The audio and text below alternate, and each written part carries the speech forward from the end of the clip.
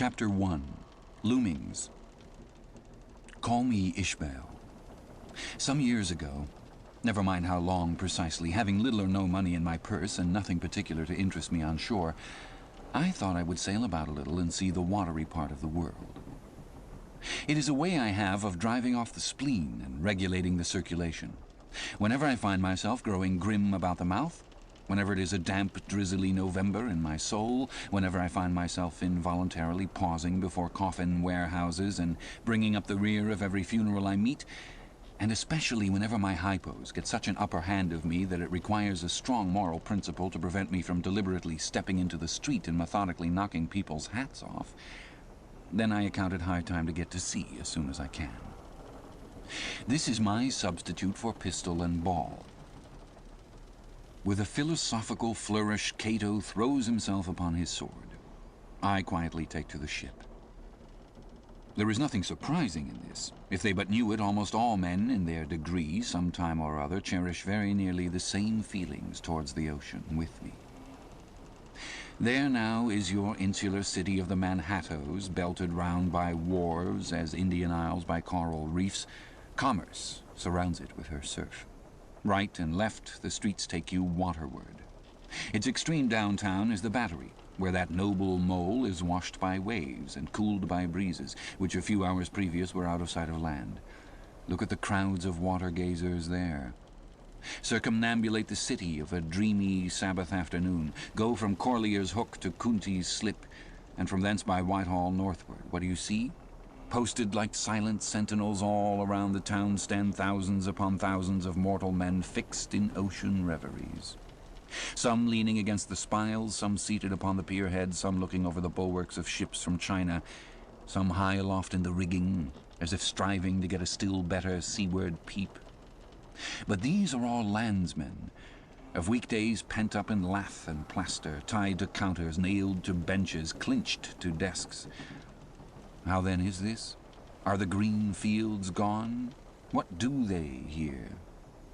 But look, here come more crowds, pacing straight for the water and seemingly bound for a dive. Strange. Nothing will content them but the extremest limit of the land. Loitering under the shady lee of yonder warehouses will not suffice. No. They must get just as nigh the water as they possibly can without falling in. And there they stand, miles of them, leagues. Inlanders all, they come from lanes and alleys, streets and avenues, north, east, south, and west. Yet here they all unite.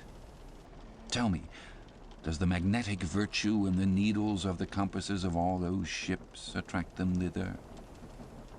Once more, say you are in the country, in some high land of lakes. Take almost any path you please, and 10 to 1 it carries you down in a dale and leaves you there by a pool in the stream. There is magic in it. Let the most absent-minded of men be plunged in his deepest reveries. Stand that man on his legs, set his feet a-going, and he will infallibly lead you to water, if water there be in all that region. Should you ever be athirst in the great American desert, try this experiment if your caravan happen to be supplied with a metaphysical professor. Yes, as everyone knows, meditation and water are wedded forever. But here is an artist. He desires to paint you the dreamiest, shadiest, quietest, most enchanting bit of romantic landscape in all the valley of the Saco. What is the chief element he employs? There stand his trees, each with a hollow trunk as if a hermit and a crucifix were within. And here sleeps his meadow, and there sleep his cattle. And up from yonder cottage goes a sleepy smoke. Deep into distant woodlands winds a mazy way, reaching to overlapping spurs of mountains bathed in their hillside blue. But though the picture lies thus tranced, and though this pine tree shakes down its sighs like leaves upon this shepherd's head, yet all were vain, unless the shepherd's eye were fixed upon the magic stream before him. Go visit the prairies in June, when for scores on scores of miles you wade knee-deep among tiger lilies. What is the one charm wanting? Water. There is not a drop of water there. Were Niagara but a cataract of sand, would you travel your 1,000 miles to see it? Why did the poor poet of Tennessee, upon suddenly receiving 2 handfuls of silver, deliberate whether to buy him a coat, which he sadly needed, or invest his money in a pedestrian trip to Rockaway Beach? Why is almost every robust, healthy boy with a robust, healthy soul in him at some time or other crazy to go to sea? Why, upon your first voyage as a passenger, did you yourself feel such a mystical vibration when first told that you and your ship were now out of sight of land? Why did the old Persians hold the sea holy? Why did the Greeks give it a separate deity and own brother of Jove? Surely all this is not without meaning. And still deeper the meaning of that story of Narcissus, who, because he could not grasp the tormenting mild image he saw in the fountain, plunged into it and was drowned. But that same image we ourselves see in all rivers and oceans. It is the image of the ungraspable phantom of life, and this is the key to it all. Now, when I say that I am in the habit of going to sea whenever I begin to grow hazy about the eyes and begin to be over-conscious of my lungs, I do not mean to have it inferred that I ever go to sea as a passenger. For to go as a passenger you must needs have a purse, and a purse is but a rag unless you have something in it. Besides, passengers get seasick, grow quarrelsome, don't sleep of nights, do not enjoy themselves much as a general thing. No, I never go as a passenger. Nor, though I am something of a salt, do I ever go to sea as a commodore, or a captain, or a cook. I abandon the glory and distinction of such offices to those who like them. For my part, I abominate all honourable, respectable toils, trials, and tribulations of every kind whatsoever. It is quite as much as I can do to take care of myself, without taking care of ships, barks, brigs, schooners, and what not. And as for going as cook, though I confess there is considerable glory in that, a cook being a sort of officer on shipboard, yet somehow I never fancied broiling fowls. Though once broiled, judiciously buttered, and judgmatically salted and peppered, there is no one who will speak more respectfully, not to say reverentially, of a broiled fowl than I will. It is out of the idolatrous dotings of the old Egyptians upon broiled ibis and roasted river horse that you see the mummies of those creatures in their huge bake-houses, the pyramids. No, when I go to sea, I go as a simple sailor, right before the mast, plumb down into the forecastle, aloft there to the royal masthead. True, they rather order me about some, and make me jump from spar to spar like a grasshopper in a May meadow, and at first this sort of thing is unpleasant enough. It touches one's sense of honour, particularly if you come of an old established family in the land, the Van Rensselaers or Randolphs or Hardicanutes. And more than all, if just previous to putting your hand into the tar-pot you've been lording it as a country schoolmaster, making the tallest boys stand in awe of you. The transition is a keen one, I assure you, from a schoolmaster to a sailor, and requires a strong decoction of Seneca and the Stoics to enable you to grin and bear it. But even this wears off in time. What of it if some old hunks of a sea captain orders me to get a broom and sweep down the decks? What does that indignity amount to, weighed, I mean, in the scales of the New Testament? Do you think the Archangel Gabriel thinks anything the less of me because I promptly and respectfully obey that old hunks in that particular instance? Who ain't a slave? Tell me that. Well then, however the old sea captains may order me about, however they may thump and punch me about, I have the satisfaction of knowing that it is all right, that everybody else is one way or other served in much the same way, either in a physical or metaphysical point of view, that is. And so the universal thump is passed round, and all hands should rub each other's shoulder blades and be content. Again, I always go to sea as a sailor because they make a point of paying me for my trouble, whereas they never pay passengers a single penny that I ever heard of. On the contrary, passengers themselves must pay. And there is all the difference in the world between paying and being paid. The act of paying is perhaps the most uncomfortable infliction the two orchard thieves entailed upon us. But being paid, what will compare with it? The urbane activity with which a man receives money is really marvelous, considering that we so earnestly believe money to be the root of all earthly ills, and on no account can a moneyed man enter heaven. Ah, how cheerfully we consign ourselves to perdition. Finally, I always go to sea as a sailor because of the wholesome exercise and pure air of the forecastle deck. For as in this world headwinds are far more prevalent than winds from astern, that is, if you never violate the Pythagorean maxim, so for the most part the Commodore on the quarter-deck gets his atmosphere at second hand from the sailors on the forecastle. He thinks he breathes it first, but not so. In much the same way do the commonalty lead their leaders in many other things, as at the same time that the leaders little suspect it. But wherefore it was that, after having repeatedly smelt the sea as a merchant sailor, I should now take it into my head to go on a whaling voyage, this the invisible police officer of the fates, who has the constant surveillance of me and secretly dogs me and influences me in some unaccountable way, he can better answer than anyone else. And doubtless my going on this whaling voyage formed part of the grand program of Providence that was drawn up a long time ago. It came in as a sort of brief interlude and solo between more extensive performances. I take it that this part of the bill must have run something like this. Grand contested election for the presidency of the United States, whaling voyage by one Ishmael, bloody battle in Afghanistan. Though I cannot tell why it was exactly that those stage managers, the fates, put me down for this shabby part of a whaling voyage, when others were set down for magnificent parts in high tragedies, and short and easy parts in genteel comedies, and jolly parts in farces, though I cannot tell why this was exactly. Yet now that I recall all the circumstances, I think I can see a little into the springs and motives which, being cunningly presented to me under various disguises, induced me to set about performing the part I did, besides cajoling me into the delusion that it was a choice resulting from my own unbiased free will and discriminating judgment. Chief among these motives was the overwhelming idea of the great whale himself. Such a portentous and mysterious monster aroused all my curiosity. Then the wild and distant seas where he rolled his island bulk, the undeliverable, nameless perils of the whale, these with all the attending marvels of 1,000 Patagonian sights and sounds, helped to sway me to my wish. With other men, perhaps such things would not have been inducements. But as for me, I am tormented with an everlasting itch for things remote. I love to sail forbidden seas and land on barbarous coasts. Not ignoring what is good, I am quick to perceive a horror, and could still be social with it would they let me, since it is but well to be on friendly terms with all the inmates of the place one lodges in. By reason of these things, then, the whaling voyage was welcome.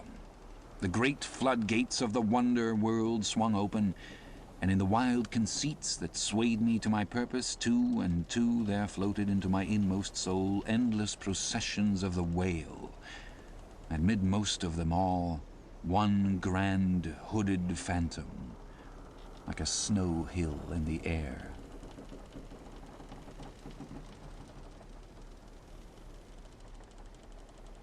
Chapter 2. The Carpet Bag. I stuffed a shirt or two into my old carpet bag, tucked it under my arm, and started for Cape Horn in the Pacific. Quitting the good city of Old Manhattan, I duly arrived in New Bedford. It was on a Saturday night in December. Much was I disappointed upon learning that the little packet for Nantucket had already sailed, and that no way of reaching that place would offer till the following Monday. As most young candidates for the pains and penalties of whaling stop at this same New Bedford, thence to embark on their voyage, it may as well be related that I, for one, had no idea of so doing. For my mind was made up to sail in no other than a Nantucket craft, because there was a fine, boisterous something about everything connected with that famous old island which amazingly pleased me. Besides, though New Bedford has of late been gradually monopolizing the business of whaling, and though in this matter poor old Nantucket is now much behind her, yet Nantucket was her great original, the Tyre of this Carthage, the place where the first dead American whale was stranded. Where else but from Nantucket did those aboriginal whalemen, the Red Men, first sally out in canoes to give chase to the Leviathan? And where but from Nantucket, too, did that first adventurous little sloop put forth, partly laden with imported cobblestones, so goes the story, to throw at the whales in order to discover when they were nigh enough to risk a harpoon from the bowsprit? Now, having a night, a day, and still another night following before me in New Bedford, ere I could embark for my destined port, it became a matter of concernment where I was to eat and sleep meanwhile. It was a very dubious-looking, nay, a very dark and dismal night, bitingly cold and cheerless. I knew no one in the place. With anxious grapnels I had sounded my pocket and only brought up a few pieces of silver. "So wherever you go, Ishmael," said I to myself, as I stood in the middle of a dreary street, shouldering my bag and comparing the gloom towards the north with the darkness toward the south, "wherever in your wisdom you may conclude to lodge for the night, my dear Ishmael, be sure to inquire the price, and don't be too particular. With halting steps, I paced the streets and passed the sign of the Crossed Harpoons, but it looked too expensive and jolly there. Further on, from the bright red windows of the Swordfish Inn, there came such fervent rays that it seemed to have melted the packed snow and ice from before the house, for everywhere else the congealed frost lay 10 inches thick in a hard asphaltic pavement. Rather weary for me when I struck my foot against the flinty projections, because from hard, remorseless service the soles of my boots were in a most miserable plight. Too expensive and jolly again, thought I, pausing one moment to watch the broad glare in the street and hear the sounds of the tinkling glasses within. "But go on, Ishmael," said I at last. "Don't you hear? Get away from before the door. Your patched boots are stopping the way." So on I went. I now by instinct followed the streets that took me waterward, for there doubtless were the cheapest, if not the cheeriest, inns. Such dreary streets! Blocks of blackness, not houses, on either hand, and here and there a candle, like a candle moving about in a tomb. At this hour of the night, of the last day of the week, that quarter of the town proved all but deserted. But presently I came to a smoky light proceeding from a low, wide building, the door of which stood invitingly open. It had a careless look, as if it were meant for the uses of the public, so, entering, the first thing I did was to stumble over an ash-box in the porch. "Ha!" thought I, "ha!" as the flying particles almost choked me. "Are these ashes from that destroyed city, Gomorrah?" But the Crossed Harpoons and the Swordfish, this then must needs be the sign of the Trap. However, I picked myself up, and hearing a loud voice within, pushed on and opened a second interior door. It seemed the great black Parliament sitting in Tophet. 100 black faces turned round in their rows to peer, and beyond a black angel of doom was beating a book in a pulpit. It was a Negro church, and the preacher's text was about the blackness of darkness, and the weeping and wailing and teeth-gnashing there. "Ha, Ishmael," muttered I, backing out. "Wretched entertainment at the sign of the Trap." Moving on, I at last came to a dim sort of out-hanging light not far from the docks, and heard a forlorn creaking in the air, and looking up saw a swinging sign over the door with a white painting upon it, faintly representing a tall straight jet of misty spray, and these words underneath: "The Spouter Inn, Peter Coffin." Coffin. Spouter. Rather ominous in that particular connection, thought I. But it is a common name in Nantucket, they say, and I suppose this Peter here is an emigrant from there. As the light looked so dim, and the place for the time looked quiet enough, and the dilapidated little wooden house itself looked as if it might have been carted here from the ruins of some burnt district, and as the swinging sign had a poverty-stricken sort of creak to it, I thought that here was the very spot for cheap lodgings and the best of pea coffee. It was a queer sort of place. A gable-ended old house, one side palsied, as it were, and leaning over, sadly. It stood on a sharp, bleak corner where that tempestuous wind Euroclydon kept up a worse howling than ever it did about poor Paul's tossed craft. Euroclydon, nevertheless, is a mighty pleasant zephyr to anyone indoors with his feet on the hob, quietly toasting for bed. In judging of that tempestuous wind called Euroclydon, says an old writer, of whose works I possess the only copy extant, it maketh a marvellous difference whether thou lookest out at it from a glass window where the frost is all on the outside, or whether thou observest it from that sashless window where the frost is on both sides, and of which the white death is the only glazier. True enough, thought I, as this passage occurred to my mind, old black letter, thou reasonest well. Yes, these eyes are windows, and this body of mine is the house. What a pity they didn't stop up the chinks and the crannies, though, and thrust in a little lint here and there. But it's too late to make any improvements now. The universe is finished. The copestone is on, and the chips were carted off 1,000,000 years ago. Poor Lazarus there, chattering his teeth against the curbstone for his pillow, and shaking off his tatters with his shiverings. He might plug up both ears with rags and put a corncob into his mouth, and yet that would not keep out the tempestuous Euroclydon. Euroclydon, says old Dives in his red silken wrapper. He had a redder one afterwards. Pooh, pooh. What a fine frosty night! How Orion glitters! What northern lights! Let them talk of their oriental summer climes of everlasting conservatories. Give me the privilege of making my own summer with my own coals. But what thinks Lazarus? Can he warm his blue hands by holding them up to the grand northern lights? Would not Lazarus rather be in Sumatra than here? Would he not far rather lay him down lengthwise along the line of the equator? Yea, ye gods, go down to the fiery pit itself in order to keep out this frost. Now, that Lazarus should lie stranded there on the curbstone before the door of Dives, this is more wonderful than that an iceberg should be moored to one of the Moluccas. Yet Dives himself, he too lives like a czar in an ice palace made of frozen sighs, and being a president of a temperance society, he only drinks the tepid tears of orphans. But no more of this blubbering now. We are going a-whaling, and there is plenty of that yet to come. Let us scrape the ice from our frosted feet and see what sort of a place this spouter may be.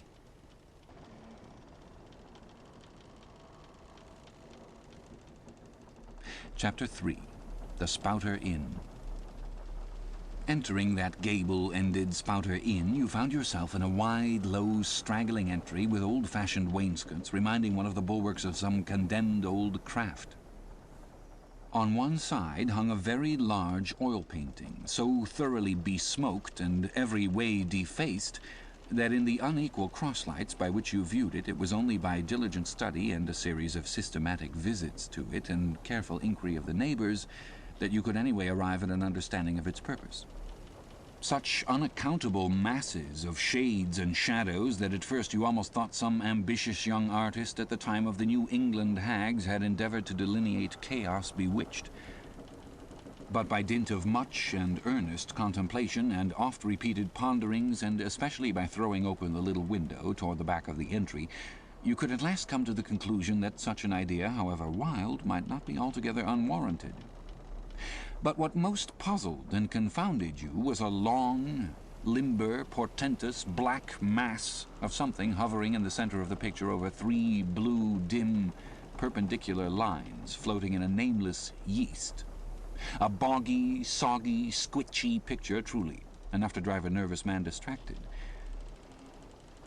Yet was there a sort of indefinite, half-attained, unimaginable sublimity about it that fairly froze you to it, till you involuntarily took an oath with yourself to find out what that marvelous painting meant. Ever and anon a bright but, alas, deceptive idea would dart you through. It's the Black Sea in a midnight gale. It's the unnatural combat of the four primal elements. It's a blasted heath. It's a Hyperborean winter scene. It's the breaking up of the icebound stream of time. But at last all these fancies yielded to that one portentous something in the picture's midst. That, once found out, and all the rest were plain. But stop. Does it not bear a faint resemblance to a gigantic fish? Even the great Leviathan himself? In fact, the artist's design seemed this: a final theory of my own, partly based upon the aggregated opinions of many aged persons with whom I conversed upon the subject. The picture represents a Cape Horner in a great hurricane, the half-foundered ship weltering there with its three dismantled masts alone visible, and an exasperated whale purposing to spring clean over the craft is in the enormous act of impaling himself upon the three mastheads. The opposite wall of this entry was hung all over with a heathenish array of monstrous clubs and spears. Some were thickly set with glittering teeth resembling ivory saws, others were tufted with knots of human hair, and one was sickle-shaped, with a vast handle sweeping round like the segment made in the new-mown grass by a long-armed mower. You shuddered as you gazed, and wondered what monstrous cannibal and savage could ever have gone a death-harvesting with such a hacking, horrifying implement. Mixed with these were rusty old whaling lances and harpoons, all broken and deformed. Some were storied weapons. With this one long lance, now wildly elbowed, 50 years ago did Nathan Swain kill 15 whales between a sunrise and a sunset. And that harpoon, so like a corkscrew now, was flung in Javan seas and run away with by a whale, years afterwards slain off the Cape of Blanco. The original iron entered nigh the tail, and like a restless needle sojourning in the body of a man, travelled full 40 feet, and at last was found embedded in the hump. Crossing this dusky entry and on through yon low-arched way, cut through in what old times must have been a great central chimney with fireplaces all round, you enter the public room. A still duskier place is this, with such low, ponderous beams above and such old wrinkled planks beneath, that you would almost fancy you trod some old craft's cockpits, especially of such a howling night when this corner-anchored old ark rocked so furiously. On one side stood a long, low, shelf-like table, covered with cracked glass cases, filled with dusty rarities gathered from this wide world's remotest nooks. Projecting from the further angle of the room stands a dark-looking den, the bar, a rude attempt at a right whale's head. Be that how it may, there stands the vast arched bone of the whale's jaws, so wide a coach might almost drive beneath it. Within are shabby shelves, ranged round with old decanters, bottles, flasks, and in those jaws of swift destruction, like another cursed Jonah, by which name indeed they called him, bustles a little withered old man, who, for their money, dearly sells the sailors deliriums and death. Abominable are the tumblers into which he pours his poison, though true cylinders without. Within, the villainous green goggling glasses deceitfully tapered downwards to a cheating bottom. Parallel meridians rudely pecked into the glass surround these footpads goblets. Fill to this mark, and your charge is but a penny. To this, a penny more, and so on to the full glass. The Cape Horn measure, which you may gulp down for a shilling. Upon entering the place, I found a number of young seamen gathered about a table, examining by a dim light diverse specimens of scrimshander. I sought the landlord, and telling him I desired to be accommodated with a room, received for answer that his house was full, not a bed unoccupied.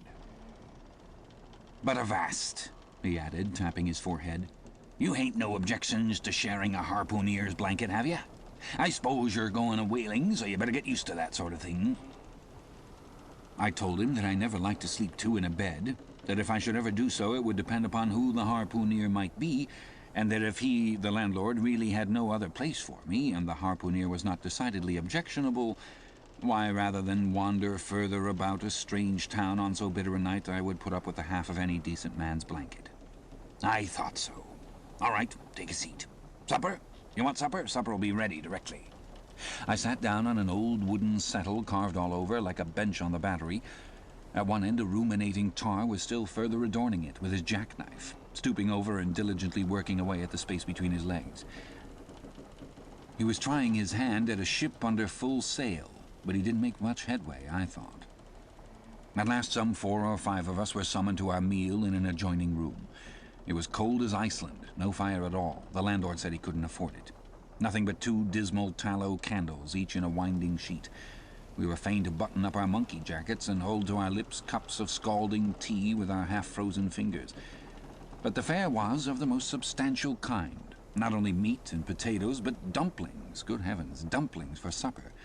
One young fellow in a green box coat addressed himself to these dumplings in a most direful manner. "My boy," said the landlord, "you'll have the nightmare to a dead sartainty." "Landlord," I whispered, "that ain't the harpooneer, is it?" "Oh, no," said he, looking a sort of diabolically funny. "The harpooneer is a dark-complexioned chap. He never eats dumplings, he don't. He eats nothing but steaks, and likes 'em rare." "The devil he does," says I. "Where is that harpooneer? Is he here?" "He'll be here afore long," was the answer. I could not help it, but I began to feel suspicious of this dark-complexioned harpooneer. At any rate, I made up my mind that if it so turned out that we should sleep together, he must undress and get into bed before I did. Supper over, the company went back to the bar-room, and knowing not what else to do with myself, I resolved to spend the rest of the evening as a looker-on. Presently a rioting noise was heard without. Starting up, the landlord cried, "That's the Grampus's crew. I seed her reported in the offing this morning. A 3 years' voyage and a full ship. Hurrah, boys! Now we'll have the latest news from the Fijis." A tramping of sea boots was heard in the entry. The door was flung open, and in rolled a wild set of mariners enough, enveloped in their shaggy watchcoats and with their heads muffled in woolen comforters, all bedarned and ragged, and their beards stiff with icicles. They seemed an eruption of bears from Labrador. They had just landed from their boat, and this was the first house they entered. No wonder, then, that they made a straight wake for the whale's mouth, the bar, when the wrinkled little old Jonah, there officiating, soon poured them out brimmers all round. One complained of a bad cold in his head, upon which Jonah mixed him a pitch-like potion of gin and molasses, which he swore was a sovereign cure for all colds and catarrhs whatsoever, never mind of how long standing, or whether caught off the coast of Labrador or on the weather side of an ice island. The liquor soon mounted into their heads, as it generally does, even with the arrantest topers newly landed from sea, and they began capering about most obstreperously. I observed, however, that one of them held somewhat aloof, and though he seemed desirous not to spoil the hilarity of his shipmates by his own sober face, yet upon the whole he refrained from making as much noise as the rest.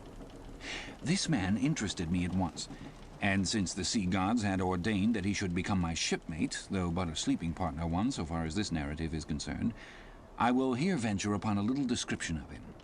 He stood a full 6 feet in height, with noble shoulders and a chest like a cofferdam.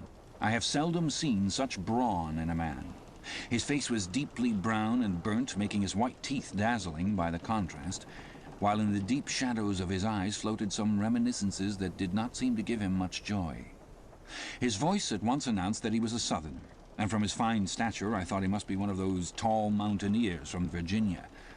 When the revelry of his companions had mounted to its height, this man slipped away unobserved, and I saw no more of him till he became my comrade on the sea. In a few minutes, however, he was missed by his shipmates, and being, it seems, for some reason a huge favourite with them, they raised a cry of, "Bulkington! Bulkington! Where's Bulkington?" and darted out of the house in pursuit of him. It was now about 9 o'clock, and the room seeming almost supernaturally quiet after these orgies, I began to congratulate myself upon a little plan that had occurred to me just previous to the entrance of the seamen. No man prefers to sleep two in a bed. In fact, you would a good deal rather not sleep with your own brother. I don't know how it is, but people like to be private when they're sleeping. And when it comes to sleeping with an unknown stranger in a strange inn in a strange town, and that stranger a harpooneer, then your objections indefinitely multiply. Nor was there any earthly reason why I, as a sailor, should sleep two in a bed more than anybody else. For sailors no more sleep two in a bed at sea than bachelor kings do ashore. To be sure, they all sleep together in one apartment, but you have your own hammock, and cover yourself with your own blanket, and sleep in your own skin. The more I pondered over this harpooneer, the more I abominated the thought of sleeping with him.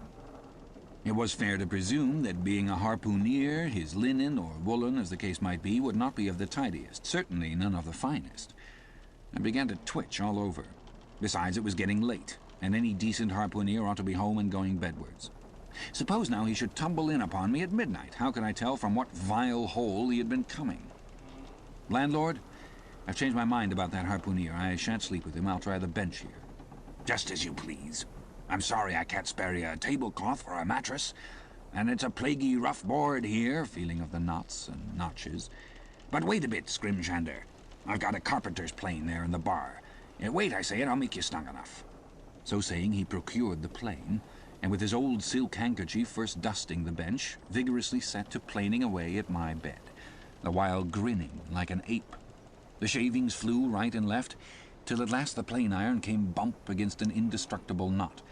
The landlord was near spraining his wrist, and I told him for heaven's sake to quit. The bed was soft enough to suit me, and I did not know how all the planing in the world could make eider down of a pine plank. So, gathering up the shavings with another grin and throwing them into the great stove in the middle of the room, he went about his business and left me in a brown study.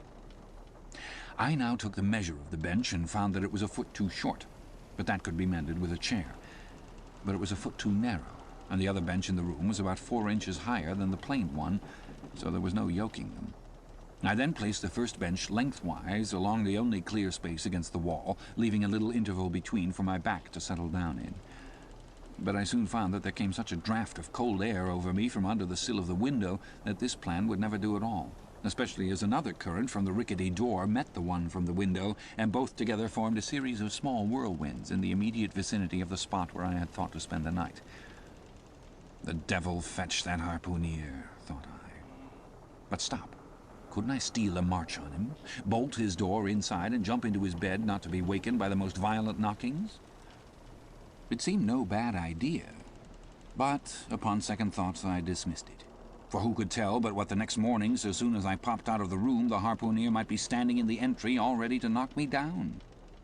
Still, looking around me again and seeing no possible chance of spending a sufferable night unless in some other person's bed, I began to think that after all I might be cherishing unwarrantable prejudices against this unknown harpooner. Thinks I, I'll wait a while. He must be dropping in before long. I'll have a good look at him then. And perhaps we may become jolly good bedfellows after all. There's no telling. But though the other boarders kept coming in by ones, twos, and threes and going to bed, yet no sign of my harpooner. "Landlord," said I, "what sort of chap is he? Does he always keep such late hours?" It was now hard upon 12 o'clock. The landlord chuckled again with his lean chuckle and seemed to be mightily tickled at something beyond my comprehension. "No," he answered. "Generally he's an early bird, early to bed and early to rise. Yes, he's the bird what catches the worm. But tonight he went out a-peddling, you see, and I don't see what on earth keeps him so late, unless maybe he can't sell his head." "Can't sell his head? What sort of a bamboozling story is this you're telling me?" Getting into a towering rage. "Do you pretend to say, landlord, that this harpooner is actually engaged this blessed Saturday night, or rather Sunday morning, in peddling his head around this town?" "That's precisely it," said the landlord, "and I told him he couldn't sell it here. The market's overstocked." "With what?" shouted I. "With heads, to be sure. Ain't there too many heads in the world?" "I tell you what it is, landlord," said I quite calmly. "You'd better stop spinning that yarn to me. I'm not green." "Maybe not," taking out a stick and whittling a toothpick, "but I rather guess you'll be done brown if that here harpooner hears you a-slandering his head."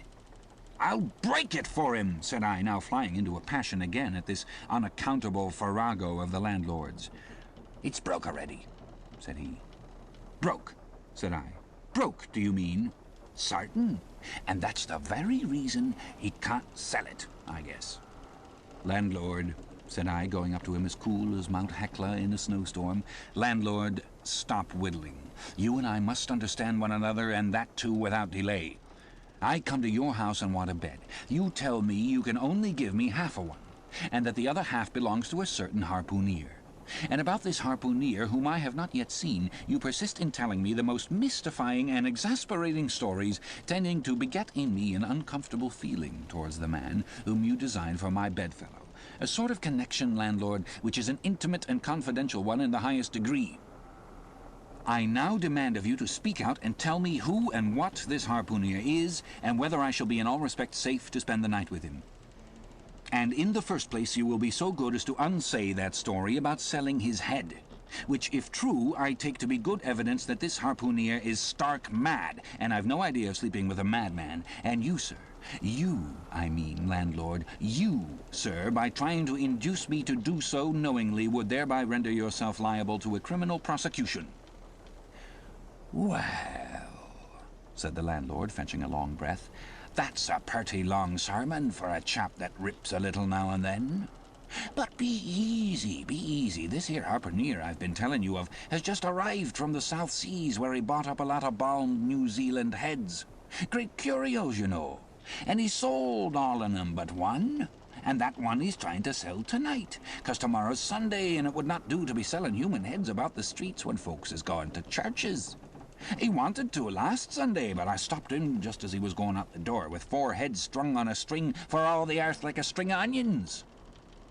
This account cleared up the otherwise unaccountable mystery, and showed that the landlord, after all, had had no idea of fooling me. But at the same time, what could I think of a harpooner who stayed out of a Saturday night clean into the Holy Sabbath, engaged in such a cannibal business as selling the heads of dead idolaters? "Depend upon it, landlord, that harpooner is a dangerous man." "He pays reg'lar," was the rejoinder. "But come, it's getting dreadful late. You'd better be turning flukes. It's a nice bed. Sal and me slept in that 'ere bed the night we were spliced. There's plenty room for 2 to kick about in that bed. It's an almighty big bed, that. Why, afore we give it up, Sal used to put our Sam and little Johnny in the foot of it. But I got a dreaming and sprawling about one night, and somehow Sam got pitched on the floor and came near to breaking his arm. Arter that, Sal said it wouldn't do. 'Come along here, I'll give you a glim in a jiffy.' And so saying, he lighted a candle and held it towards me, offering to lead the way. But I stood irresolute.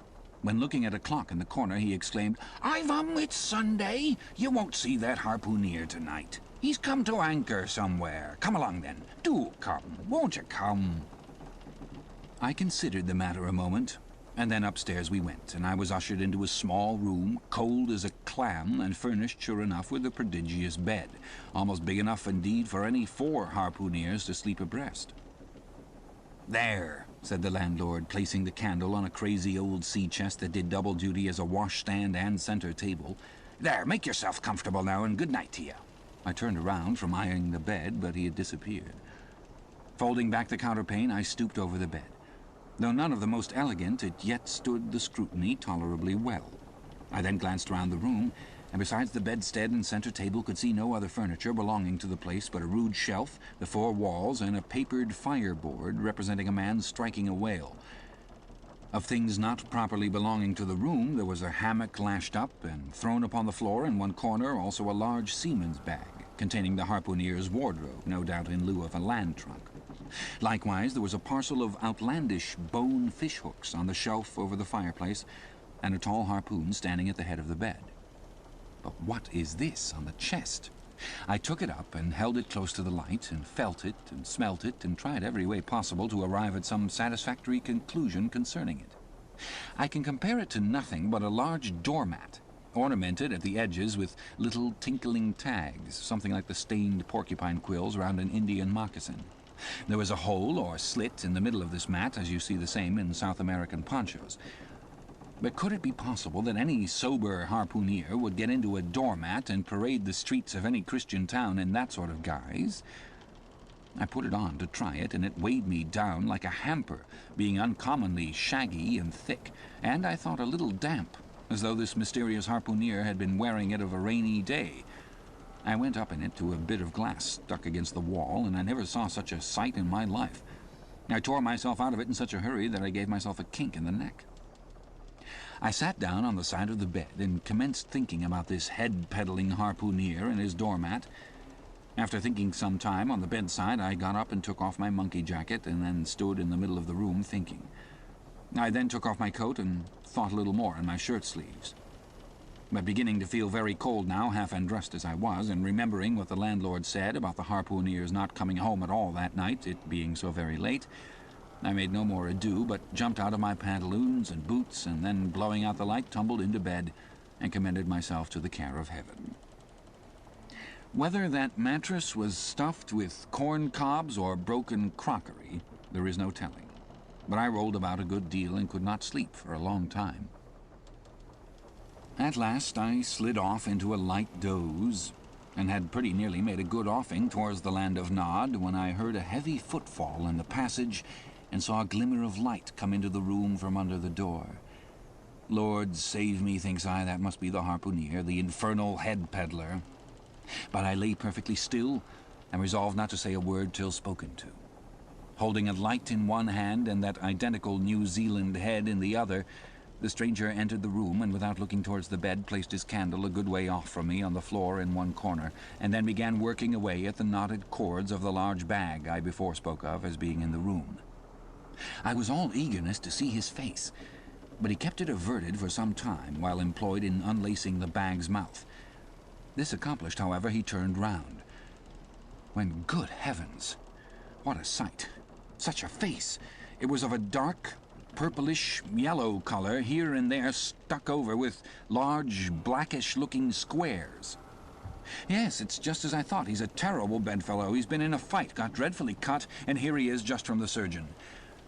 But at that moment he chanced to turn his face so towards the light that I plainly saw they could not be sticking plasters at all, those black squares on his cheeks.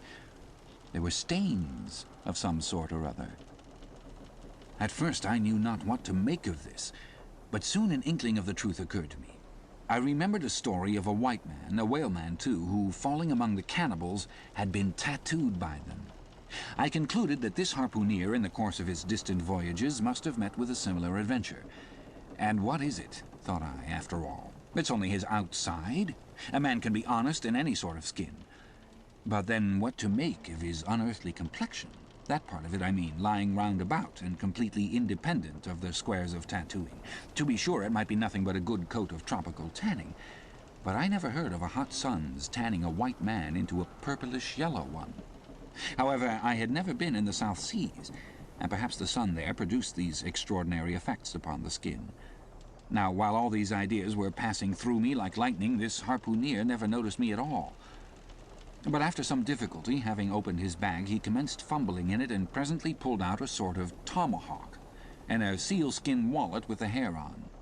Placing these on the old chest in the middle of the room, he then took the New Zealand head, a ghastly thing enough, and crammed it down into the bag. He now took off his hat, a new beaver hat, when I came nigh singing out with fresh surprise. There was no hair on his head, none to speak of at least, nothing but a small scalp knot twisted up on his forehead. His bald, purplish head now looked for all the world like a mildewed skull. Had not the stranger stood between me and the door, I would have bolted out of it quicker than ever I bolted a dinner. Even as it was, I thought something of slipping out of the window, but it was the second floor back. I'm no coward, but what to make of this head-peddling purple rascal altogether past my comprehension. Ignorance is the parent of fear, and being completely nonplussed and confounded about the stranger, I confess I was now as much afraid of him as if it were the devil himself who had thus broken into my room at the dead of night. In fact, I was so afraid of him that I was not game enough just then to address him, and demand a satisfactory answer concerning what seemed inexplicable in him. Meanwhile, he continued the business of undressing, and at last showed his chest and arms. As I live, these covered parts of him were checkered with the same squares as his face. His back, too, was all over the same dark squares. He seemed to have been in a 30 years' war, and just escaped from it with a sticking plaster shirt. Still more, his very legs were marked, as if a parcel of dark green frogs were running up the trunks of young palms. It was now quite plain that he must be some abominable savage or other, shipped aboard of a whaleman in the South Seas, and so landed in this Christian country. I quaked to think of it. A peddler of heads, too. Perhaps the heads of his own brothers. He might take a fancy to mine. Heavens! Look at that tomahawk. But there was no time for shuddering, for now the savage went about something that completely fascinated my attention, and convinced me that he must indeed be a heathen. Going to his heavy grego, or rapall, or dreadnought, which he had previously hung on a chair, he fumbled in the pockets, and produced at length a curious deformed image with a hunch on its back, and exactly the colour of a 3-days-old Congo baby. Remembering the embalmed head, at first I almost thought that this black mannequin was a real baby preserved in some similar manner, but seeing that it was not at all limber, and that it glistened a good deal like polished ebony, I concluded that it must be nothing but a wooden idol, which indeed it proved to be. For now the savage goes up to the empty fireplace, and removing the papered fireboard, sets up this little hunchbacked image like a 10-pin between the andirons. The chimney jambs and all the bricks inside were very sooty, so that I thought this fireplace made a very appropriate little shrine or chapel for his Congo idol.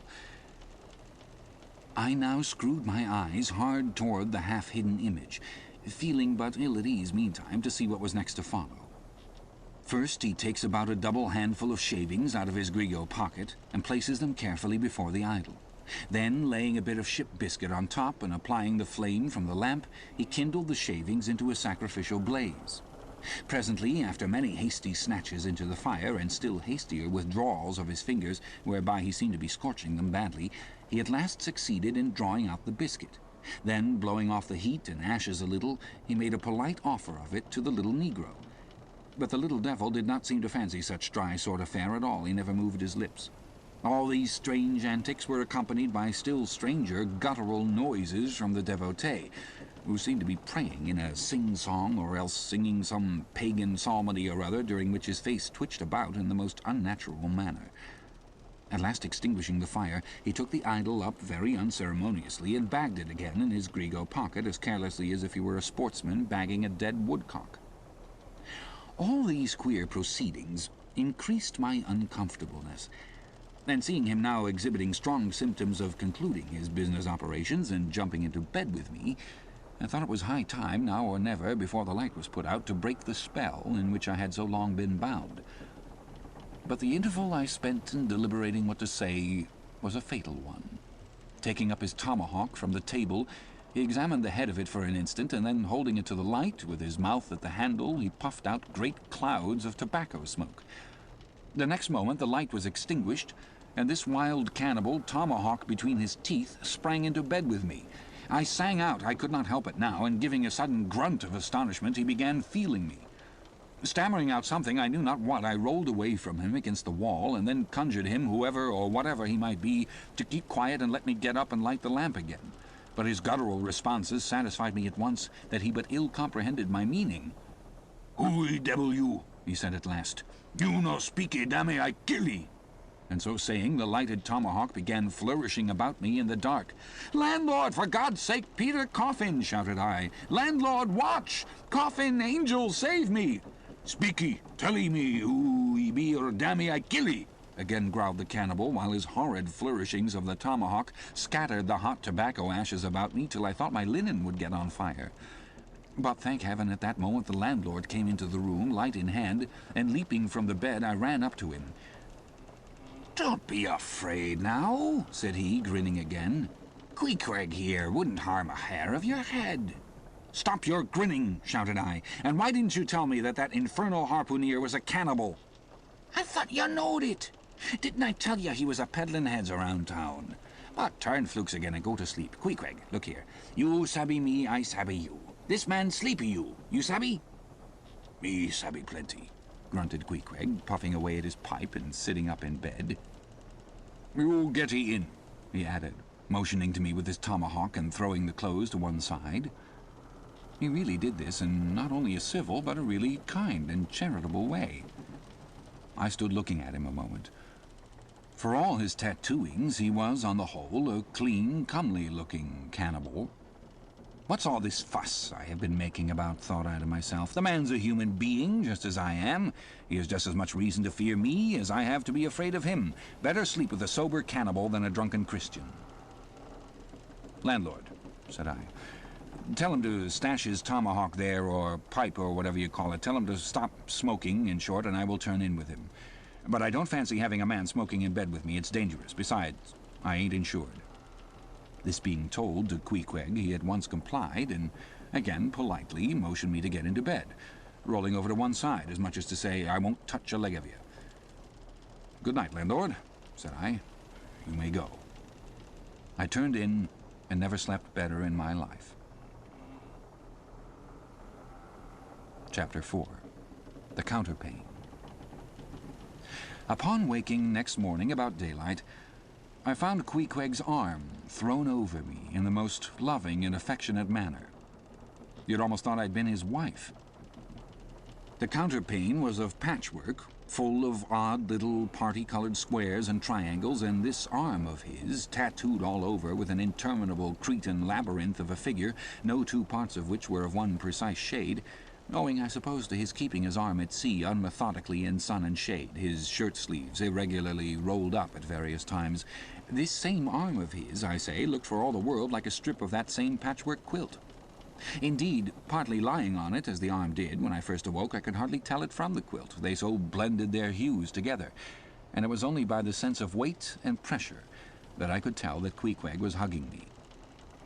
My sensations were strange. Let me try to explain them. When I was a child, I well remember a somewhat similar circumstance that befell me. Whether it was a reality or a dream, I could never entirely settle. The circumstance was this.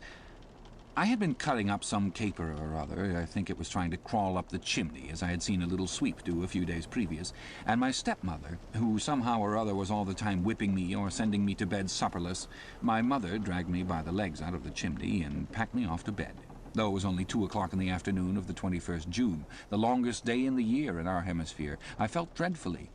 But there was no help for it, so upstairs I went to my little room in the 3rd floor, undressed myself as slowly as possible so as to kill time, and with a bitter sigh got between the sheets. I lay there dismally calculating that 16 entire hours must elapse before I could hope for a resurrection. 16 hours in bed. The small of my back ached to think of it. And it was so light, too, the sun shining in at the window, and a great rattling of coaches in the streets, and the sound of gay voices all over the house. I felt worse and worse. At last I got up, dressed, and softly going down in my stockinged feet, sought out my stepmother, and suddenly threw myself at her feet, beseeching her as a particular favour to give me a good slippering for my misbehaviour, anything indeed but condemning me to lie abed such an unendurable length of time. But she was the best and most conscientious of stepmothers, and back I had to go to my room. For several hours I lay there, broad awake, feeling a great deal worse than I have ever done since, even from the greatest subsequent misfortunes. At last I must have fallen into a troubled nightmare of a doze, and slowly waking from it, half steeped in dreams, I opened my eyes, and the before sunlit room was now wrapped in outer darkness. Instantly I felt a shock running through all my frame. Nothing was to be seen and nothing was to be heard, but a supernatural hand seemed placed in mine. My arm hung over the counterpane, and the nameless, unimaginable, silent form or phantom to which the hand belonged seemed closely seated by my bedside. For what seemed ages piled on ages, I lay there, frozen with the most awful fears, not daring to drag away my hand, yet ever thinking that if I could but stir it 1 single inch, the horrid spell would be broken. I knew not how this consciousness at last glided away from me, but waking in the morning I shudderingly remembered it all, and for days and weeks and months afterwards I lost myself in confounding attempts to explain the mystery. Nay, to this very hour I often puzzle myself with it. Now, take away the awful fear, and my sensations at feeling the supernatural hand in mine were very similar in their strangeness to those which I experienced on waking up and seeing Queequeg's pagan arm thrown round me. But at length all the past night's events soberly recurred one by one in fixed reality, and then I lay only alive to the comical predicament. For though I tried to move his arm, unlock his bridegroom clasp, yet, sleeping as he was, he still hugged me tightly, as though naught but death should part us twain. I now strove to rouse him. "Queequeg!" But his only answer was a snore. I then rolled over, my neck feeling as if it were in a horse collar, and suddenly felt a slight scratch. Throwing aside the counterpane, there lay the tomahawk, sleeping by the savage's side, as if it were a hatchet-faced baby. A pretty pickle, truly, thought I, abed here in a strange house in the broad day with a cannibal and a tomahawk. "Queequeg! In the name of goodness, Queequeg, wake!" At length, by dint of much wriggling and loud and incessant expostulations upon the unbecomingness of his hugging a fellow male in that matrimonial sort of style, I succeeded in extracting a grunt, and presently he drew back his arm, shook himself all over like a Newfoundland dog just from the water, and sat up in bed, stiff as a pikestaff, looking at me and rubbing his eyes as if he did not altogether remember how I came to be there, though a dim consciousness of knowing something about me seemed slowly dawning over him. Meanwhile, I lay quietly eyeing him, having no serious misgivings now, and bent upon narrowly observing so curious a creature. When at last his mind seemed made up touching the character of his bedfellow, and he became, as it were, reconciled to the fact, he jumped out upon the floor, and by certain signs and sounds gave me to understand that if it pleased me he would dress first and then leave me to dress afterwards, having the whole apartment to myself. Thinks I, Queequeg, under the circumstances, this is a very civilized overture. But the truth is, these savages have an innate sense of delicacy. Say what you will, it is marvelous how essentially polite they are. I pay this particular compliment to Queequeg because he treated me with so much civility and consideration, while I was guilty of great rudeness, staring at him from the bed and watching all his toilette motions, for the time my curiosity getting the better of my breeding. Nevertheless, a man like Queequeg you don't see every day. He and his ways were well worth unusual regarding. He commenced dressing at top by donning his beaver hat, a very tall one, by the by, and then, still minus his trousers, he hunted up his boots. What under the heavens he did it for, I cannot tell, but his next movement was to crush himself, boots in hand and hat on, under the bed, when, from sundry violent gaspings and strainings, I inferred he was hard at work booting himself, though by no law of propriety that I ever heard of is any man required to be private when putting on his boots. But Queequeg, do you see, was a creature in the transition state, neither caterpillar nor butterfly. He was just enough civilized to show off his outlandishness in the strangest possible manner. His education was not yet completed. He was an undergraduate. If he had not been a small degree civilized, he very probably would not have troubled himself with boots at all. But then, if he had not been still a savage, he never would have dreamt of getting under the bed to put them on. At last he emerged, with his hat very much dented and crushed down over his eyes, and began creaking and limping about the room, as if, not being much accustomed to boots, his pair of damp, wrinkled cowhide ones, probably not made to order either, rather pinched and tormented him at the first go-off of a bitter cold morning. Seeing now that there were no curtains to the window, and that, the street being very narrow, the house opposite commanded a plain view into the room, and observing more and more the indecorous figure that Queequeg made, staving about with little else but his hat and boots on, I begged him, as well as I could, to accelerate his toilet somewhat, and particularly to get into his pantaloons as soon as possible. He complied, and then proceeded to wash himself. At that time in the morning any Christian would have washed his face, but Queequeg, to my amazement, contented himself with restricting his ablutions to his chest, arms, and hands. He then donned his waistcoat, and taking up a piece of hard soap on the washstand center table, dipped it into water and commenced lathering his face. I was watching to see where he kept his razor, when lo and behold he takes the harpoon from the bed corner, slips out the long wooden stock, unsheathes the head, wets it a little on his boot, and striding up to the bit of mirror against the wall, begins a vigorous scraping, or rather harpooning, of his cheeks. Thinks I, Queequeg, this is using Rogers's best cutlery with a vengeance. Afterwards I wondered the less at this operation when I came to know of what fine steel the head of a harpoon is made, and how exceedingly sharp the long straight edges are always kept. The rest of his toilet was soon achieved, and he proudly marched out of the room, wrapped up in his great pilot monkey jacket and sporting his harpoon like a marshal's baton.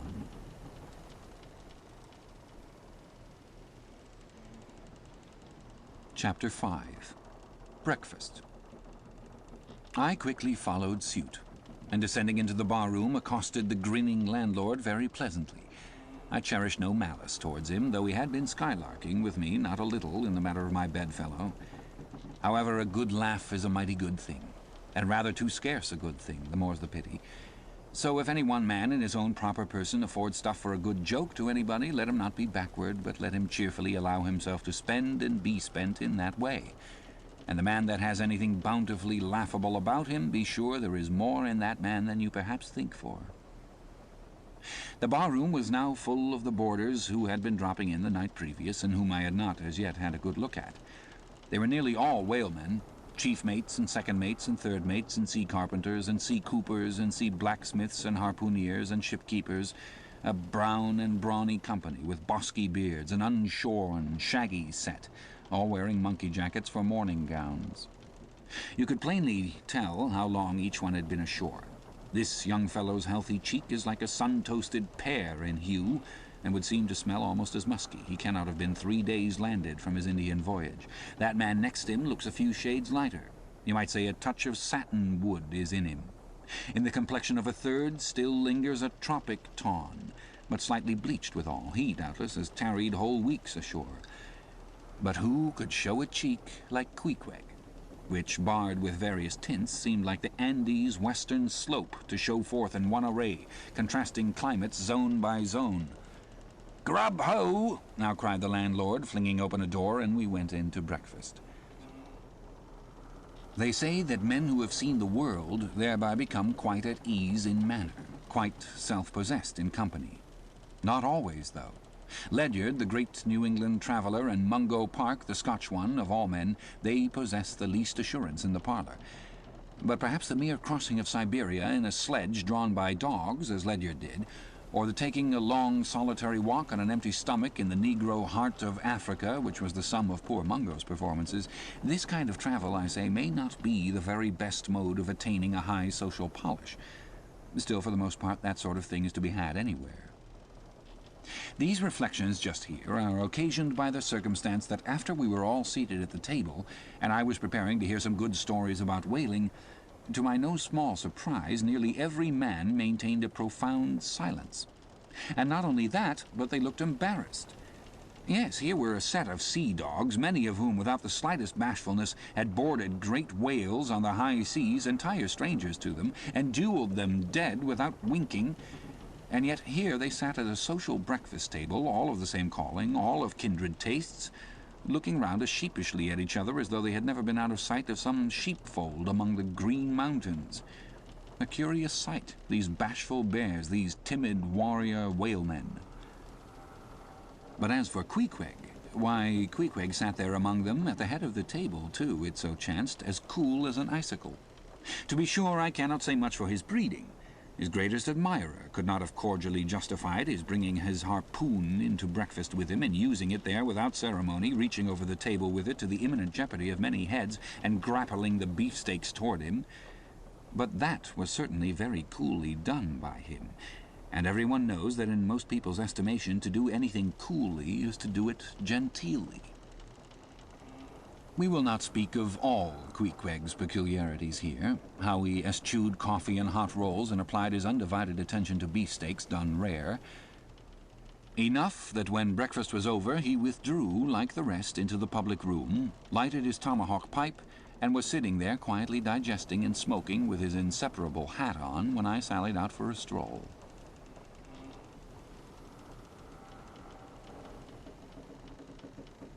Chapter 6. The Street. If I had been astonished at first catching a glimpse of so outlandish an individual as Queequeg circulating among the polite society of a civilized town, that astonishment soon departed upon taking my first daylight stroll through the streets of New Bedford. Regent Street is not unknown to Lascars and Malays, and at Bombay and the Apollo Green live Yankees have often scared the natives. But New Bedford beats all Water Street and Wapping. In these last-mentioned haunts you see only sailors, but in New Bedford actual cannibals stand chatting at street corners, savages outright, many of whom yet carry on their bones unholy flesh. It makes a stranger stare.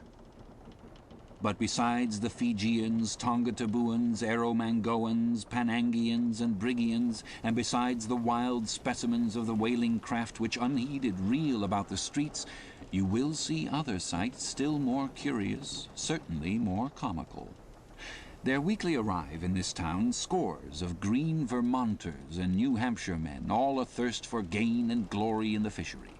They are mostly young, of stalwart frames, fellows who have felled forests and now seek to drop the axe and snatch the whale lance. Many are as green as the Green Mountains whence they came.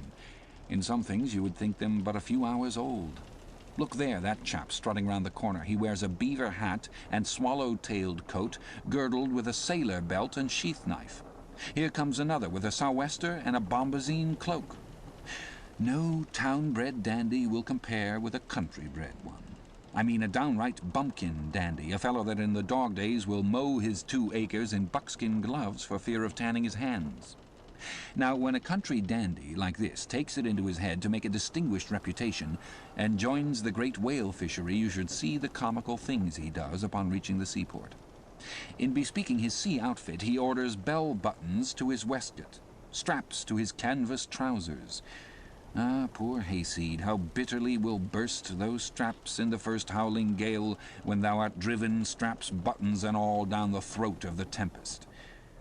But think not that this famous town has only harpooneers, cannibals, and bumpkins to show her visitors. Not at all. Still, New Bedford is a queer place. Had it not been for us whalemen, that tract of land would this day perhaps have been in as howling condition as the coast of Labrador. As it is, parts of her back country are enough to frighten one, they look so bony. The town itself is perhaps the dearest place to live in all New England. It is a land of oil, true enough, but not like Canaan. A land also of corn and wine. The streets do not run with milk, nor in the springtime do they pave them with fresh eggs. Yet, in spite of this, nowhere in all America will you find more patrician-like houses, parks, and gardens more opulent than in New Bedford. Whence came they? How planted upon this once scraggy scoria of a country? Go and gaze upon the iron emblematical harpoons round yonder lofty mansion, and your question will be answered. Yes, all these brave houses and flowery gardens came from the Atlantic, Pacific, and Indian Oceans. One and all they were harpooned and dragged up hither from the bottom of the sea. Can Herr Alexander perform a feat like that? In New Bedford, fathers, they say, give whales for dowers to their daughters and portions off their nieces with a few porpoises apiece. You must go to New Bedford to see a brilliant wedding. For they say they have reservoirs of oil in every house, and every night recklessly burn their lengths in spermaceti candles. In summertime the town is sweet to see, full of fine maples, long avenues of green and gold, and in August high in air the beautiful and bountiful horse-chestnuts, candelabra-wise, proffer the passer-by their tapering upright cones of congregated blossoms. So omnipotent is art, which in many a district of New Bedford has superinduced bright terraces of flowers upon the barren refuse rocks thrown aside at creation's final day. And the women of New Bedford, they bloom like their own red roses. But roses only bloom in summer, whereas the fine carnation of their cheeks is perennial as sunlight in the seventh heavens. Elsewhere match that bloom of theirs ye cannot, save in Salem, where they tell me the young girls breathe such musk, their sailors' sweethearts smell them miles offshore, as though they were drawing nigh the odorous Moluccas instead of the puritanic sands. Chapter 7. The Chapel. In this same New Bedford there stands a whaleman's chapel, and few are the moody fishermen shortly bound for the Indian Ocean or Pacific who fail to make a Sunday visit to the spot. I am sure that I did not. Returning from my first morning stroll, I again sallied out upon this special errand. The sky had changed from clear, sunny cold to driving sleet and mist. Wrapping myself in my shaggy jacket of the cloth called bearskin, I fought my way against the stubborn storm. Entering, I found a small, scattered congregation of sailors and sailors' wives and widows. A muffled silence reigned, only broken at times by the shrieks of the storm. Each silent worshipper seemed purposely sitting apart from the other, as if each silent grief were insular and incommunicable. The chaplain had not yet arrived, and there these silent islands of men and women sat, steadfastly eyeing several marble tablets with black borders masoned into the wall on either side the pulpit. 3 of them ran something like the following, but I do not pretend to quote. Sacred to the memory of John Talbot, who at the age of 18 was lost overboard near the Isle of Desolation off Patagonia, November 1st, 1836. This tablet is erected to his memory by his sister. Sacred to the memory of Robert Long, Willis Ellery, Nathan Coleman, Walter Canny, Seth Macy, and Samuel Gleig, forming one of the boat's crews of the ship Eliza, who were towed out of sight by a whale on the offshore ground in the Pacific, December 31st, 1839. This marble is here placed by their surviving shipmates. Sacred to the memory of the late Captain Ezekiel Hardy, who in the bows of his boat was killed by a sperm whale on the coast of Japan, August 3rd, 1833. This tablet is erected to his memory by his widow. Shaking off the sleet from my ice-glazed hat and jacket, I seated myself near the door, and turning sideways was surprised to see Queequeg near me. Affected by the solemnity of the scene, there was a wondering gaze of incredulous curiosity in his countenance. This savage was the only person present who seemed to notice my entrance, because he was the only one who could not read, and therefore was not reading those frigid inscriptions on the wall. Whether any of the relatives of the seamen whose names appeared there were now among the congregation, I knew not. But so many are the unrecorded accidents in the fishery, and so plainly did several women present wear the countenance, if not the trappings, of some unceasing grief, that I feel sure that here before me were assembled those in whose unhealing hearts the sight of those bleak tablets sympathetically caused the old wounds to bleed afresh. O ye whose dead lie buried beneath the green grass, who, standing among flowers, can say, Here, here lies my beloved, ye know not the desolation that broods in bosoms like these. What bitter blanks in those black-bordered marbles which cover no ashes, what despair in those immovable inscriptions, what deadly voids and unbidden infidelities in the lines that seem to gnaw upon all faith and refuse resurrections to the beings who have placelessly perished without a grave. As well might those tablets stand in the cave of Elephanta as here. In what census of living creatures the dead of mankind are included? Why is it that a universal proverb says of them that they tell no tales, though containing more secrets than the Goodwin Sands? How is it that to his name who yesterday departed for the other world we prefix so significant an infidel a word, and yet do not thus entitle him, if he but embarks for the remotest Indies of this living earth? Why the life insurance companies pay death forfeitures upon immortals? In what eternal, unstirring paralysis and deadly, hopeless trance yet lies antique Adam, who died 60 round centuries ago? How is it that we still refuse to be comforted for those who we nevertheless maintain are dwelling in unspeakable bliss? Why all the living so strive to hush all the dead? Wherefore but the rumour of a knocking in a tomb will terrify a whole city? All these things are not without their meanings. But faith, like a jackal, feeds among the tombs, and even from these dead doubts she gathers her most vital hope. It need scarcely be told with what feelings on the eve of a Nantucket voyage I regarded those marbled tablets, and by the murky light of that darkened, doleful day read the fate of the whalemen who had gone before me. Yes, Ishmael, the same fate may be thine. But somehow I grew merry again. Delightful inducements to embark, fine chance for promotion, it seems. Aye, a stove boat will make me an immortal by brevet. Yes, there is death in this business of whaling. A speechlessly quick, chaotic bundling of a man into eternity. But what then? Methinks we have hugely mistaken this matter of life and death. Methinks that what they call my shadow here on earth is my true substance. Methinks that in looking at things spiritual, we are too much like oysters, observing the sun through the water and thinking that thick water the thinnest of air. Methinks my body is but the lees of my better being. In fact, take my body who will. Take it, I say, it is not me. And therefore 3 cheers for Nantucket, and come a stove boat and stove body when they will, for stave my soul Jove himself cannot.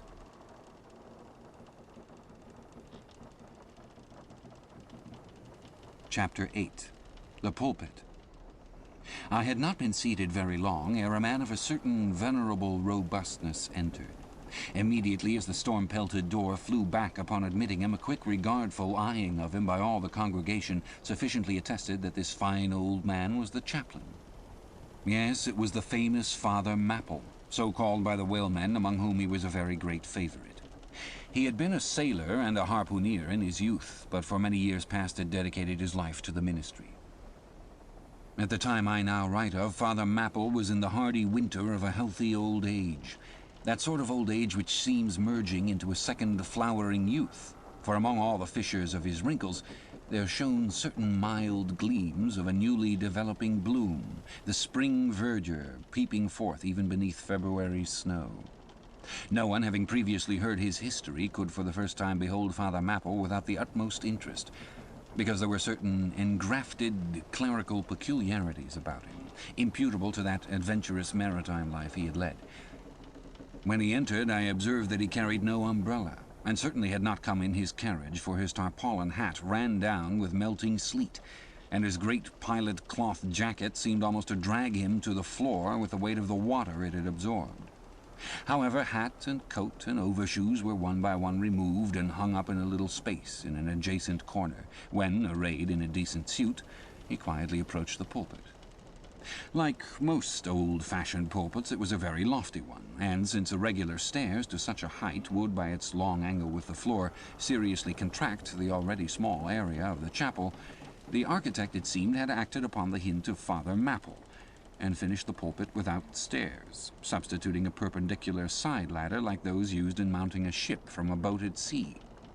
The wife of a whaling captain had provided the chapel with a handsome pair of red worsted man-ropes for this ladder, which, being itself nicely headed and stained with a mahogany colour, the whole contrivance, considering what manner of chapel it was, seemed by no means in bad taste.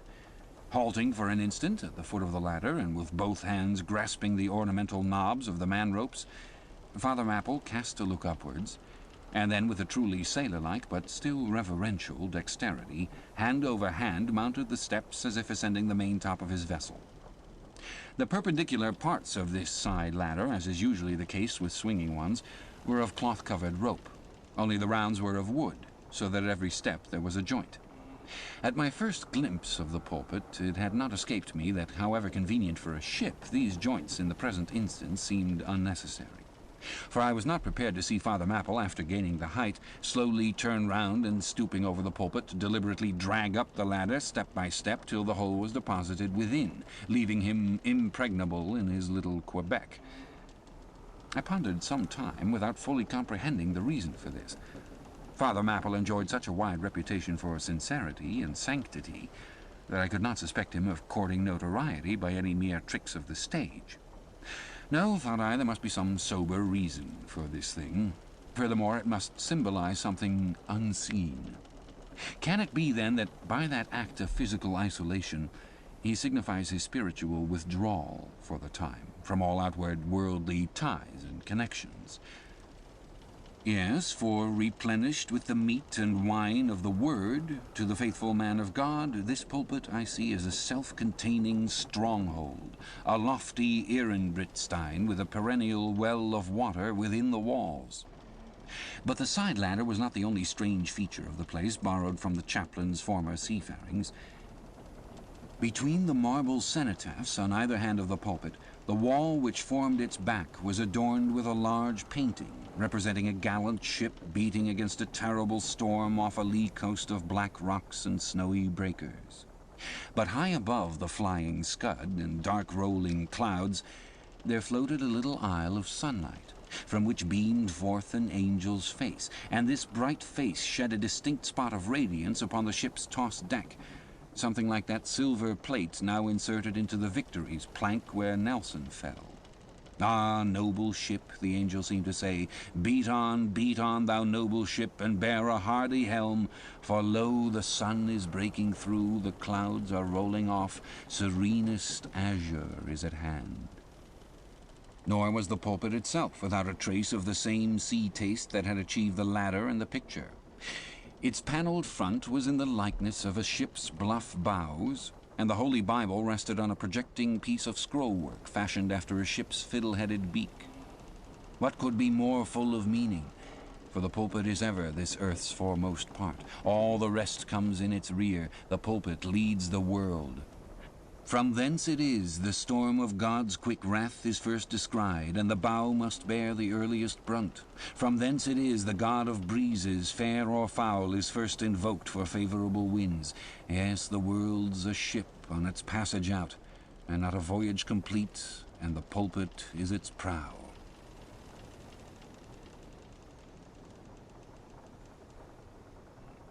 Chapter 9. The Sermon. Father Mapple rose, and in a mild voice of unassuming authority ordered the scattered people to condense. Starboard gangway there, side away to larboard, larboard gangway to starboard, midships, midships. There was a low rumbling of heavy sea boots among the benches, and a still slighter shuffling of women's shoes, and all was quiet again, and every eye was on the preacher. He paused a little, then, kneeling in the pulpit's bows, folded his large brown hands across his chest, uplifted his closed eyes, and offered a prayer so deeply devout that he seemed kneeling and praying at the bottom of the sea. This ended in prolonged, solemn tones, like the continual tolling of a bell in a ship that is foundering at sea in a fog. In such tones he commenced reading the following hymn, but changing his manner towards the concluding stanzas, burst forth with appealing exultation and joy. The ribs and terrors in the whale arched over me a dismal gloom, while all God's sunlit waves rolled by and lift me deepening down to doom. I saw the opening maw of hell, with endless pains and sorrows there, which none but they that feel can tell. Oh, I was plunging to despair. In black distress I called my God, when I could scarce believe him mine. He bowed his ears to my complaints, no more the whale did me confine. With speed he flew to my relief, as on a radiant dolphin borne. Awful yet bright as lightning shone the face of my deliverer God. My song forever shall record that terrible, that joyful hour. I give the glory to my God, his all the mercy and the power. Nearly all joined in singing this hymn, which swelled high above the howling of the storm. A brief pause ensued. The preacher slowly turned over the leaves of the Bible, and at last, folding his hand down upon the proper page, said, "Beloved shipmates, clinch the last verse of the first chapter of Jonah. And God had prepared a great fish to swallow up Jonah. Shipmates, this book, containing only 4 chapters, 4 yarns, is one of the smallest strands in the mighty cable of the Scriptures. Yet what depths of the soul does Jonah's deep sea line sound! What a pregnant lesson to us is this prophet! What a noble thing is that canticle in the fish's belly! How billow-like and boisterously grand! We feel the flood searching over us. We sound with him to the kelpy bottom of the waters. Seaweed and all the slime of the sea is about us. But what is this lesson that the book of Jonah teaches? Shipmates, it is a 2-stranded lesson. A lesson to us all as sinful men, and a lesson to me as a pilot of the living God.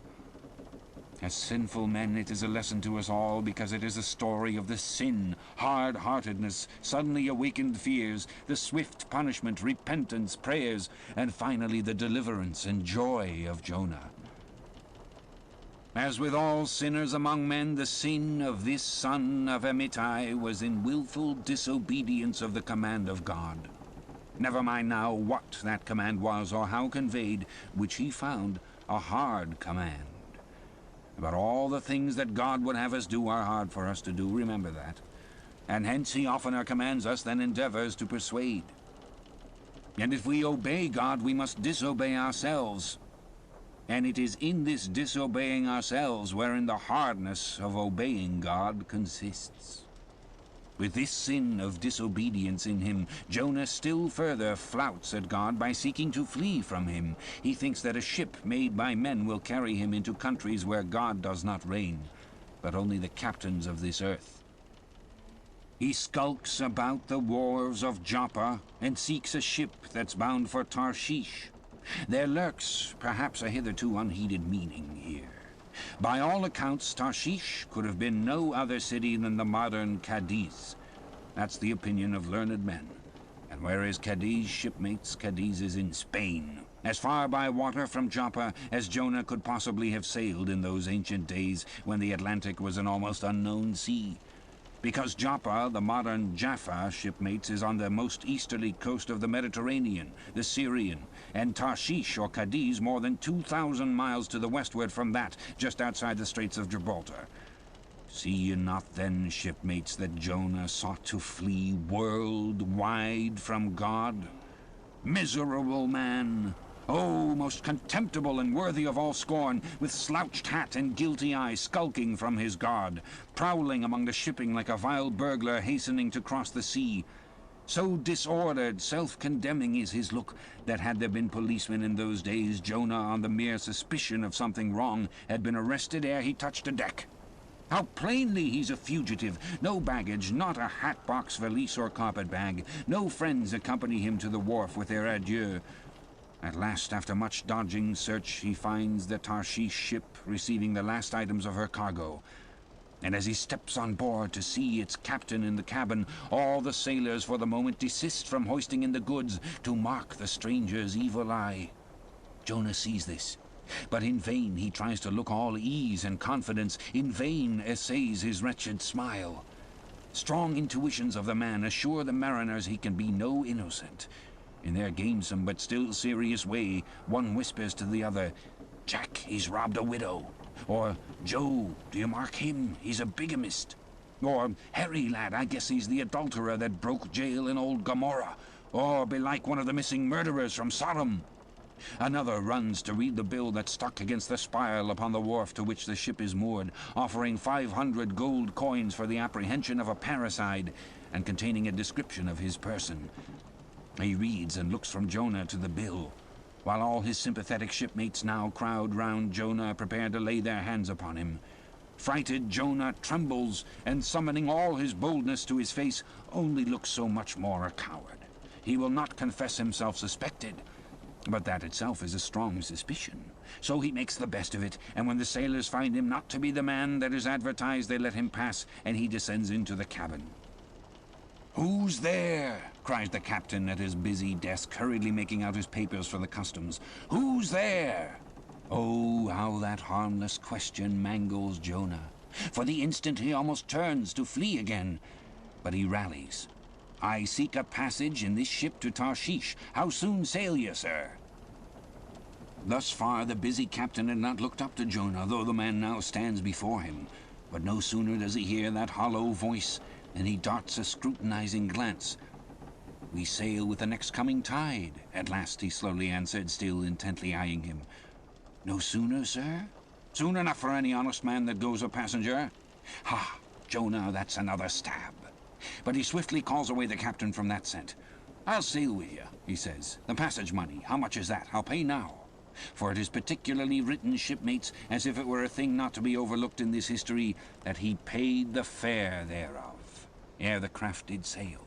And taken with the context, this is full of meaning.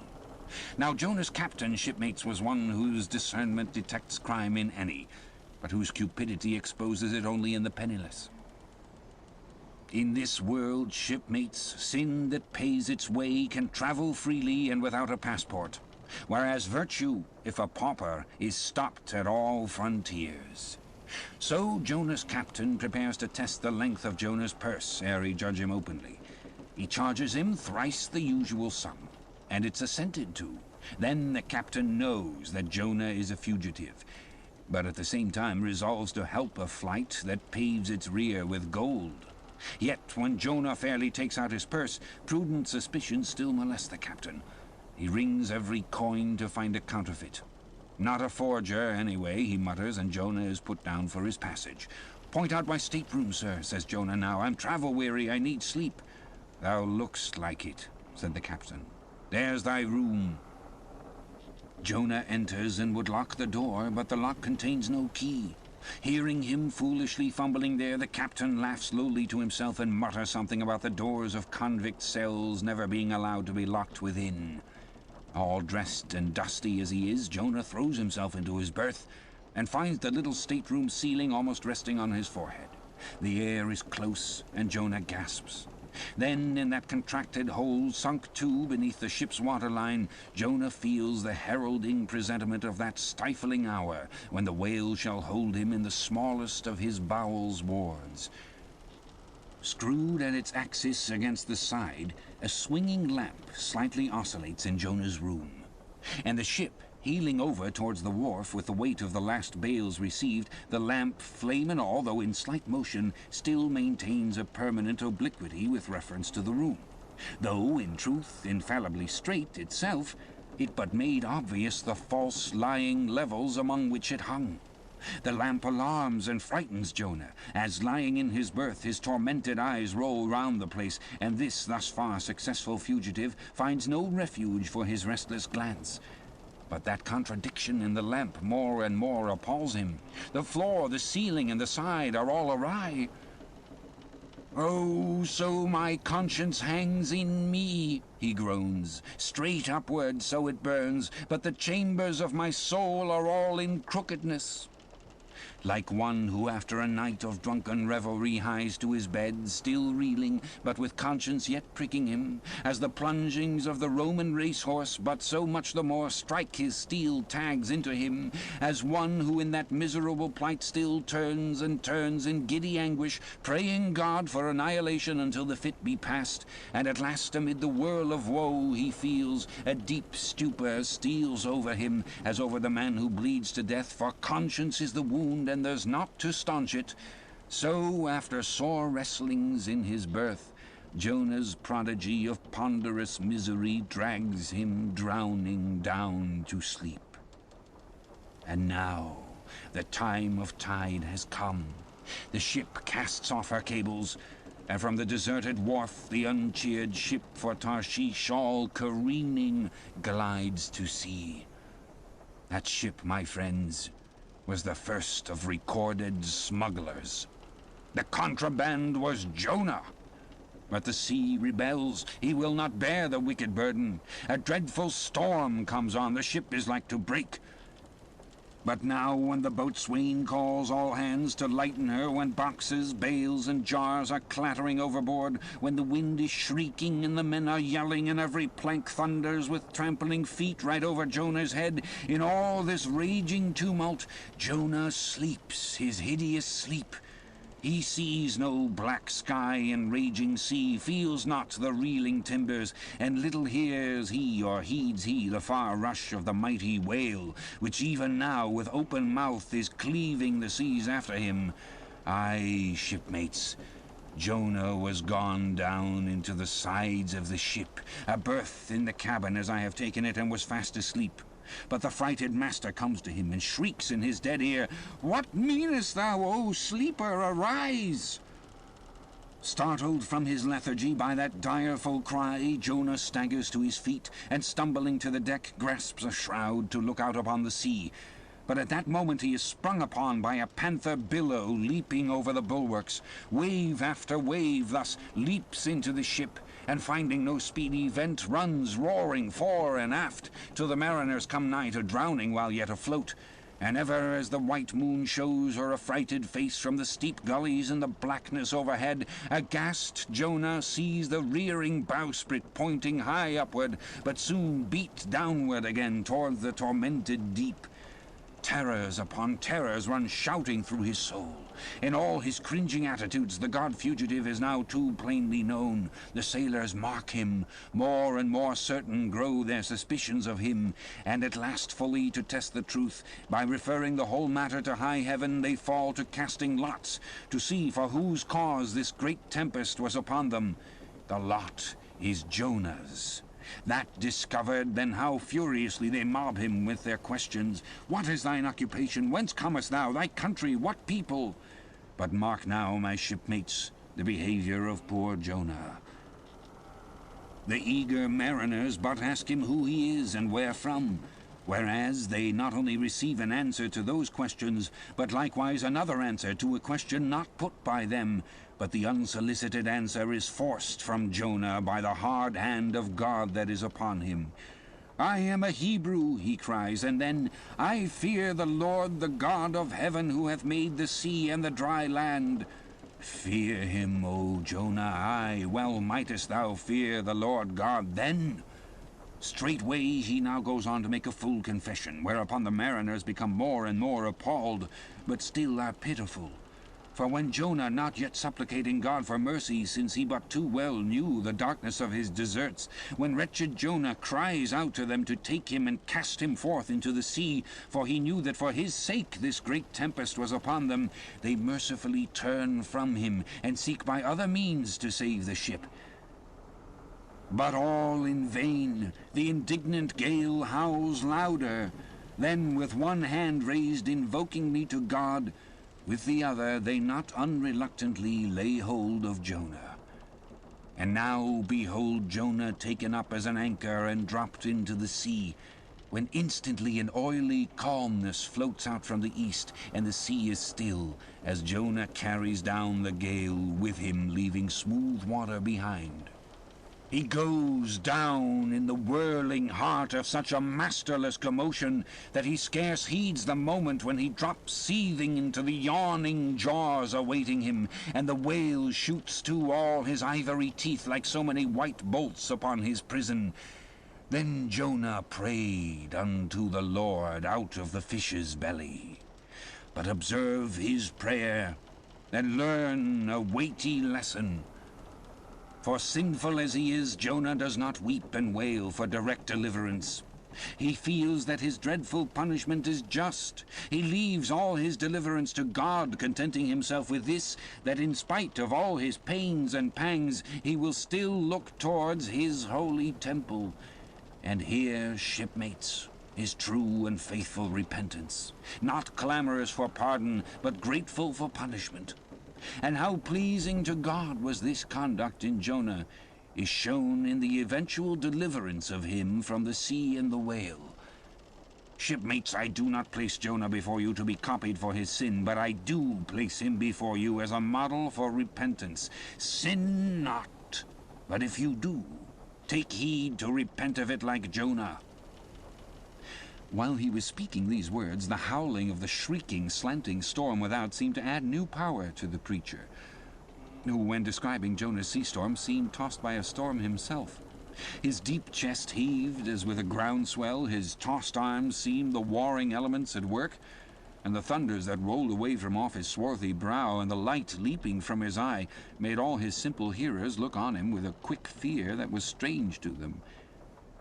There now came a lull in his look, as he silently turned over the leaves of the book once more, and at last, standing motionless with closed eyes for the moment, seemed communing with God and himself. But again he leaned over towards the people, and bowing his head lowly with an aspect of the deepest yet manliest humility, he spake these words: "Shipmates, God has laid but one hand upon you. Both his hands press upon me.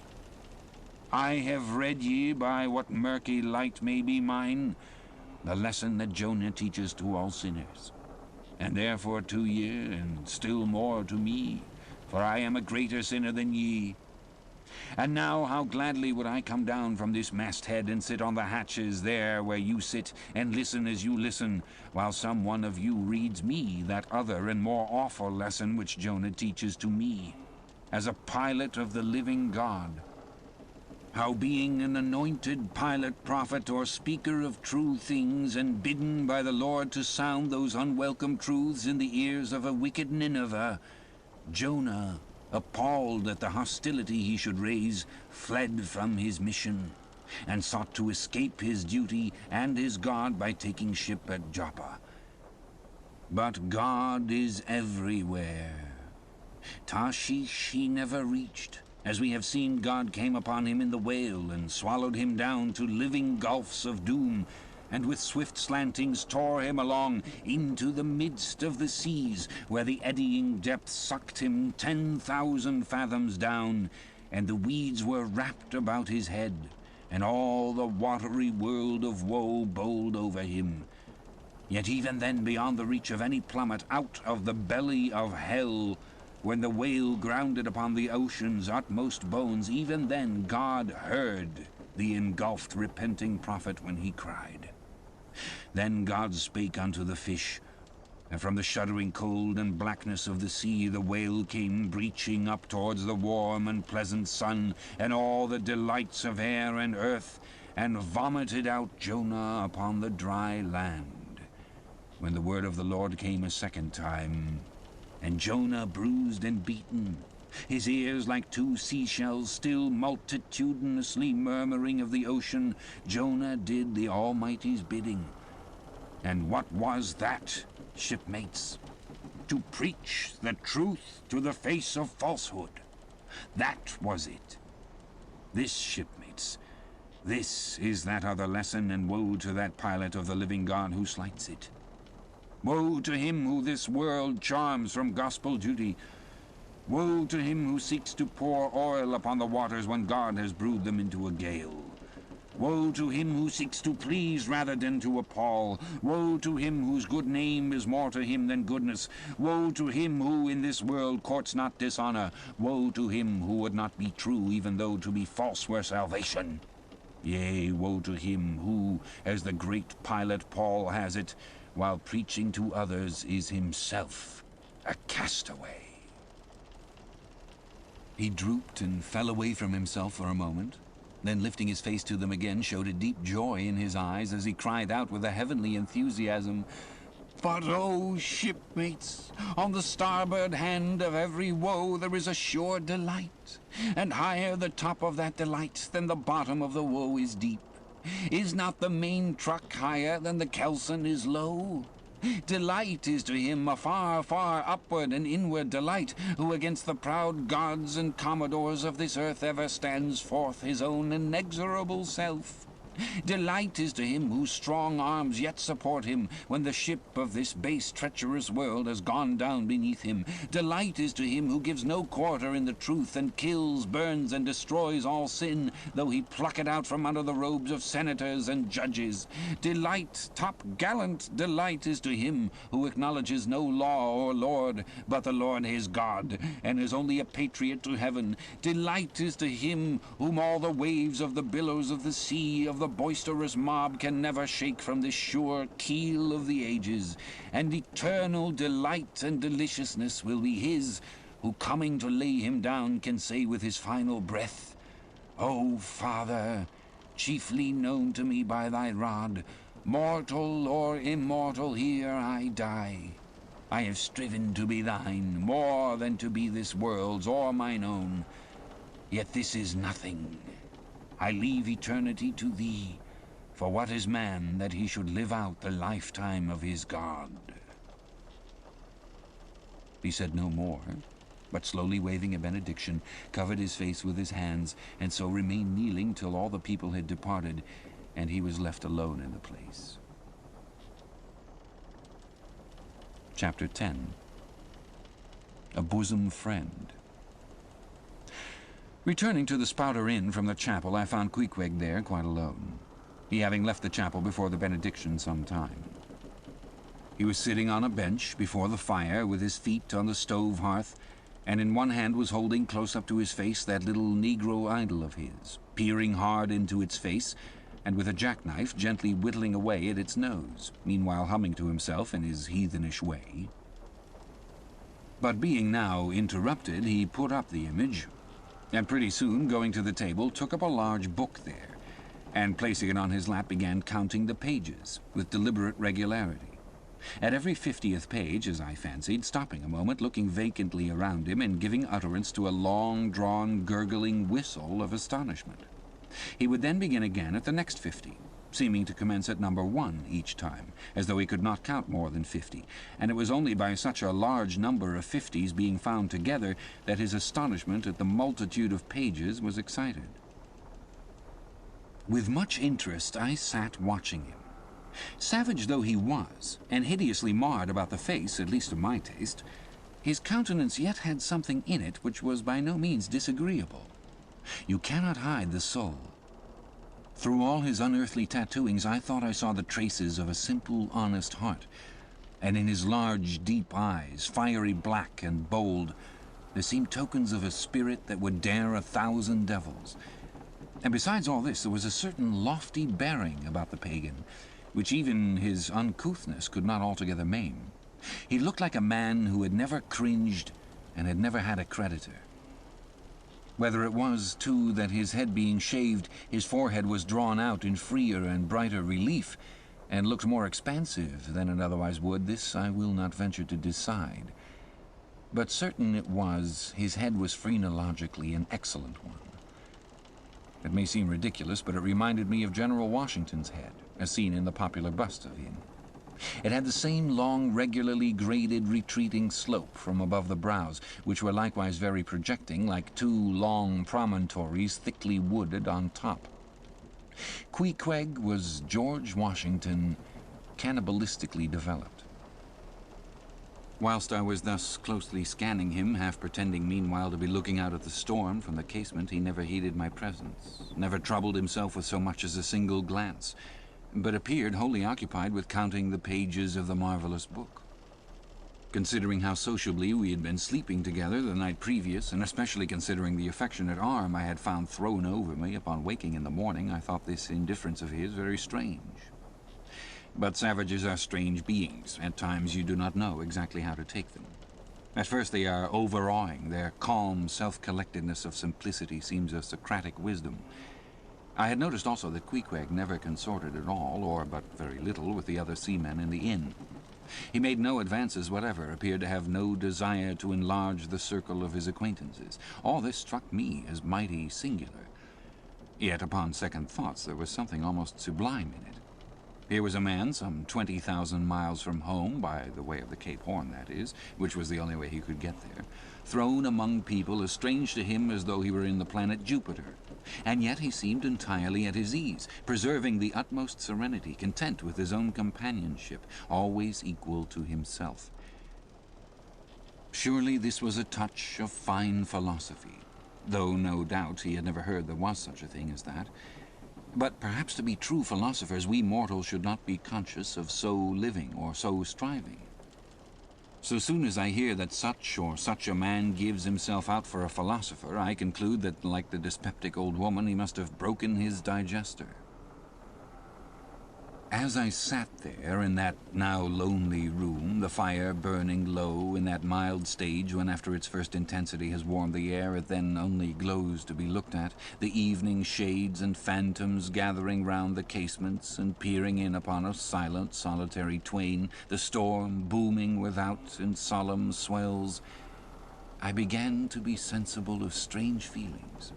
I felt a melting in me. No more my splintered heart and maddened hand were turned against the wolfish world. This soothing savage had redeemed it. There he sat, his very indifference speaking a nature in which there lurked no civilized hypocrisies and bland deceits. Wild he was, a very sight of sights to see, yet I began to feel myself mysteriously drawn towards him.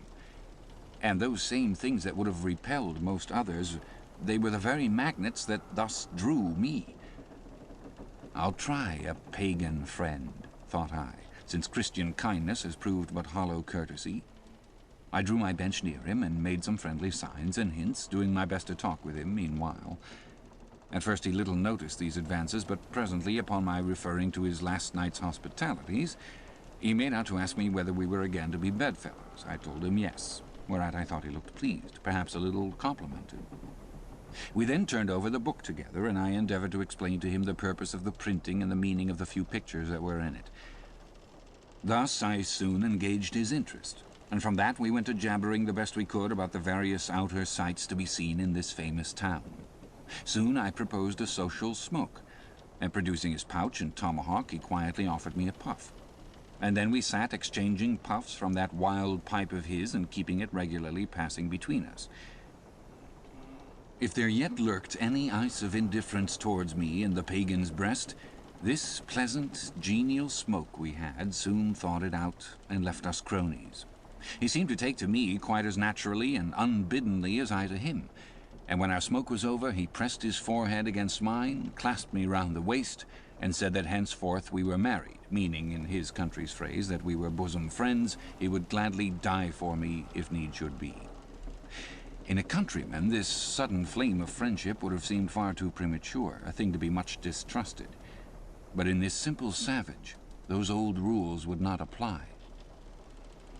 After supper and another social chat and smoke, we went to our room together. He made me a present of his embalmed head, took out his enormous tobacco wallet, and groping under the tobacco, drew out some $30 in silver. Then, spreading them on the table and mechanically dividing them into 2 equal portions, pushed one of them towards me and said it was mine. I was going to remonstrate, but he silenced me by pouring them into my trousers pockets. I let them stay. He then went about his evening prayers, took out his idol, and removed the paper fireboard.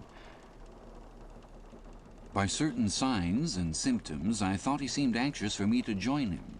But well knowing what was to follow, I deliberated a moment whether, in case he invited me, I would comply or otherwise. I was a good Christian, born and bred in the bosom of the infallible Presbyterian Church. How then could I unite with this wild idolater in worshipping his piece of wood?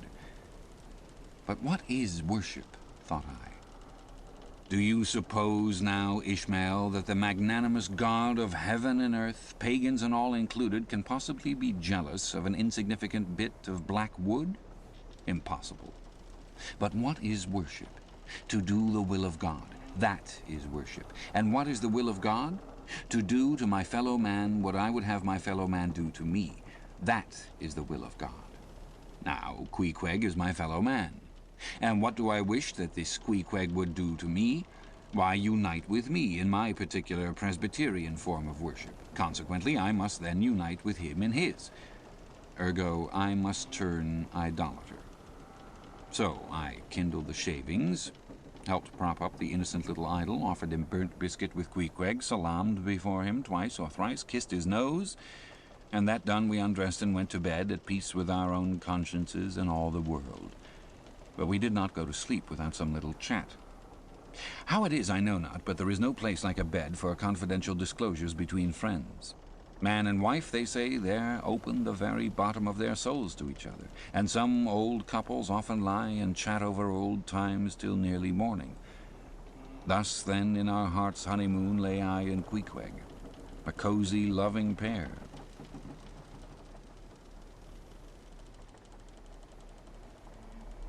Chapter 11. Nightgown. We had lain thus in bed, chatting and napping at short intervals, and Queequeg now and then affectionately throwing his brown, tattooed legs over mine and then drawing them back, so entirely sociable and free and easy were we, when at last, by reason of our confabulations, what little nappishness remained in us altogether departed, and we felt like getting up again, though daybreak was yet some way down the future. Yes, we became very wakeful, so much so that our recumbent position began to grow wearisome, and by little and little we found ourselves sitting up, the clothes well tucked around us, leaning against the headboard with our 4 knees drawn up close together, and our 2 noses bending over them as if our knee-pans were warming pans. We felt very nice and snug, the more so since it was so chilly out of doors, indeed out of bedclothes too, seeing that there was no fire in the room. The more so, I say, because truly to enjoy bodily warmth some small part of you must be cold, for there is no quality in this world that is not what it is merely by contrast. Nothing exists in itself. If you flatter yourself that you are all over comfortable, and have been so a long time, then you cannot be said to be comfortable any more. But if, like Queequeg and me in the bed, the tip of your nose or the crown of your head be slightly chilled, why then, indeed, in the general consciousness you feel most delightfully and unmistakably warm. For this reason, a sleeping apartment should never be furnished with a fire, which is one of the luxurious discomforts of the rich. For the height of this sort of deliciousness is to have nothing but the blanket between you and your snugness and the cold of the outer air. Then there you lie, like the one warm spark in the heart of an Arctic crystal.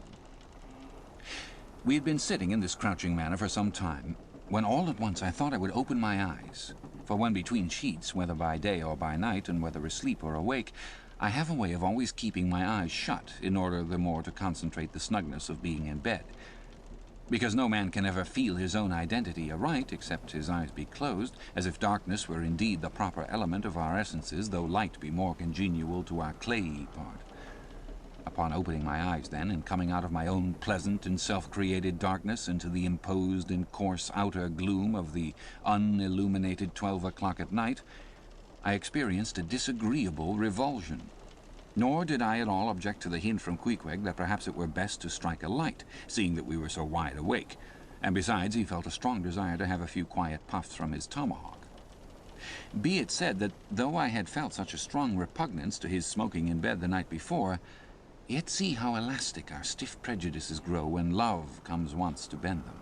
For now I like nothing better than to have Queequeg smoking by me, even in bed, because he seemed to be full of such serene household joy then. I no more felt unduly concerned for the landlord's policy of insurance. I was only alive to the condensed, confidential comfortableness of sharing a pipe and a blanket with a real friend. With our shaggy jackets drawn about our shoulders, we now passed the tomahawk from one to the other, till slowly there grew over us a blue hanging tester of smoke illuminated by the flame of the new-lit lamp. Whether it was that this undulating tester rolled the savage away to far distant scenes, I know not, but he now spoke of his native island, and eager to hear his history, I begged him to go on and tell it. He gladly complied. Though at the time I but ill comprehended not a few of his words, yet subsequent disclosures, when I had become more familiar with his broken phraseology, now enable me to present the whole story such as it may prove in the mere skeleton I give.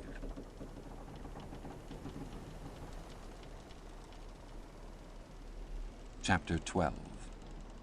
Biographical. Queequeg was a native of Voco, an island far away to the west and south. It is not down in any map. True places never are. When a new-hatched savage, running wild about his native woodlands in a grass clout, followed by the nibbling goats as if he were a green sapling, even then in Queequeg's ambitious soul lurked a strong desire to see something more of Christendom than a specimen whaler or two. His father was a high chief, a king, his uncle a high priest, and on the maternal side he boasted aunts who were the wives of unconquerable warriors. There was excellent blood in his veins, royal stuff, though sadly vitiated, I fear, by the cannibal propensity he nourished in his untutored youth. A Sag Harbor ship visited his father's bay, and Queequeg sought a passage to Christian lands. But the ship, having her full complement of seamen, spurned his suit, and not all the king his father's influence could prevail, But Queequeg vowed a vow. Alone in his canoe, he paddled off to a distant strait, which he knew the ship must pass through when she quitted the island. On one side was a coral reef, on the other a low tongue of land covered with mangrove thickets that grew out into the water. Hiding his canoe still afloat among these thickets with its prow seaward, he sat down in the stern, paddle low in hand. And when the ship was gliding by, like a flash he darted out, gained her side, with one backward dash of his foot capsized and sank his canoe, climbed up the chains, and throwing himself at full length upon the deck, grappled a ringbolt there, and swore not to let it go, though hacked in pieces. In vain the captain threatened to throw him overboard, suspended a cutlass over his naked wrists. Queequeg was the son of a king, and Queequeg budged not. Struck by his desperate dauntlessness and his wild desire to visit Christendom, the captain at last relented and told him he might make himself at home. But this fine young savage, this sea prince of Wales, never saw the captain's cabin. They put him down among the sailors and made a whaleman of him. But like Tsar Peter, content to toil in the shipyards of foreign cities, Queequeg disdained no seeming ignominy, if thereby he might happily gain the power of enlightening his untutored countrymen. For at bottom, so he told me, he was actuated by a profound desire to learn among the Christians the arts whereby to make his people still happier than they were, and more than that, still better than they were. But alas, the practices of whalemen soon convinced him that even Christians could be both miserable and wicked, infinitely more so than all his father's heathens. Arrived at last in Old Sag Harbor, and seeing what the sailors did there, and then going on to Nantucket and seeing how they spent their wages in that place also, poor Queequeg gave it up for lost. Thought he, it's a wicked world in all meridians. I'll die a pagan. And thus, an old idolater at heart, he yet lived among these Christians, wore their clothes, and tried to talk their gibberish. Hence the queer ways about him, though now some time from home. By hints I asked him whether he did not propose going back and having a coronation, since he might now consider his father dead and gone, he being very old and feeble at the last accounts. He answered no, not yet, and added that he was fearful Christianity, or rather Christians, had unfitted him for ascending the pure and undefiled throne of 30 pagan kings before him. But by and by he said he would return, as soon as he felt himself baptized again. For the nonce, however, he proposed to sail about and sow his wild oats in all 4 oceans. They had made a harpooner of him, and that barbed iron was in lieu of a scepter now. I asked him what might be his immediate purpose touching his future movements. He answered to go to sea again, in his own vocation. Upon this I told him that whaling was my own design, and informed him of my intention to sail out of Nantucket, as being the most promising port for an adventurous whaleman to embark from. He at once resolved to accompany me to that island, ship aboard the same vessel, get into the same watch, the same boat, the same mess with me, in short, to share my every hap, with both my hands in his, boldly dip into the potluck of both worlds. To all this I joyously assented, for besides the affection I now felt for Queequeg, he was an experienced harpooner, and as such could not fail to be of great usefulness to one who, like me, was wholly ignorant of the mysteries of whaling, though well acquainted with the sea as known to merchant seamen. His story being ended with his pipe's last dying puff, Queequeg embraced me, pressed his forehead against mine, and blowing out the light, we rolled over from each other this way and that, and very soon were sleeping.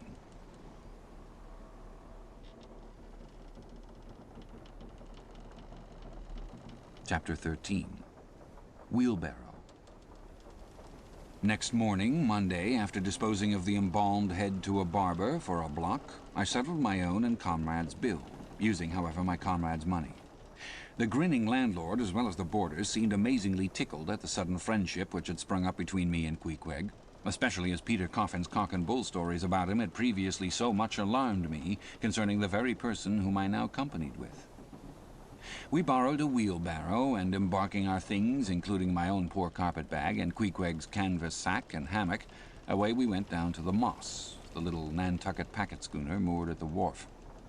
As we were going along, the people stared, not at Queequeg so much, for they were used to seeing cannibals like him in their streets, but at seeing him and me upon such confidential terms.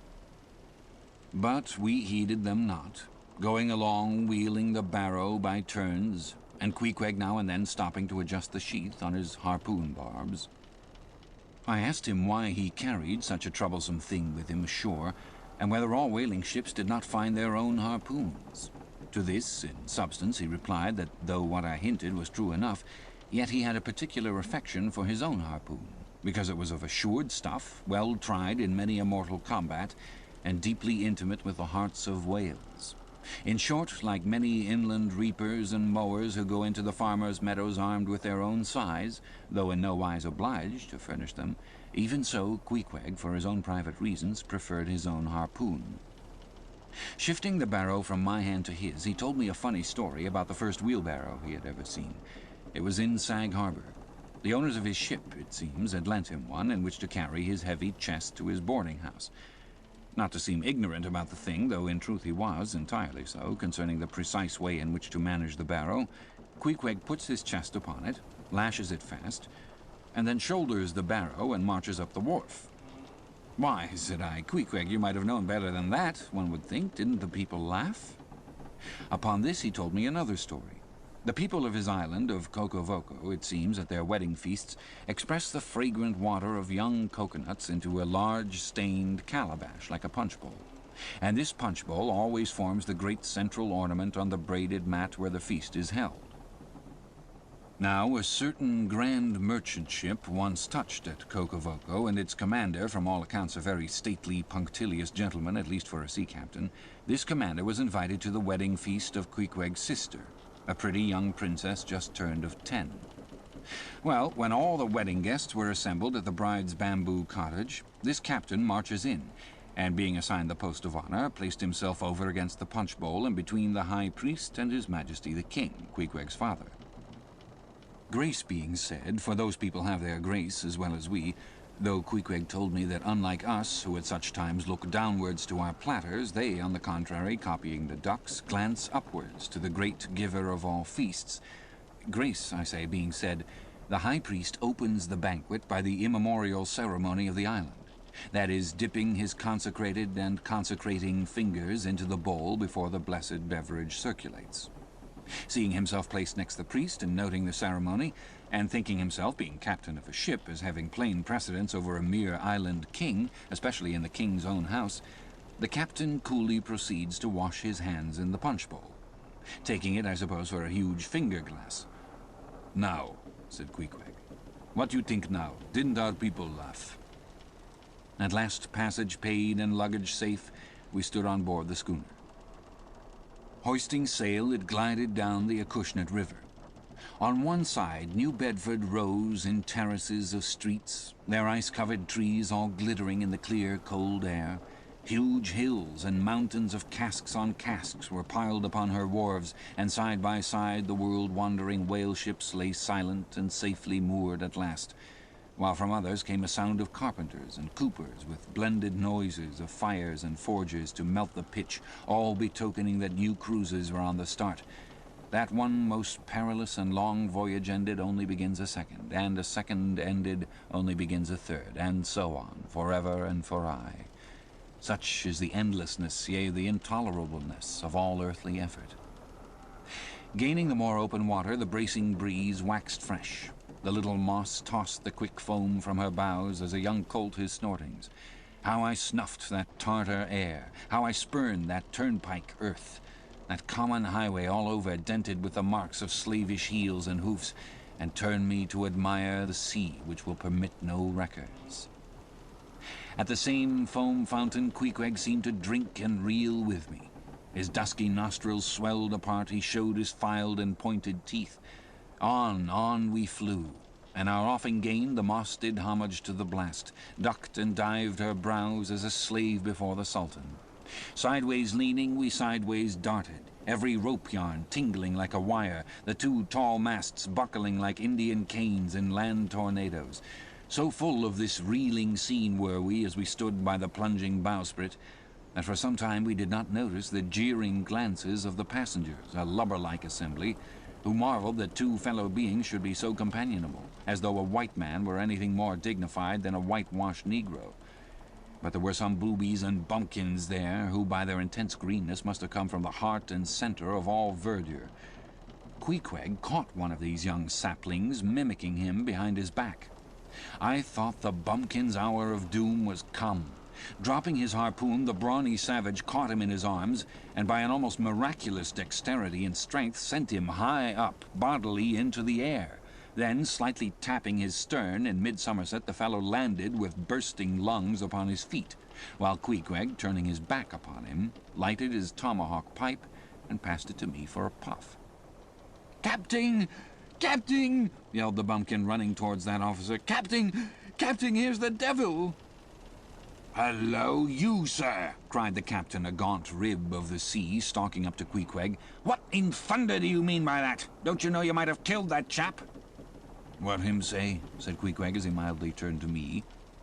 "He say," said I, "that you came near Killy, that man there," pointing to the still shivering greenhorn. "Killy?" cried Queequeg, twisting his tattooed face into an unearthly expression of disdain. "Ah, him very smally fishy. Queequeg no killy so smally fishy. Queequeg killy big whale." "Look you!" roared the captain. "I'll killy you, you cannibal, if you try any more of your tricks aboard here. So mind your eye." But it so happened just then that it was high time for the captain to mind his own eye. The prodigious strain upon the mainsail had parted the weather sheet, and a tremendous boom was now flying from side to side, completely sweeping the entire after part of the deck. The poor fellow whom Queequeg had handled so roughly was swept overboard. All hands were in a panic, and to attempt snatching at the boom to stay it seemed madness. It flew from right to left and back again almost in one ticking of a watch, and every instant seemed on the point of snapping into splinters. Nothing was done, and nothing seemed capable of being done. Those on deck rushed towards the bows and stood eyeing the boom as if it were the lower jaw of an exasperated whale. In the midst of this consternation, Queequeg dropped deftly to his knees, and crawling under the path of the boom, whipped hold of a rope, secured one end to the bulwarks, and then flinging the other like a lasso, caught it round the boom as it swept over his head, and at the next jerk the spar was that way trapped, and all was safe. The schooner was run into the wind, and while the hands were clearing away the stern boat, Queequeg, stripped to the waist, darted from the side with a long, living arc of a leap. For 3 minutes or more he was seen swimming like a dog, throwing his long arms straight out before him, and by turns revealing his brawny shoulders through the freezing foam. I looked at the grand and glorious fellow, but saw no one to be saved. The greenhorn had gone down. Shooting himself perpendicularly from the water, Queequeg now took an instant's glance around him, and seeming to see just how matters were, dived down and disappeared. A few minutes more, and he rose again, one arm still striking out, and with the other dragging a lifeless form. The boat soon picked them up. The poor bumpkin was restored. All hands voted Queequeg a noble trump. The captain begged his pardon. From that hour I clove to Queequeg like a barnacle. Till poor Queequeg took his last long dive. Was there ever such unconsciousness? He did not seem to think that he at all deserved a medal from the humane and magnanimous societies. He only asked for water. Fresh water, something to wipe the brine off. That done, he put on dry clothes, lighted his pipe, and leaning against the bulwarks and mildly eyeing those around him, seemed to be saying to himself, "It's a mutual joint-stock world in all meridians. We cannibals must help these Christians."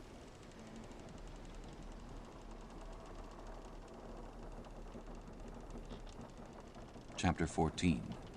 Nantucket. Nothing more happened on the passage worthy the mentioning, so after a fine run we safely arrived in Nantucket. Nantucket. Take out your map and look at it. See what a real corner of the world it occupies, how it stands there away offshore, more lonely than the Eddystone Lighthouse. Look at it, a mere hillock and an elbow of sand, all beach without a background.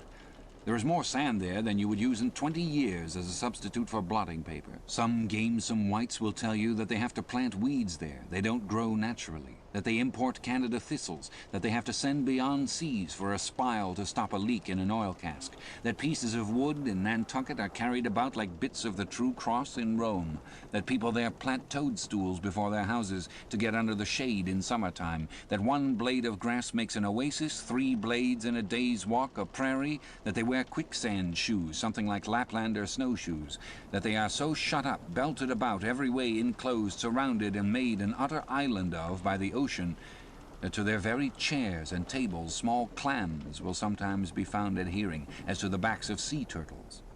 But these extravaganzas only show that Nantucket is no Illinois. Look now at the wondrous traditional story of how this island was settled by the red men. Thus goes the legend. In olden times an eagle swooped down upon the New England coast and carried off an infant Indian in his talons. With loud lament, the parents saw their child borne out of sight over the wide waters. They resolved to follow in the same direction. Setting out in their canoes after a perilous passage, they discovered the island, and there they found an empty ivory casket, the poor little Indian skeleton. What wonder, then, that these Nantucketers born on a beach should take to the sea for a livelihood? They first caught crabs and quahogs in the sand. Grown bolder, they waded out with nets for mackerel. More experienced, they pushed off in boats and captured cod.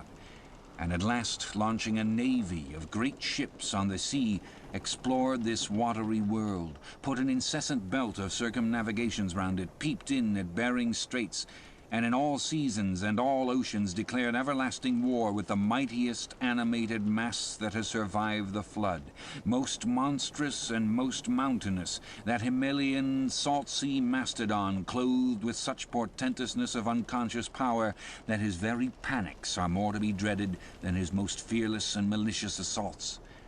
And thus have these naked Nantucketers, these sea hermits issuing from their anthill in the sea, overrun and conquered the watery world like so many Alexanders, parceling out among them the Atlantic, Pacific, and Indian Oceans as the 3 pirate powers did Poland. Let America add Mexico to Texas and pile Cuba upon Canada. Let the English overswarm all India and hang out their blazing banner from the sun. 2/3 of this terraqueous globe are the Nantucketers. For the sea is his.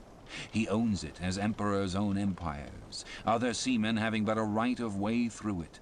Merchant ships are but extension bridges, armed ones but floating forts. Even pirates and privateers, though following the sea as highwaymen the road, they but plunder other ships, other fragments of the land like themselves, without seeking to draw their living from the bottomless deep itself. The Nantucketer, he alone resides and riots on the sea.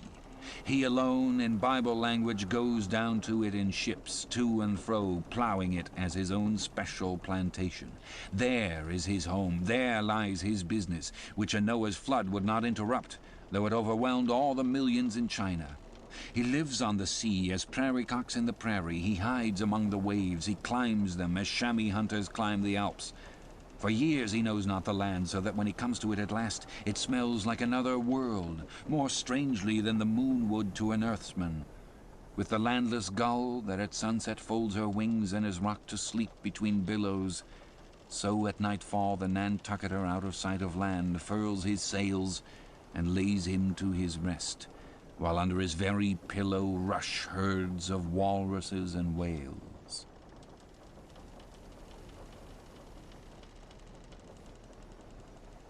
Chapter 15. Chowder. It was quite late in the evening when the little Moss came snugly to anchor, and Queequeg and I went ashore, so we could attend to no business that day, at least none but a supper and a bed.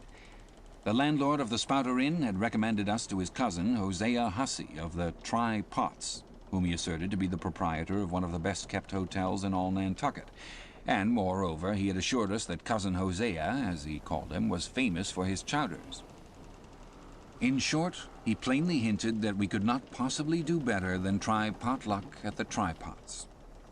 But the directions he had given us about keeping a yellow warehouse on our starboard hand till we opened a white church to the larboard, and then keeping that on the larboard hand till we made a corner 3 points to the starboard, and that done, then asked the first man we met where the place was, these crooked directions of his very much puzzled us at first. especially as at the outset Queequeg insisted that the yellow warehouse, our first point of departure, must be left on the larboard hand, whereas I had understood Peter Coffin to say it was on the starboard. However, by dint of beating about a little in the dark, and now and then knocking up a peaceable inhabitant to inquire the way, we at last came to something which there was no mistaking. 2 enormous wooden pots, painted black and suspended by asses' ears, swung from the crosstrees of an old topmast planted in front of an old doorway. The horns of the crosstrees were sawed off on the other side, so that this old topmast looked not a little like a gallows. Perhaps I was oversensitive to such impressions at the time, but I could not help staring at this gallows with a vague misgiving. A sort of crick was in my neck as I gazed up to the 2 remaining horns. Yes, 2 of them, one for Queequeg and one for me. It's ominous, thinks I. A coffin, my innkeeper, upon landing in my first whaling port, tombstones staring at me in the whaleman's chapel, and here a gallows, and a pair of prodigious black pots, too. Are these last throwing out oblique hints touching Tophet? I was called from these reflections by the sight of a freckled woman with yellow hair and a yellow gown standing in the porch of the inn, under a dull red lamp swinging there that looked much like an injured eye, and carrying on a brisk scolding with a man in a purple woolen shirt. "Get along with you," she said to the man, "or I'll be combing you." "Come on, Queequeg," said I. "All right. There's Mrs. Hussey." And so it turned out, Mr. Hosea Hussey being from home, but leaving Mrs. Hussey entirely competent to attend all his affairs. Upon making known our desires for a supper and a bed, Mrs. Hussey, postponing further scolding for the present, ushered us into a little room, and seated us at a table spread with the relics of a recently concluded repast, turned round to us, and said, "Clam or cod?" "What's that about cods, ma'am?" said I with much politeness. "Clam or cod?" she repeated. "A clam for supper? A cold clam? Is that what you mean, Mrs. Hussey?" says I. "But that's a rather cold and clammy reception in the winter-time, ain't it, Mrs. Hussey?" But being in a great hurry to resume scolding the man in the purple shirt, who was waiting for it in the entry, and seeming to hear nothing but the word clam, Mrs. Hussey hurried towards an open door leading to the kitchen, and bawling out, "Clam for 2, disappeared. "Queequeg," said I, "do you think that we can make out a supper for us both on 1 clam?" However, a warm, savory steam from the kitchen served to belie the apparently cheerless prospect before us. But when that smoking chowder came in, the mystery was delightfully explained. Oh, sweet friends, hearken to me. It was made of small, juicy clams, scarcely bigger than hazelnuts, mixed with pounded ship biscuit and salted pork cut up into little flakes, the whole enriched with butter and plentifully seasoned with pepper and salt. Our appetites being sharpened by the frosty voyage, and in particular Queequeg seeing his favorite fishing food before him, and the chowder being surpassingly excellent, we dispatched it with great expedition, when, leaning back a moment and bethinking me of Mrs. Hussey's clam and cod announcement, I thought I would try a little experiment. Stepping to the kitchen door, I uttered the word "cod" with great emphasis, and resumed my seat.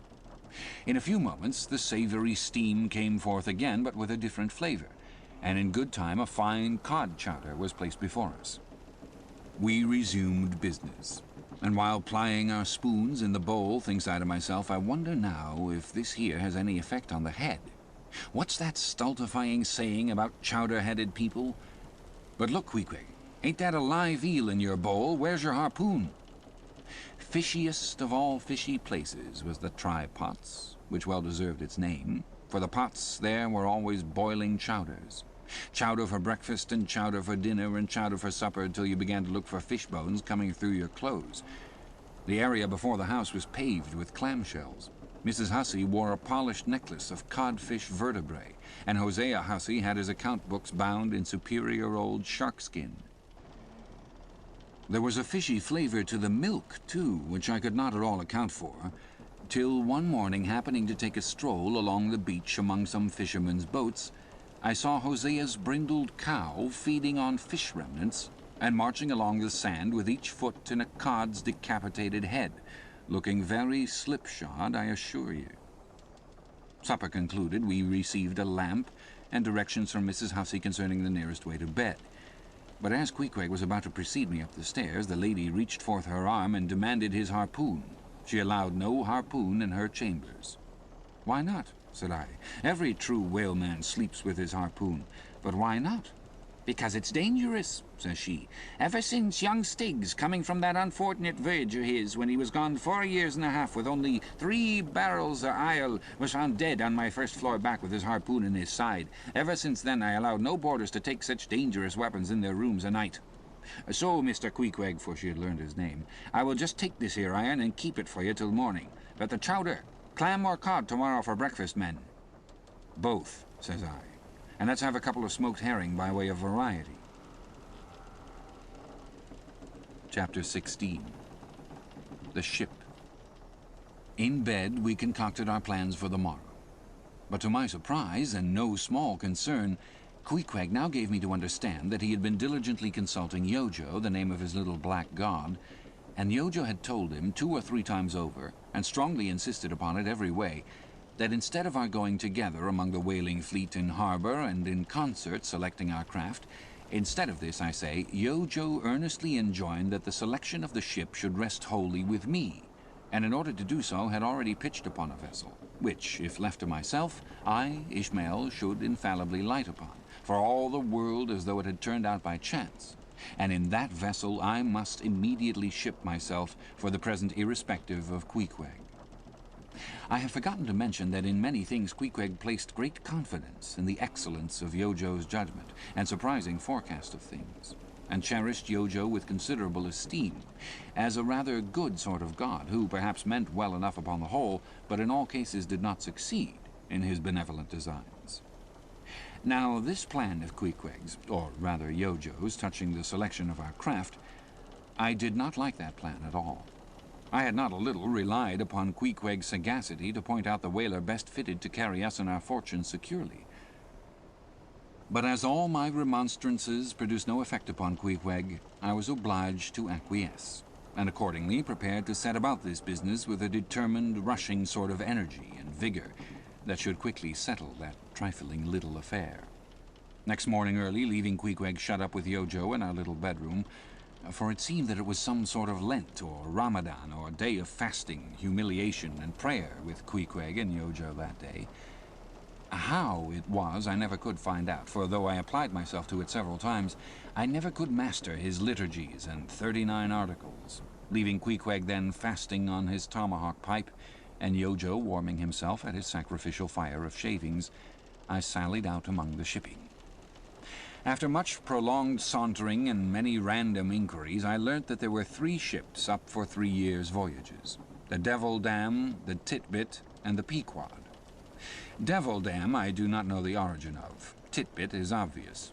Pequod, you will no doubt remember, was the name of a celebrated tribe of Massachusetts Indians, now extinct as the ancient Medes.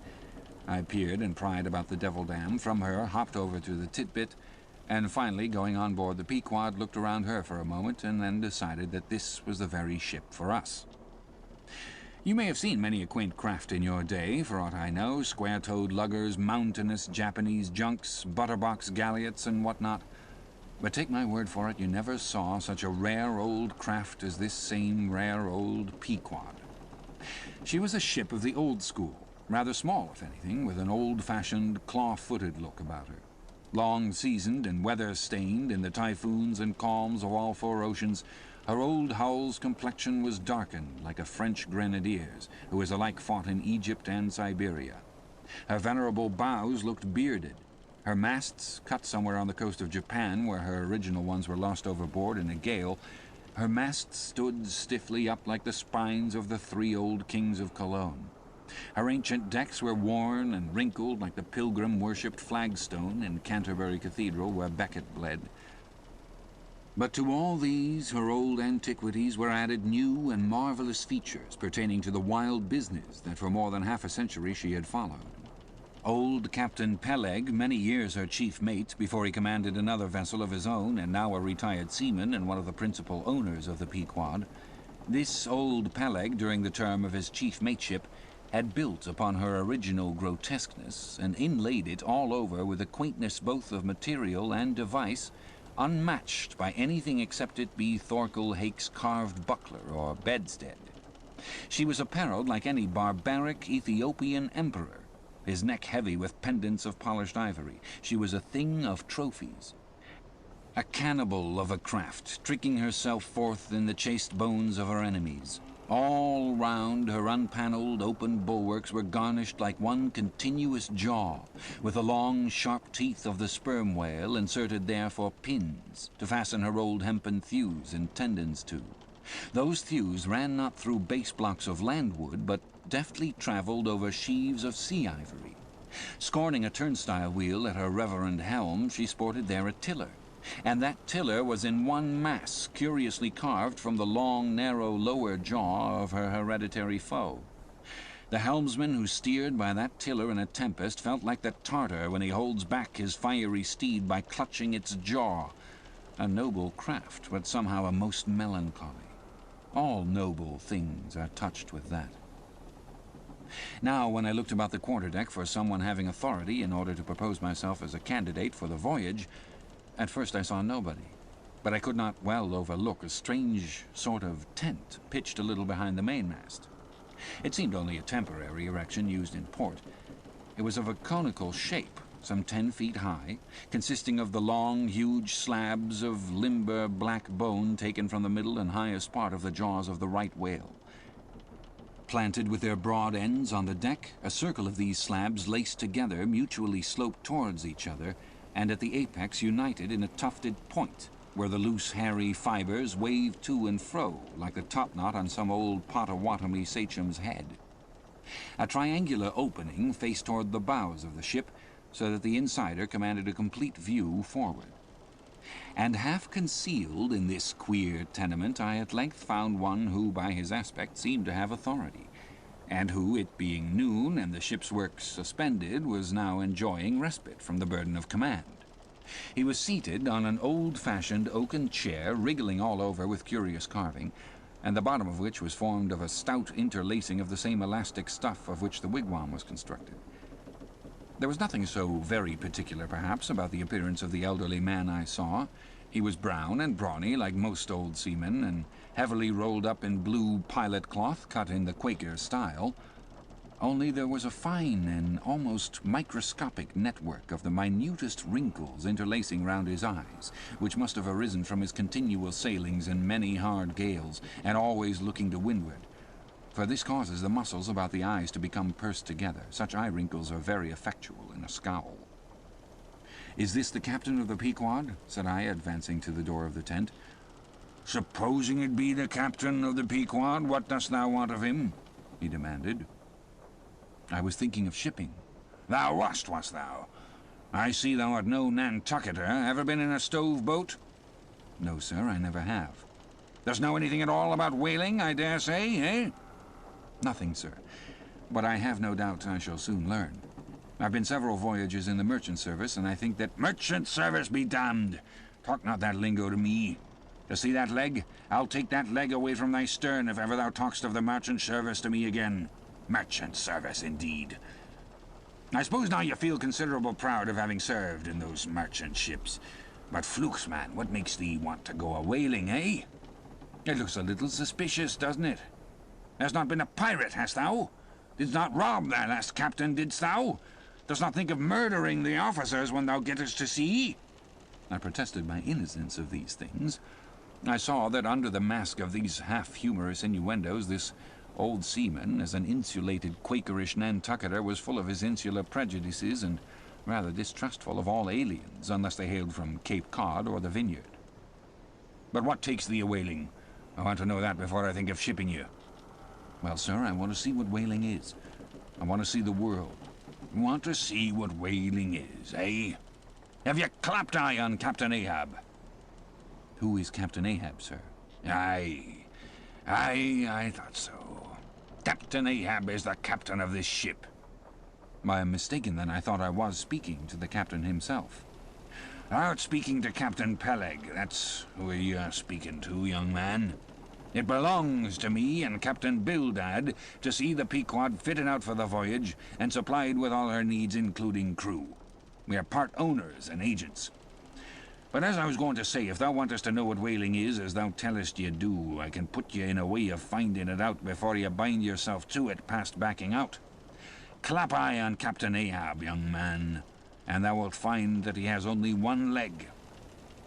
What do you mean, sir? Was the other lost by a whale? Lost by a whale? Young man, come nearer to me. It was devoured, chewed up, crunched by the monstrousest parmacetti that ever chipped a boat.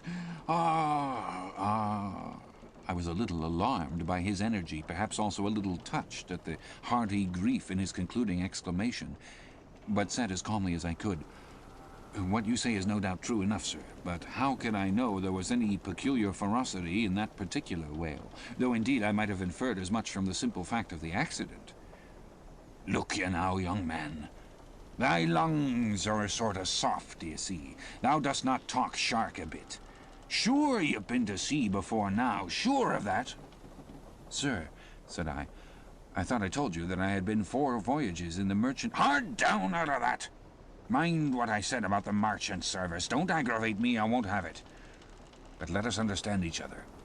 I have given thee a hint about what whaling is. Do you yet feel inclined for it? "I do, sir." Very good. Now, art thou the man to pitch a harpoon down a live whale's throat and then jump after it? Answer quick. "I am, sir, if it should be positively indispensable to do so. Not to be got rid of, that is, which I don't take to be the fact." Good again. Now then, thou not only wantest to go a-whaling to find out by experience what whaling is, but you also want to go in order to see the world? Was not that what you said? I thought so. Well then, just step forward there and take a peep over the weather bow and then back to me and tell me what you see there. For a moment I stood a little puzzled by this curious request, not knowing exactly how to take it, whether humorously or in earnest. But concentrating all his crow's feet into one scowl, Captain Peleg started me on the errand. Going forward and glancing over the weather bow, I perceived that the ship swinging to her anchor with the flood tide was now obliquely pointing towards the open ocean. The prospect was unlimited, but exceedingly monotonous and forbidding, not the slightest variety that I could see. "Well, what's the report?" said Peleg when I came back. "What did you see?" "Not much," I replied. "Nothing but water. Considerable horizon, though, and there's a squall coming up, I think." "Well, what dost thou think, then, of seeing the world? Do you wish to go around Cape Horn to see any more of it, eh? Can't you see the world where you stand?" I was a little staggered, but go a-whaling I must, and I would, and the Pequod was as good a ship as any. I thought the best, and all this I now repeated to Peleg. Seeing me so determined, he expressed his willingness to ship me. "And thou mayest as well sign the papers right off," he added. "Come along with you." And so saying, he led the way below deck into the cabin. Seated on the transom was what seemed to me a most uncommon and surprising figure. It turned out to be Captain Bildad, who, along with Captain Peleg, was one of the largest owners of the vessel. The other shares, as is sometimes the case in these ports, being held by a crowd of old annuitants, widows, fatherless children, and chancery wards, each owning about the value of a timber head or a foot of plank or a nail or two in the ship. People in Nantucket invest their money in whaling vessels, the same way that you do yours in approved state stocks bringing in good interest.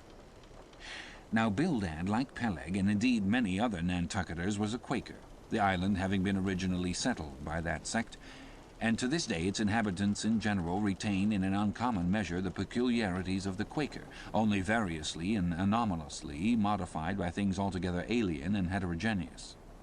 For some of these same Quakers are the most sanguinary of all sailors and whale hunters. They are fighting Quakers. They are Quakers with a vengeance. So that there are instances among them of men who, named with scripture names, a singularly common fashion on the island, and in childhood naturally imbibing the stately, dramatic thee and thou of the Quaker idiom, still, from the audacious, daring, and boundless adventure of their subsequent lives, strangely blend with these unoutgrown peculiarities 1,000 bold dashes of character, not unworthy a Scandinavian sea king or a poetical pagan Roman.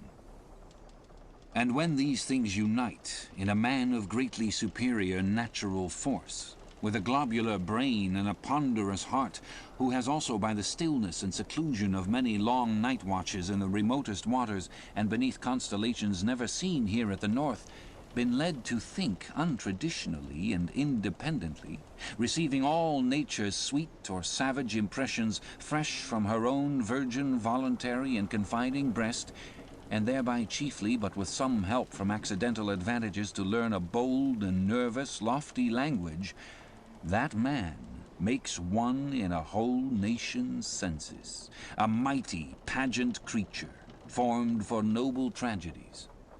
Nor will it at all detract from him, dramatically regarded, if either by birth or other circumstances he have what seems a half-willful, overruling morbidness at the bottom of his nature.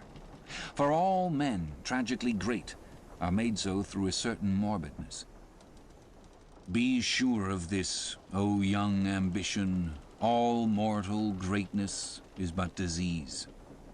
But as yet we have not to do with such a one, but with quite another, and still a man who, if indeed peculiar, it only results again from another phase of the Quaker, modified by individual circumstances. Like Captain Peleg, Captain Bildad was a well-to-do retired whaleman. But unlike Captain Peleg, who cared not a rush for what I called serious things, and indeed deemed those selfsame serious things the veriest of all trifles, Captain Bildad had not only been originally educated according to the strictest sect of Nantucket Quakerism, but all his subsequent ocean life and the sight of many unclad lovely island creatures round the Horn, all that had not moved this native-born Quaker one single jot, had not so much as altered one angle of his vest. Still, for all this immutableness, was there some lack of common consistency about worthy Captain Bildad. Though refusing from conscientious scruples to bear arms against land invaders, yet himself had illimitably invaded the Atlantic and Pacific, and though a sworn foe to human bloodshed, yet had he in his straight-bodied coat spilled tons upon tons of Leviathan gore. How now, in the contemplative evening of his days, the pious Bildad reconciled these things in the reminiscence, I do not know. But it did not seem to concern him much, and very probably he had long since come to the sage and sensible conclusion that a man's religion is one thing, and this practical world quite another. This world pays dividends.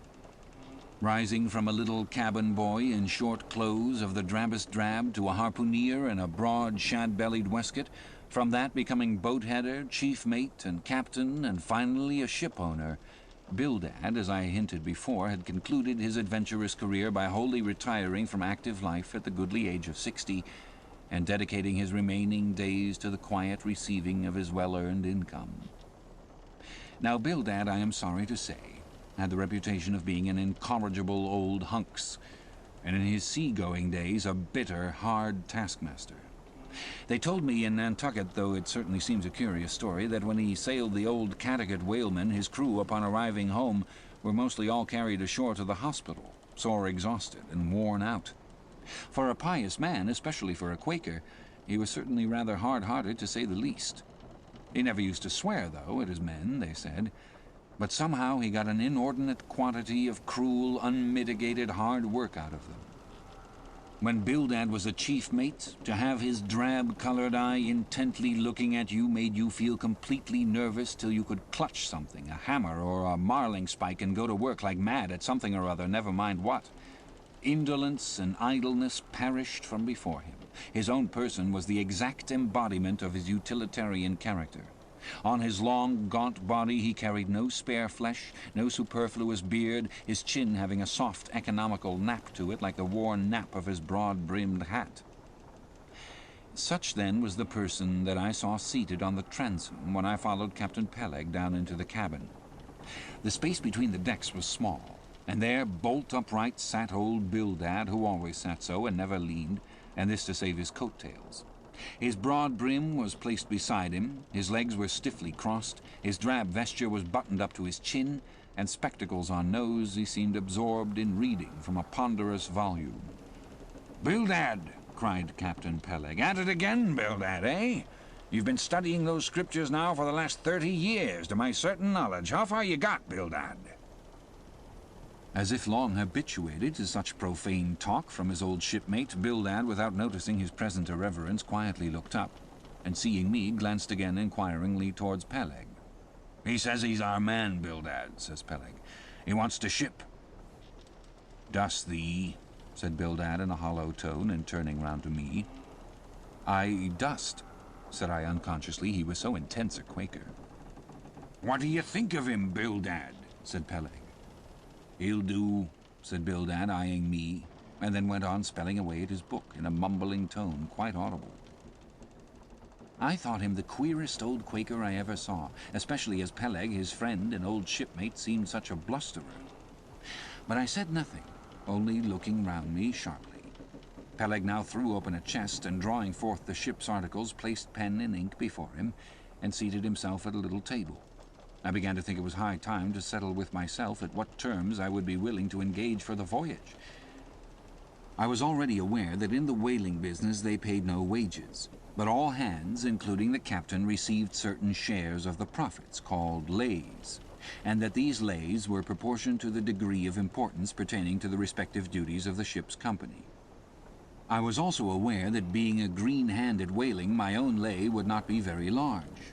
But considering that I was used to the sea, could steer a ship, splice a rope, and all that, I made no doubt that from all I had heard I should be offered at least the 275th lay, that is, the 275th part of the clear net proceeds of the voyage, whatever that might eventually amount to. And though the 275th lay was what they call a rather long lay, yet it was better than nothing, and if we had a lucky voyage, might pretty nearly pay for the clothing I would wear out on it, not to speak of my 3 years' beef and board, for which I would not have to pay 1 stiver. It might be thought that this was a poor way to accumulate a princely fortune, and so it was, a very poor way indeed. But I am one of those that never take on about princely fortunes, and am quite content if the world is ready to board and lodge me while I am putting up at this grim sign of the thundercloud. Upon the whole, I thought that the 275th lay would be about the fair thing, but would not have been surprised had I been offered the 200th, considering I was of a broad-shouldered make. But one thing, nevertheless, that made me a little distrustful about receiving a generous share of the profits was this. Ashore I had heard something of both Captain Peleg and his unaccountable old crony Bildad, how that they, being the principal proprietors of the Pequod, therefore the other and more considerable and scattered owners, left nearly the whole management of the ship's affairs to these two. And I did not know but what the stingy old Bildad might have a mighty deal to say about shipping hands, especially as I now found him on board the Pequod, quite at home there in the cabin, and reading his Bible as if at his own fireside. Now, while Peleg was vainly trying to mend a pen with his jackknife, old Bildad, to my no small surprise, considering that he was such an interested party in these proceedings, Bildad never heeded us, but went on mumbling to himself out of his book. Lay not up for yourselves treasures upon earth, where moth— Well, Captain Bildad, interrupted Peleg, what do you say? What lay shall we give this young man? Thou knowest best, was the sepulchral reply. The 777th wouldn't be too much, would it? Where moth and rust do corrupt, but lay— Lay, indeed, thought I, and such a lay. The 777th. Well, old Bildad, you are determined that I, for one, shall not lay up many lays here below, where moth and rust do corrupt. It was an exceedingly long lay, that, indeed, and though from the magnitude of the figure it might at first deceive a landsman, yet the slightest consideration will show that though 777 is a pretty large number, yet when you come to make a tenth of it, you will then see, I say, that the 777th part of a farthing is a good deal less than 777 gold doubloons, and so I thought at the time. Why, blast your eyes, Bildad, cried Peleg, thou dost not want to swindle this young man. He must have more than that. 777th, again said Bildad, without lifting his eyes, and then went on mumbling. For where your treasure is, there will your heart be also. I'm going to put him down for the 300th, said Peleg. Do you hear that, Bildad? The 300th lay, I say. Bildad laid down his book, and turning solemnly towards him, said, Captain Peleg, thou hast a generous heart, but thou must consider the duty thou owest to the other owners of this ship, widows and orphans, many of them, and that if we too abundantly reward the labors of this young man, we may be taking the bread from those widows and those orphans. The 777th lay, Captain Peleg. "Thou, Bildad!" roared Peleg, starting up and clattering about the cabin. "Blast ye, Captain Bildad, if I had followed thy advice in these matters, I would afore now had a conscience to lug about that would be heavy enough to founder the largest ship that ever sailed round Cape Horn." "Captain Peleg," said Bildad steadily, "thy conscience may be drawing 10 inches of water or 10 fathoms, I can't tell. But as thou art still an impenitent man, Captain Peleg, I greatly fear lest thy conscience be but a leaky one, and will in the end sink thee foundering down to the fiery pit, Captain Peleg." Fiery pit, ye insult me, man. Past all natural bearing, ye insult me. It's all fired outrage to tell any human creature that he's bound to hell. Flukes and flames! Bildad, say that again to me and start my soul bolts, but I'll swallow a live goat with all his hair and horns on. "Out of the cabin, you canting, drab-coloured son of a wooden gun, a straight wake with you!" As he thundered out this, he made a rush at Bildad, but with a marvelous oblique sliding celerity, Bildad for that time eluded him. Alarmed at this terrible outburst between the two principal and responsible owners of the ship, and feeling half a mind to give up all idea of sailing in a vessel so questionably owned and temporarily commanded, I stepped aside for the door to give egress to Bildad, who, I made no doubt, was all eagerness to vanish from before the awakened wrath of Peleg. But to my astonishment, he sat down again on the transom very quietly and seemed to have not the slightest intention of withdrawing. He seemed quite used to impenitent Peleg and his ways. As for Peleg, after letting off his rage as he had, there seemed no more left in him, and he too sat down like a lamb, though he twitched a little, as if still nervously agitated. "Phew," he whistled at last. "The squall's gone off to leeward, I think. Bildad, thou used to be good at sharpening a lance. Mend that pen, will ye? My jackknife here needs the grindstone. That's he, thank ye, Bildad. Now then, my young man, Ishmael is thy name, didn't you say? Well then, down you go here, Ishmael, for the 300th lay." "Captain Peleg," said I have a friend with me who wants to ship too. Shall I bring him down tomorrow?" "To be sure," said Peleg. "Fetch him along and we'll look at him." "What lay does he want?" groaned Bildad, glancing up from the book in which he had again been burying himself. "Oh, never thee mind about that, Bildad," said Peleg. "Has he ever whaled at any?" turning to me. "Killed more whales than I could count, Captain Peleg." "Well, bring him along then." And after signing the papers, off I went, nothing doubting but that I had done a good morning's work, and that the Pequod was the identical ship that Yojo had provided to carry Queequeg and me round the Cape. But I had not proceeded far when I began to bethink me that the captain with whom I was to sail yet remained unseen by me, though indeed in many cases a whale ship will be completely fitted out and receive all her crew on board ere the captain makes himself visible by arriving to take command. For sometimes these voyages are so prolonged, and the shore intervals at home so exceedingly brief, that if the captain have a family or any absorbing concernment of that sort, he does not trouble himself much about his ship in port, but leaves her to the owners till all is ready for sea. However, it is always as well to have a look at him before irrevocably committing yourself into his hands. Turning back, I accosted Captain Peleg, inquiring where Captain Ahab was to be found. "And what dost thou want of Captain Ahab? It's all right enough, thou art shipped." "Yes, but I should like to see him." "But I don't think thou wilt be able to at present. I don't know exactly what's the matter with him, but he keeps close inside the house. A sort of sick. And yet he don't look so. In fact, he ain't sick. But no, he isn't well either. Anyhow, young man, he won't always see me, so I don't suppose he will thee. He's a queer man, Captain Ahab, so some think, but a good one.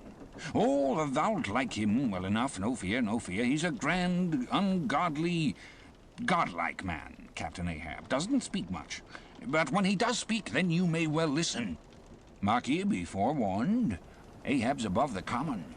Ahab's been in colleges as well as among the cannibals, been used to deeper wonders than the waves, fixed his fiery lance in mightier, stranger foes than whales. His lance, aye, the keenest and the surest that out of all our isle. Oh, he ain't Captain Bildad, no, and he ain't Captain Peleg. He's Ahab, boy. And Ahab of old, thou knowest, was a crowned king. And a very vile one. When that wicked king was slain, the dogs, did they not lick his blood? Come hither to me. Hither, hither, said Peleg. with a significance in his eye that almost startled me. "Look here, lad. Never say that on board the Pequod. Never say it anywhere. Captain Ahab did not name himself. 'Twas a foolish, ignorant whim of his crazy, widowed mother who died when he was only a 12-month-old. And yet the old squaw Tistig at Gayhead said that the name would somehow prove prophetic. And perhaps other fools like her may tell thee the same. I wish to warn thee, it's a lie. I know Captain Ahab well. I sailed with him as mate years ago. I know what he is, a good man. Not a pious good man like Bildad, but a swearing good man. Something like me, only there's a good deal more of him. I know that he was never very jolly, and I know that on the passage home he was a little out of his mind for a spell, but it was the sharp-shooting pains in his bleeding stump that brought that about, as anyone might see. I know, too, that ever since he lost his leg last voyage by that accursed whale, he's been a kind of moody, desperate moody and savage sometimes, but that will all pass off. And once for all, let me tell thee and assure thee, young man, it's better to sail with a moody good captain than a laughing bad one. So goodbye to thee, and wrong not Captain Ahab because he happens to have a wicked name. Besides, my boy, he has a wife, not 3 voyages wedded, a sweet, resigned girl, think of that. By that sweet girl, that old man has a child. Hold ye then there can be any utter hopeless harm in Ahab? No, no, my lad, stricken, blasted if he be, Ahab has his humanities. As I walked away, I was full of thoughtfulness. What had been incidentally revealed to me of Captain Ahab filled me with a certain wild vagueness of painfulness concerning him.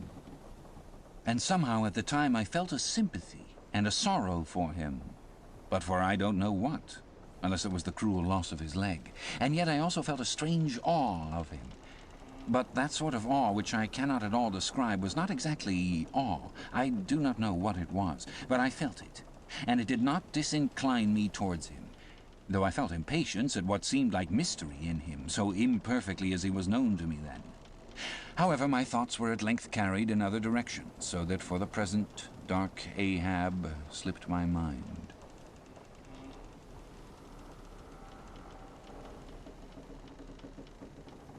Chapter 17. The Ramadan.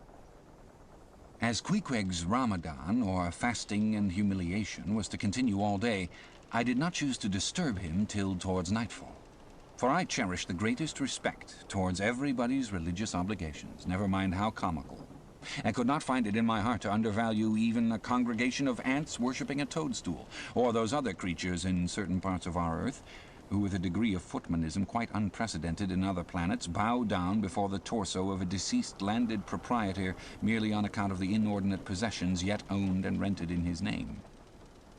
I say we good Presbyterian Christians should be charitable in these things and not fancy ourselves so vastly superior to other mortals, pagans and whatnot, because of their half-crazy conceits on these subjects.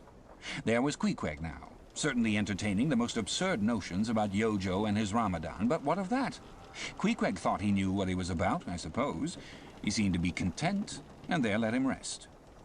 All our arguing with him would not avail. Let him be, I say.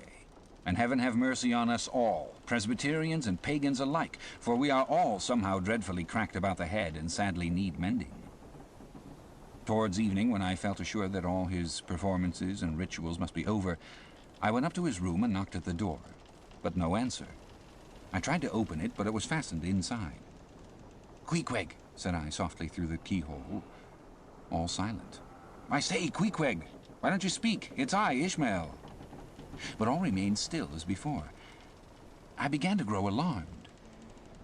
I had allowed him such abundant time. I thought he might have had an apoplectic fit.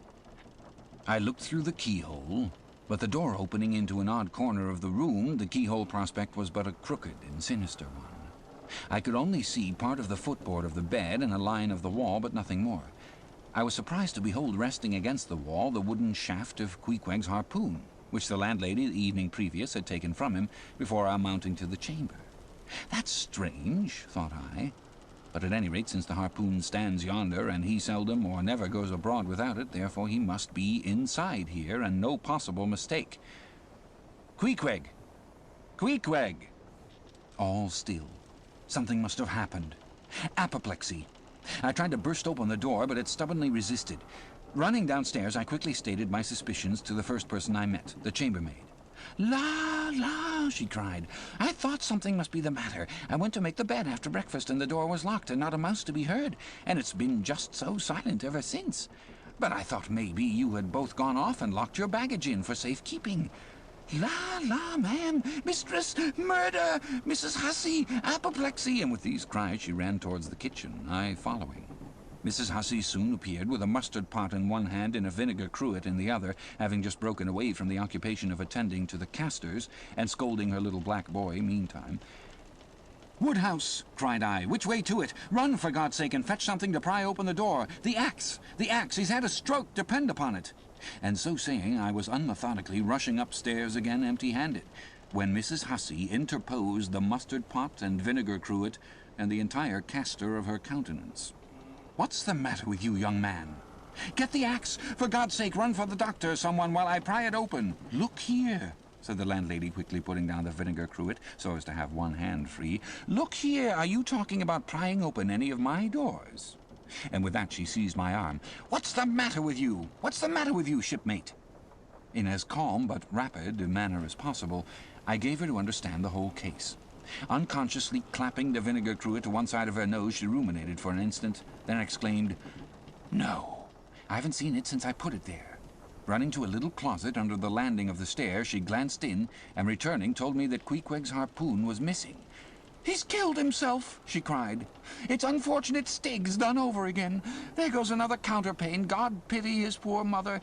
It will be the ruin of my house. Has the poor lad a sister? Where's that girl? There, Betty, go to Snarls the painter and tell him to paint me a sign with 'No suicides permitted here and no smoking in the parlor.' Might as well kill both birds at once. Kill! The Lord be merciful to his ghost. What's that noise there? You, young man, avast there!" And running up after me, she caught me as I was again trying to force open the door. "I won't allow it. I won't have my premises spoiled. Go for the locksmith. There's one about a mile from here. But avast," putting her hand in her side pocket. "Here's a key that'll fit, I guess. Let's see." And with that she turned it in the lock. But alas, Queequeg's supplemental bolt remained unwithdrawn within. "Have to burst it open," said I, and was running down the entry a little for a good start when the landlady caught at me, again vowing I should not break down her premises. But I tore from her, and with a sudden bodily rush dashed myself full against the mark. With a prodigious noise, the door flew open, and the knob slamming against the wall sent the plaster to the ceiling. And there, good heavens, there sat Queequeg, altogether cool and self-collected, right in the middle of the room, squatting on his hams and holding Yojo on top of his head. He looked neither one way nor the other way, but sat like a carved image with scarce a sign of active life. "Queequeg," said I, going up to him. "Queequeg, what's the matter with you?" "He ain't been sitting so all day, has he?" says the landlady. But all we said, not a word could we drag out of him. I almost felt like pushing him over so as to change his position, for it was almost intolerable. It seemed so painfully and unnaturally constrained, especially as in all probability he had been sitting so for upwards of 8 or 10 hours, going too without his regular meals. "Mrs. Hussey," said I, "he's alive, at all events, so leave us if you please, and I will see to this strange affair myself." Closing the door upon the landlady, I endeavoured to prevail upon Queequeg to take a chair, but in vain. There he sat, and all I could do, for all my polite arts and blandishments, he would not move a peg, nor say a single word, nor even look at me, nor notice my presence in any the slightest way. I wonder, thought I, if this can possibly be a part of his Ramadan. Do they fast on their hams that way in his native island? It must be so. Yes, it's part of his creed, I suppose. Well, then, let him rest. He'll get up sooner or later, no doubt. It can't last forever, thank God, and his Ramadan only comes once a year, and I don't believe it's very punctual then. I went down to supper. After sitting a long time listening to the long stories of some sailors who had just come from a plum-pudding voyage, as they called it, that is a short whaling voyage in a schooner or brig confined to the north of the line in the Atlantic Ocean only, after listening to these plum-puddingers till nearly 11 o'clock, I went upstairs to go to bed, feeling quite sure by this time Queequeg must certainly have brought his Ramadan to a termination. But no, There he was, just where I had left him. He had not stirred an inch. I began to grow vexed with him. It seemed so downright senseless and insane to be sitting there all day and half the night on his hams in a cold room holding a piece of wood on his head. "For heaven's sake, Queequeg, get up and shake yourself. Get up and have some supper. You'll starve. You'll kill yourself, Queequeg." But not a word did he reply. Despairing of him, therefore, I determined to go to bed and to sleep, and no doubt before a great while he would follow me. But previous to turning in, I took my heavy bearskin jacket and threw it over him, as it promised to be a very cold night, and he had nothing but his ordinary round jacket on. For some time, do all I would, I could not get into the faintest doze. I had blown out the candle, and the mere thought of Queequeg not 4 feet off, sitting there in that uneasy position, stark alone in the cold and dark, this made me really wretched.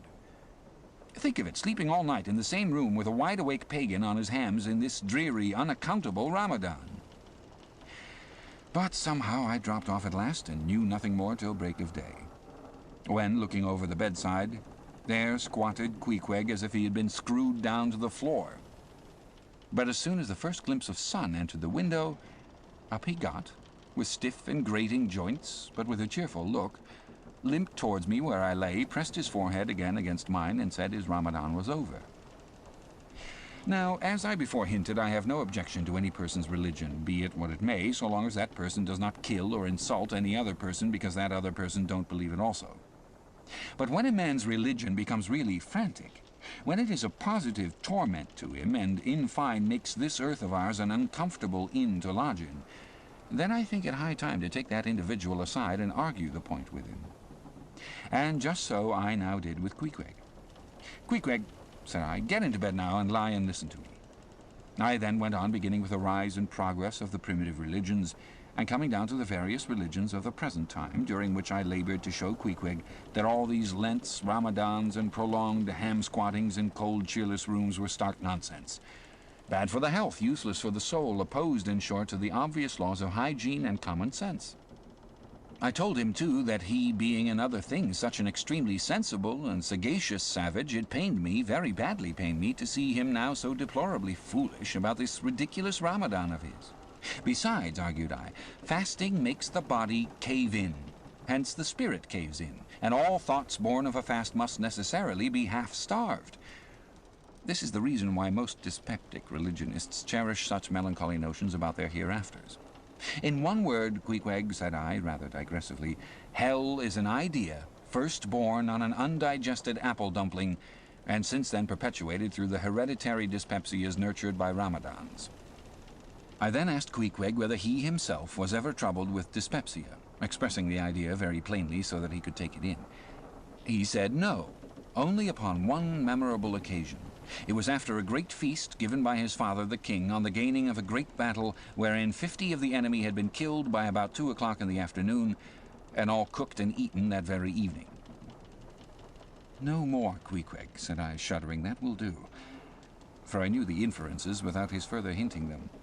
I had seen a sailor who had visited that very island, and he told me that it was the custom, when a great battle had been gained there, to barbecue all the slain in the yard or garden of the victor, and then, one by one, they were placed in great wooden trenchers and garnished round, like a pilau, with breadfruit and coconuts, and with some parsley in their mouths, were sent round with the victor's compliments to all his friends, just as though these presents were so many Christmas turkeys.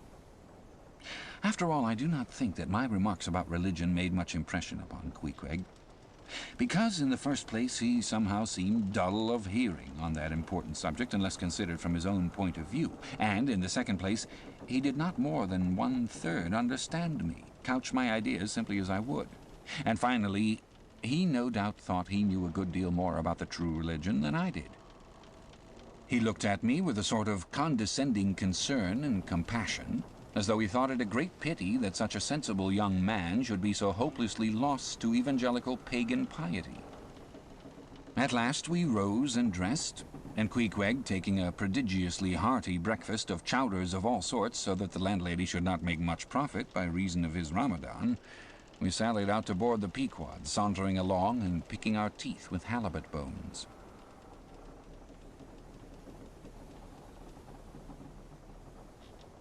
Chapter 18. His Mark.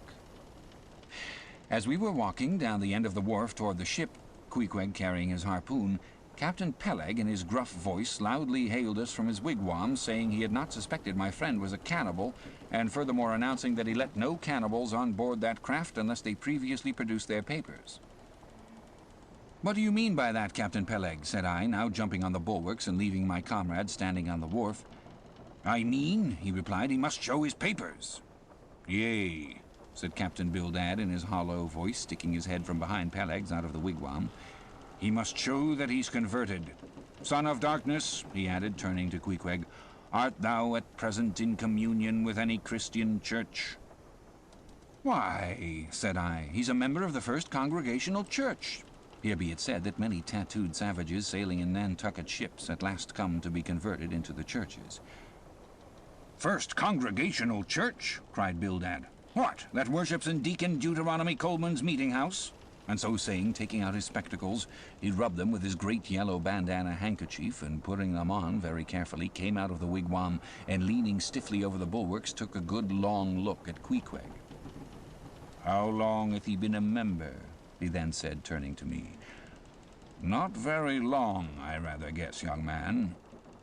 "No," said Peleg. "And he hasn't been baptized right either, or it would have washed some of that devil's blue off his face." "Do tell now," cried Bildad. "Is this Philistine a regular member of Deacon Deuteronomy's meeting? I never saw him going there, and I pass it every Lord's Day." "I don't know anything about Deacon Deuteronomy or his meeting," said I. "All I know is that Queequeg here is a born member of the First Congregational Church. He is a deacon himself, Queequeg is." "Young man," said Bildad sternly, "thou art skylarking with me. Explain thyself, thou young Hittite. What church dost thee mean? Answer me." Finding myself thus hard pushed, I replied, "I mean, sir, the same ancient Catholic church to which you and I and Captain Peleg there and Queequeg here and all of us and every mother's son and soul of us belong. The great and everlasting first congregation of this whole worshipping world. We all belong to that. Only some of us cherish some queer crotchets, no ways touching the grand belief. In that we all join hands." "Splice! Thou meanest splice hands," cried Peleg, drawing nearer. "Young man, you'd better ship for a missionary instead of a foremast hand.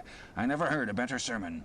Deacon Deuteronomy, while Father Mapple himself couldn't beat it, and he's reckoned something. Come aboard. Never mind about the papers. I say, tell Quahog there, what's that you call him? Tell Quahog to step along. By the great anchor, what a harpoon he's got there. Looks like good stuff, that, and he handles it about right. I say, Quahog, or whatever your name is, did you ever stand in the head of a whaleboat? Did you ever strike a fish?" Without saying a word, Queequeg, in his wild sort of way, jumped upon the bulwarks, from thence into the bows of one of the whaleboats hanging to the side, and then, bracing his left knee and poising his harpoon, cried out in some such way as this, "Cap'n, you see him small drop tar on water there? You see him? Well, suppose him one whale-eye. Well then." And taking sharp aim at it, he darted the iron right over old Bildad's broad brim, clean out across the ship's decks, and struck the glistening tar-spout out of sight. "Now," said Queequeg, quietly hauling in the line, "suppose he him whale-eye. Why, that whale dead." "Quick, Bildad," said Peleg to his partner, who, aghast at the close vicinity of the flying harpoon, had retreated towards the cabin gangway. "Quick, I say, you, Bildad, and get the ship's papers. We must have Hedgehog there, I mean Quahog, in one of our boats. Look you, Quahog, we'll give you the 90th lay, and that's more than ever was given a harpooner yet out of Nantucket." So down we went into the cabin, and to my great joy, Queequeg was soon enrolled among the same ship's company to which I myself belonged. When all preliminaries were over and Peleg had got everything ready for signing, he turned to me and says, "I guess Quahog there don't know how to write, does he? I say, Quahog, blast you, dost thou sign thy name or make thy mark?" But at this question, Queequeg, who had twice or thrice before taken part in similar ceremonies, looked no ways abashed, but taking the offered pen, copied upon the paper in the proper place an exact counterpart of a queer round figure which was tattooed upon his arm, so that through Captain Peleg's obstinate mistake touching his appellative, it stood something like this: Quahog, his mark.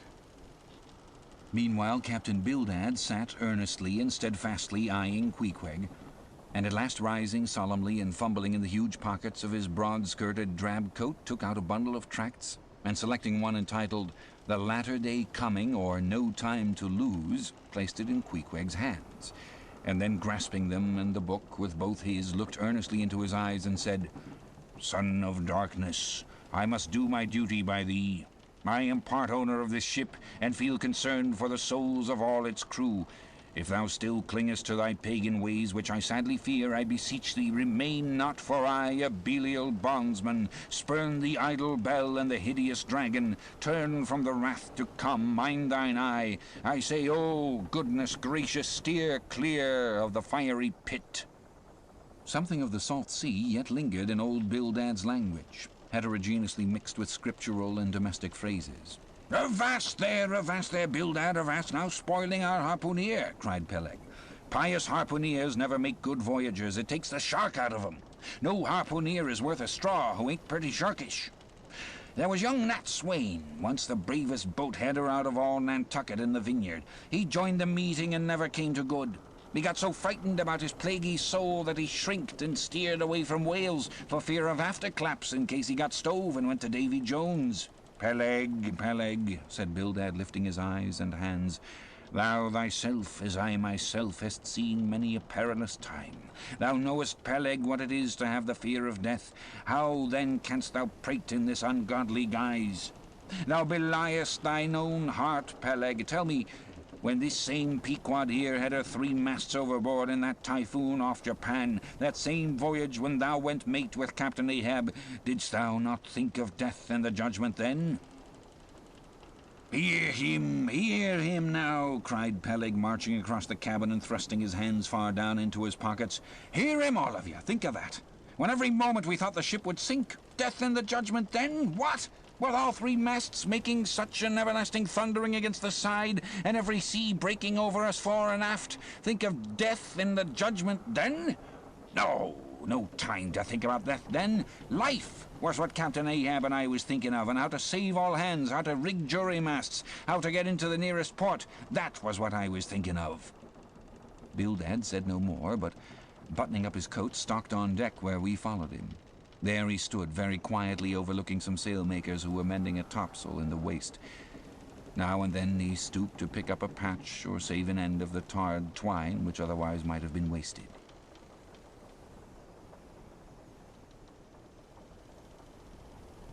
Chapter 19. The Prophet. "Shipmates, have you shipped in that ship?"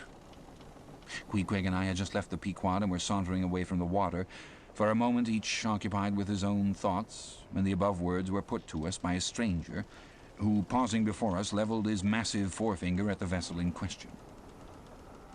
He was but shabbily apparelled in faded jacket and patched trousers, a rag of a black handkerchief investing his neck. A confluent smallpox had in all directions flowed over his face and left it like the complicated ribbed bed of a torrent when the rushing waters have been dried up. "Have you shipped in her?" he repeated.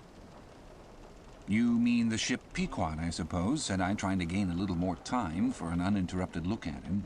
"Aye, the Pequod, that ship there," he said, drawing back his whole arm and then rapidly shoving it straight out from him with the fixed bayonet of his pointed finger darted full at the object. "Yes," said I, "we have just signed the articles." "Anything down there about your souls?" "About what?" "Oh, perhaps you haven't got any," he said quickly. "No matter, though. I know many chaps that haven't got any. Good luck to 'em, and they're all the better off for it. A soul's a sort of a fifth wheel to a wagon." "What are you jabbering about, shipmate?" said I. "He's got enough, though, to make up for all deficiencies of that sort in other chaps," abruptly said the stranger, placing a nervous emphasis upon the word he.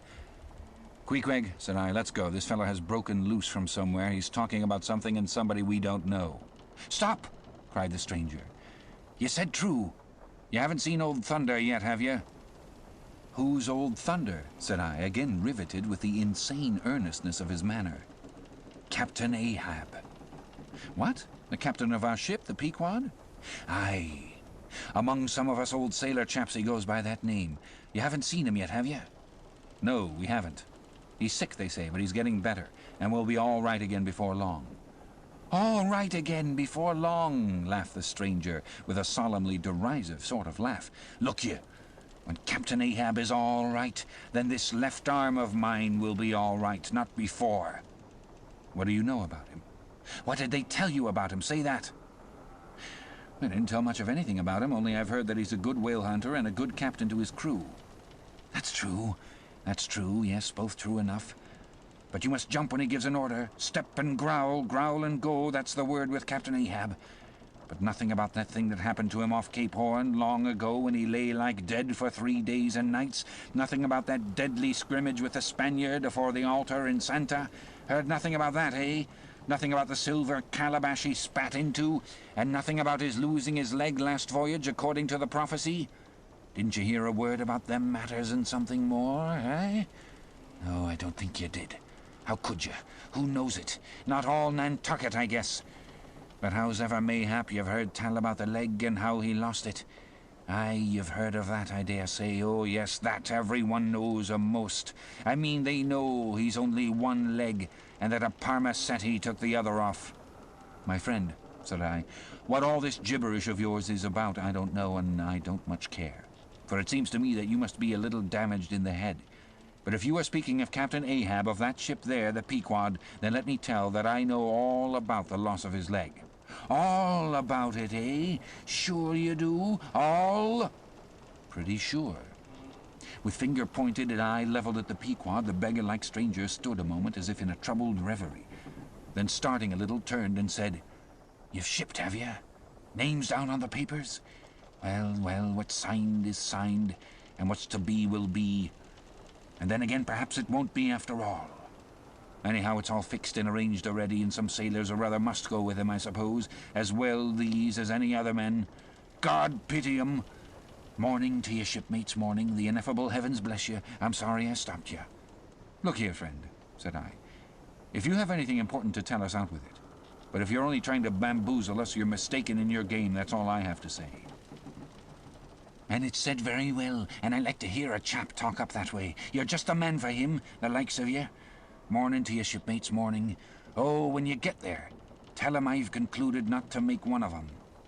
Ah, my dear fellow, you can't fool us that way. You can't fool us. It is the easiest thing in the world for a man to look as if he had a great secret in him. Morning to you, shipmates, morning. Morning it is, said I. Come along, Queequeg, let's leave this crazy man. But stop, tell me your name, will you? Elijah. Elijah, thought I, and we walked away, both commenting after each other's fashion upon this ragged old sailor, and agreed that he was nothing but a humbug, trying to be a bugbear. But we had not gone perhaps above 100 yards when, chancing to turn a corner and looking back as I did so, who should be seen but Elijah following us, though at a distance.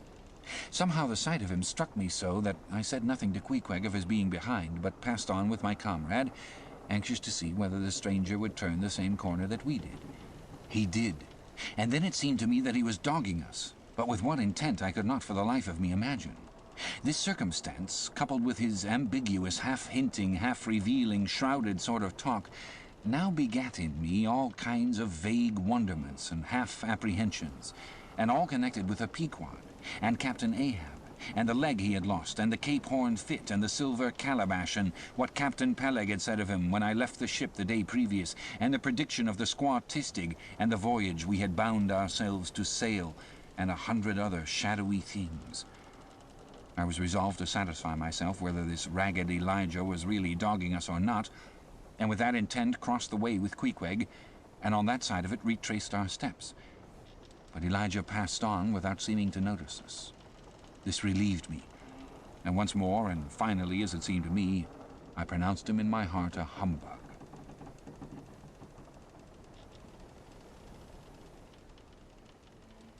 Chapter 20.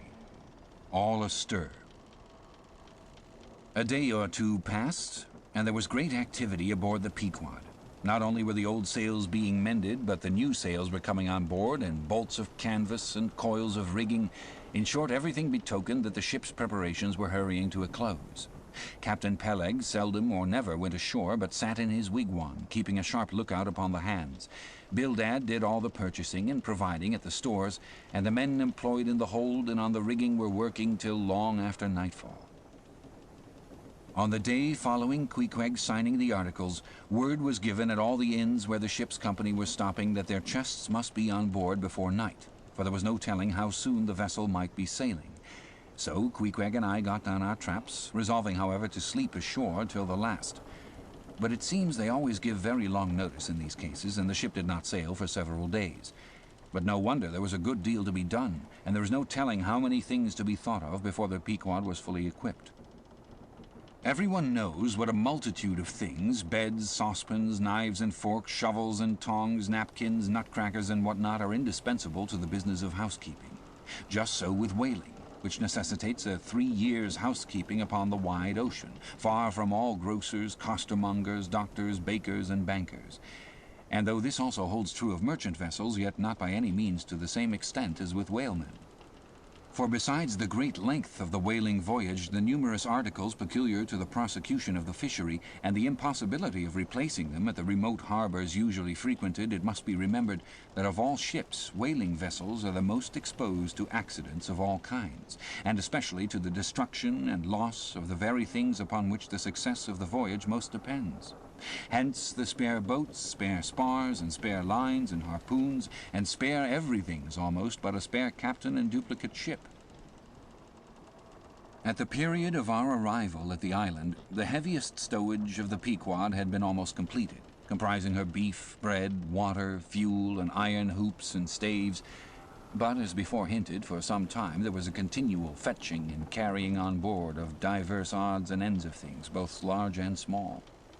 Chief among those who did this fetching and carrying was Captain Bildad's sister, a lean old lady of a most determined and indefatigable spirit, but withal very kind-hearted, who seemed resolved that if she could help it, nothing should be found wanting in the Pequod, after once fairly getting to sea.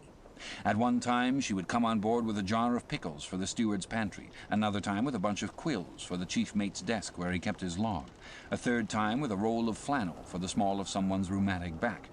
Never did any woman better deserve her name, which was Charity, Aunt Charity, as everybody called her. And like a sister of charity did this charitable Aunt Charity bustle about, hither and thither, ready to turn her hand and heart to anything that promised to yield safety, comfort, and consolation to all on board a ship in which her beloved brother Bildad was concerned, and in which she herself owned a score or two of well-saved dollars.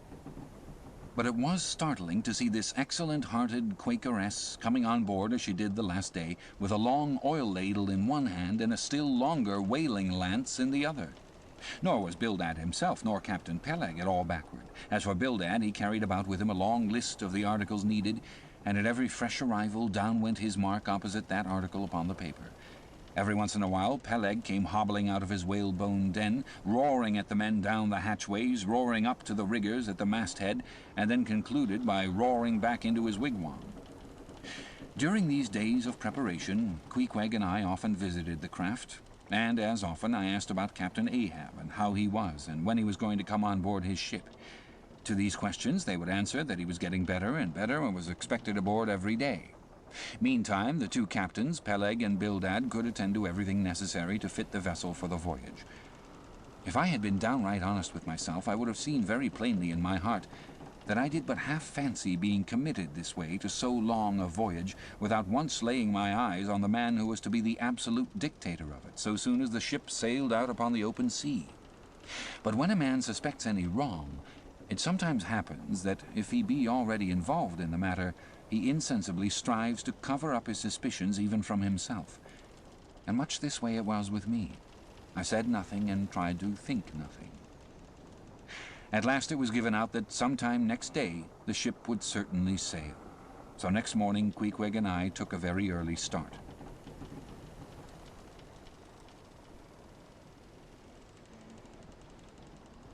Chapter 21. Going Aboard. It was nearly 6 o'clock, but only grey, imperfect, misty dawn when we drew nigh the wharf. "There are some sailors running ahead there, if I see right," said I to Queequeg. "It can't be shadows. She's off by sunrise, I guess. Come on!" "Avast!" cried a voice whose owner, at the same time coming close behind us, laid a hand upon both our shoulders, and then, insinuating himself between us, stood stooping forward a little in the uncertain twilight, strangely peering from Queequeg to me. It was Elijah. "Going aboard?" "Hands off, will you?" said I. "Looky here," said Queequeg, shaking himself. "Go away." Ain't going aboard, then? Yes, we are, said I. But what business is that of yours? Do you know, Mr. Elijah, that I consider you a little impertinent? No, I wasn't aware of that, said Elijah, slowly and wonderingly looking from me to Queequeg with the most unaccountable glances. Elijah, said I, you will oblige my friend and me by withdrawing. We are going to the Indian and Pacific Oceans and would prefer not to be detained. Ye be ya? Coming back afore breakfast? He's cracked, Queequeg, said I. Come on. Halloa! Cried stationary Elijah, hailing us when we had removed a few paces. Never mind him, said I. Queequeg, come on. But he stole up to us again, and suddenly clapping his hand on my shoulder said, Did you see anything looking like men going towards that ship a while ago? Struck by this plain, matter-of-fact question, I answered, saying, Yes, I thought I did see 4 or 5 men, but it was too dim to be sure. Very dim, said Elijah. Morning to you. Once more we quitted him, but once more he came softly after us, and touching my shoulder again said, See if you can find him now, will you? Find who? Morning to you, he rejoined, again moving off. Oh, I was going to warn you against... But never mind, it's all one, all in the family too. Sharp frost this morning, ain't it? Goodbye to you. Shan't see you again very soon, I guess, unless it's before the grand jury.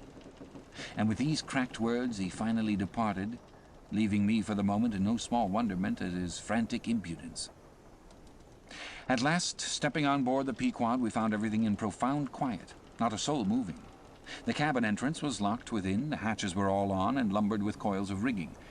Going forward to the forecastle, we found the slide of the scuttle open. Seeing a light, we went down and found only an old rigger there, wrapped in a tattered pea-jacket. He was thrown at whole length upon 2 chests, his face downwards and enclosed in his folded arms. The profoundest slumber slept upon him. Those sailors we saw, Queequeg, where can they have gone to? Said I, looking dubiously at the sleeper. But it seemed that when on the wharf, Queequeg had not at all noticed what I now alluded to. Hence I would have thought myself to have been optically deceived in that matter were it not for Elijah's otherwise inexplicable question. But I beat the thing down, and again marking the sleeper, jocularly hinted to Queequeg that perhaps we had best sit up with the body, telling him to establish himself accordingly. He put his hand upon the sleeper's rear as though feeling if it was soft enough, and then without more ado sat quietly down there. Gracious, Queequeg, don't sit there, said I. Oh, very good seat, said Queequeg. My country way, won't hurt him face. Face, said I. Call that his face? Very benevolent countenance, then. But how hard he breathes. He's heaving himself. Get off, Queequeg. You're heavy. It's grinding the face of the poor. Get off, Queequeg. Look, he'll twitch you off soon. I wonder he don't wake. Queequeg removed himself to just beyond the head of the sleeper and lighted his tomahawk pipe. I sat at the feet. We kept the pipe passing over the sleeper from one to the other. Meanwhile, upon questioning him in his broken fashion, Queequeg gave me to understand that in his land, owing to the absence of settees and sofas of all sorts, the king, chiefs, and great people generally were in the custom of fattening some of the lower orders for ottomans. And to furnish a house comfortably in that respect, you had only to buy up 8 or 10 lazy fellows and lay them round in the piers and alcoves. Besides, it was very convenient on an excursion, much better than those garden chairs which are convertible into walking sticks. Upon occasion, a chief calling his attendant and desiring him to make a settee of himself under a spreading tree, perhaps in some damp, marshy place.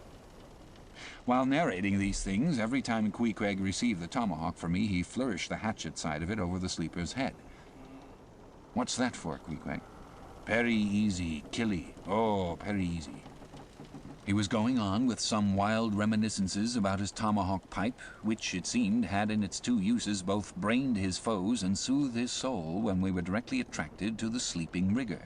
The strong vapor now completely filling the contracted hole, it began to tell upon him. He breathed with a sort of muffledness, then seemed troubled in the nose, then revolved over once or twice, then sat up and rubbed his eyes.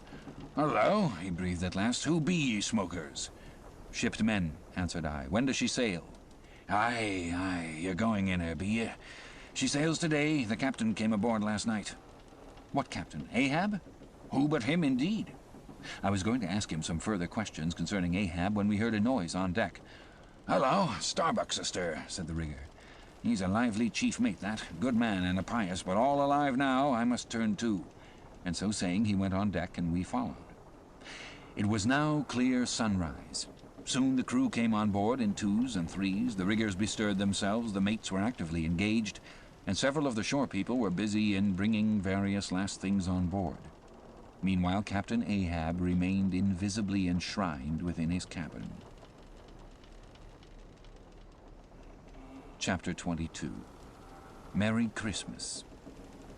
At length, towards noon, upon the final dismissal of the ship's riggers, and after the Pequod had been hauled out from the wharf, and after the ever-thoughtful Charity had come off in a whaleboat with her last gift, a nightcap for Stubb, the second mate, her brother-in-law, and a spare Bible for the steward, after all this, the two captains, Peleg and Bildad, issued from the cabin, and turning to the chief mate, Peleg said, "Now, Mr. Starbuck, are you sure everything is right? Captain Ahab is all ready, just spoke to him. Nothing more to be got from shore, eh? Well, call all hands then. Muster 'em after you, blast 'em." "No need of profane words, however great the hurry, Peleg," said Bildad. "But away with thee, friend Starbuck, and do our bidding." How now? Here, upon the very point of starting for the voyage, Captain Peleg and Captain Bildad were going it with a high hand on the quarterdeck, just as if they were to be joint commanders at sea, as well as to all appearances in port. And as for Captain Ahab, no sign of him was yet to be seen. Only they said he was in the cabin. But then the idea was that his presence was by no means necessary in getting the ship under way, and steering her well out to sea. Indeed, as that was not at all his proper business but the pilot's, and as he was not yet completely recovered, so they said, therefore Captain Ahab stayed below. And all this seemed natural enough, especially as in the merchant service many captains never show themselves on deck for a considerable time after heaving up the anchor, but remain over the cabin table having a farewell merrymaking with their shore friends before they quit the ship for good with the pilot. But there was not much chance to think over the matter, for Captain Peleg was now all alive. He seemed to do most of the talking and commanding, and not Bildad. "Aft here, you sons of bachelors!" he cried as the sailors lingered at the mainmast. "Mr. Starbuck, drive 'em aft!" "Strike the tent there," was the next order. As I hinted before, this whalebone marquee was never pitched except in port, and on board the Pequod for 30 years the order to strike the tent was well known to be the next thing to heaving up the anchor. "Man the capstan! Blood and thunder, jump!" was the next command, and the crew sprang for the handspikes. Now, in getting under way, the station generally occupied by the pilot is the forward part of the ship.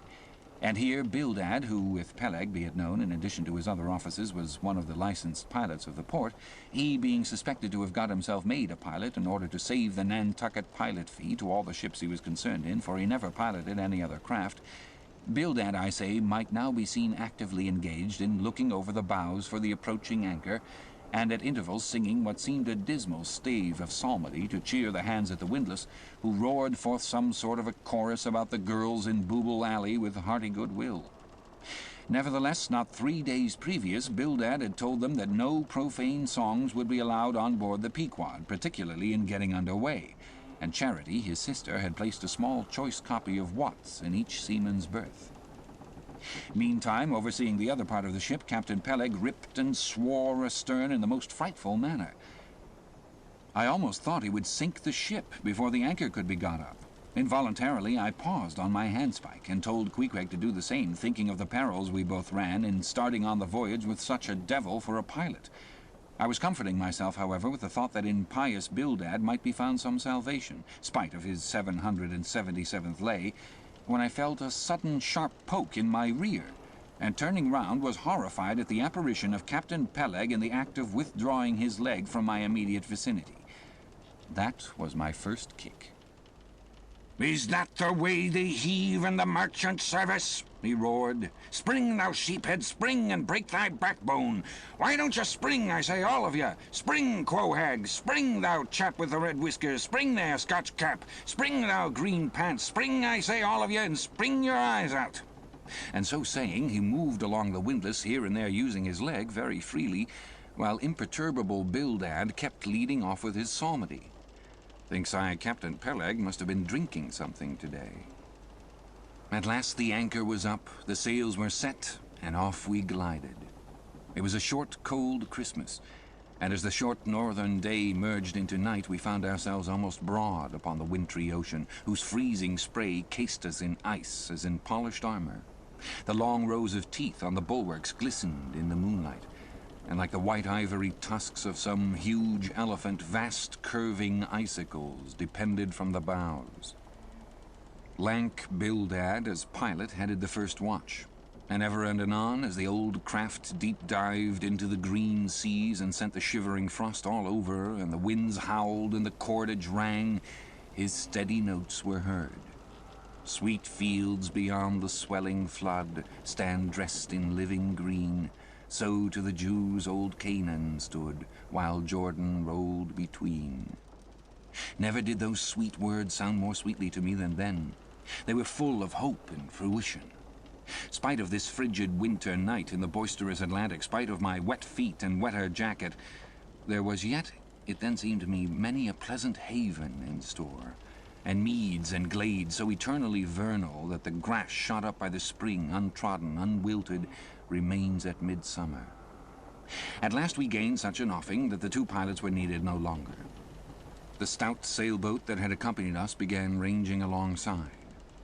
It was curious and not unpleasing how Peleg and Bildad were affected at this juncture, especially Captain Bildad. For loath to depart, yet very loath to leave for good, a ship bound on so long and perilous a voyage, beyond both stormy capes, a ship in which some thousands of his hand-earned dollars were invested, a ship in which an old shipmate sailed as captain, a man almost as old as he, once more starting to encounter all the terrors of the pitiless jaw, loath to say goodbye to a thing so every way brimful of every interest to him. Poor old Bildad lingered long, paced the deck with anxious strides, ran down into the cabin to speak another farewell word there, again came on deck and looked to windward, looked towards the wide and endless waters only bounded by the far-off unseen eastern continents, looked toward the land, looked aloft, looked right and left, looked everywhere and nowhere, and at last, mechanically coiling a rope upon its pin, convulsively grasped stout Peleg by the hand, and holding up a lantern for a moment stood, gazing heroically in his face, as much as to say, "Nevertheless, friend Peleg, I can stand it. Yes, I can." As for Peleg himself, he took it more like a philosopher. But for all his philosophy, there was a tear twinkling in his eye when the lantern came too near. And he, too, did not a little run from cabin to deck, now a word below and now a word with Starbuck, the chief mate.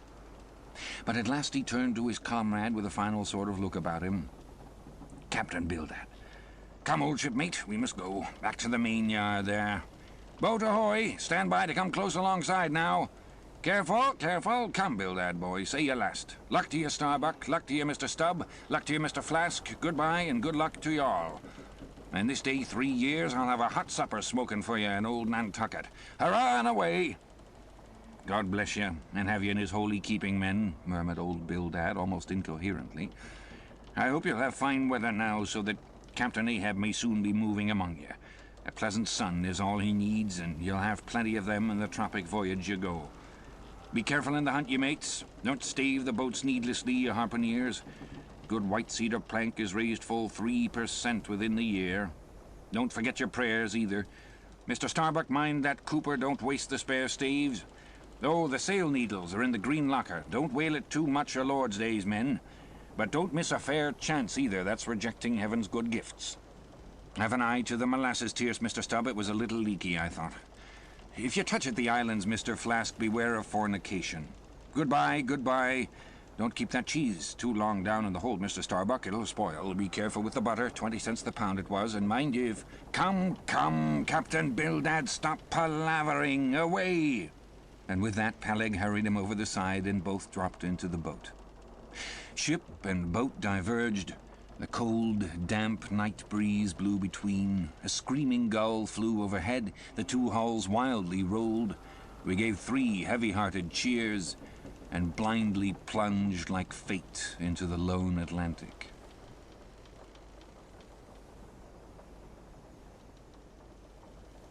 Chapter 23. The Lee Shore. Some chapters back, one Bulkington was spoken of, a tall, new-landed mariner encountered in New Bedford at the inn. When on that shivering winter's night the Pequod thrust her vindictive bows into the cold, malicious waves, who should I see standing at her helm but Bulkington? I looked with sympathetic awe and fearfulness upon the man, who in midwinter just landed from a 4 years' dangerous voyage, could so unrestingly push off again for still another tempestuous term. The land seemed scorching to his feet. Wonderfulest things are ever the unmentionable. Deep memories yield no epitaphs. This 6-inch chapter is the stoneless grave of Bulkington. Let me only say that it fared with him as with the storm-tossed ship that miserably drives along the leeward land. The port would fain give succor. The port is pitiful. In the port is safety, comfort, hearthstone, supper, warm blankets, friends, all that's kind to our mortalities. But in that gale, the port, the land, is that ship's direst jeopardy. She must fly all hospitality. One touch of land, though it but graze the keel, would make her shudder through and through. With all her might she crowds all sail offshore. In doing so fights against the very winds that fain would blow her homeward, seeks all the lashed sea's landlessness again, for refuge's sake forlornly rushing into peril, her only friend, her bitterest foe. Know ye now Bulkington? Glimpses do you seem to see of that mortally intolerable truth that all deep, earnest thinking is but the intrepid effort of the soul to keep the open independence of her sea, while the wildest winds of heaven and earth conspire to cast her on the treacherous, slavish shore? But as in landlessness alone resides the highest truth, shoreless, indefinite as God, so better is it to perish in that howling infinite than be ingloriously dashed upon the lee, even if that were safety. For worm-like, then, oh, who would crave and crawl to land? Terrors of the terrible, is all this agony so vain? Take heart, O Bulkington. Bear thee grimly, demigod, up from the spray of thy ocean perishing, straight up leaps thy apotheosis.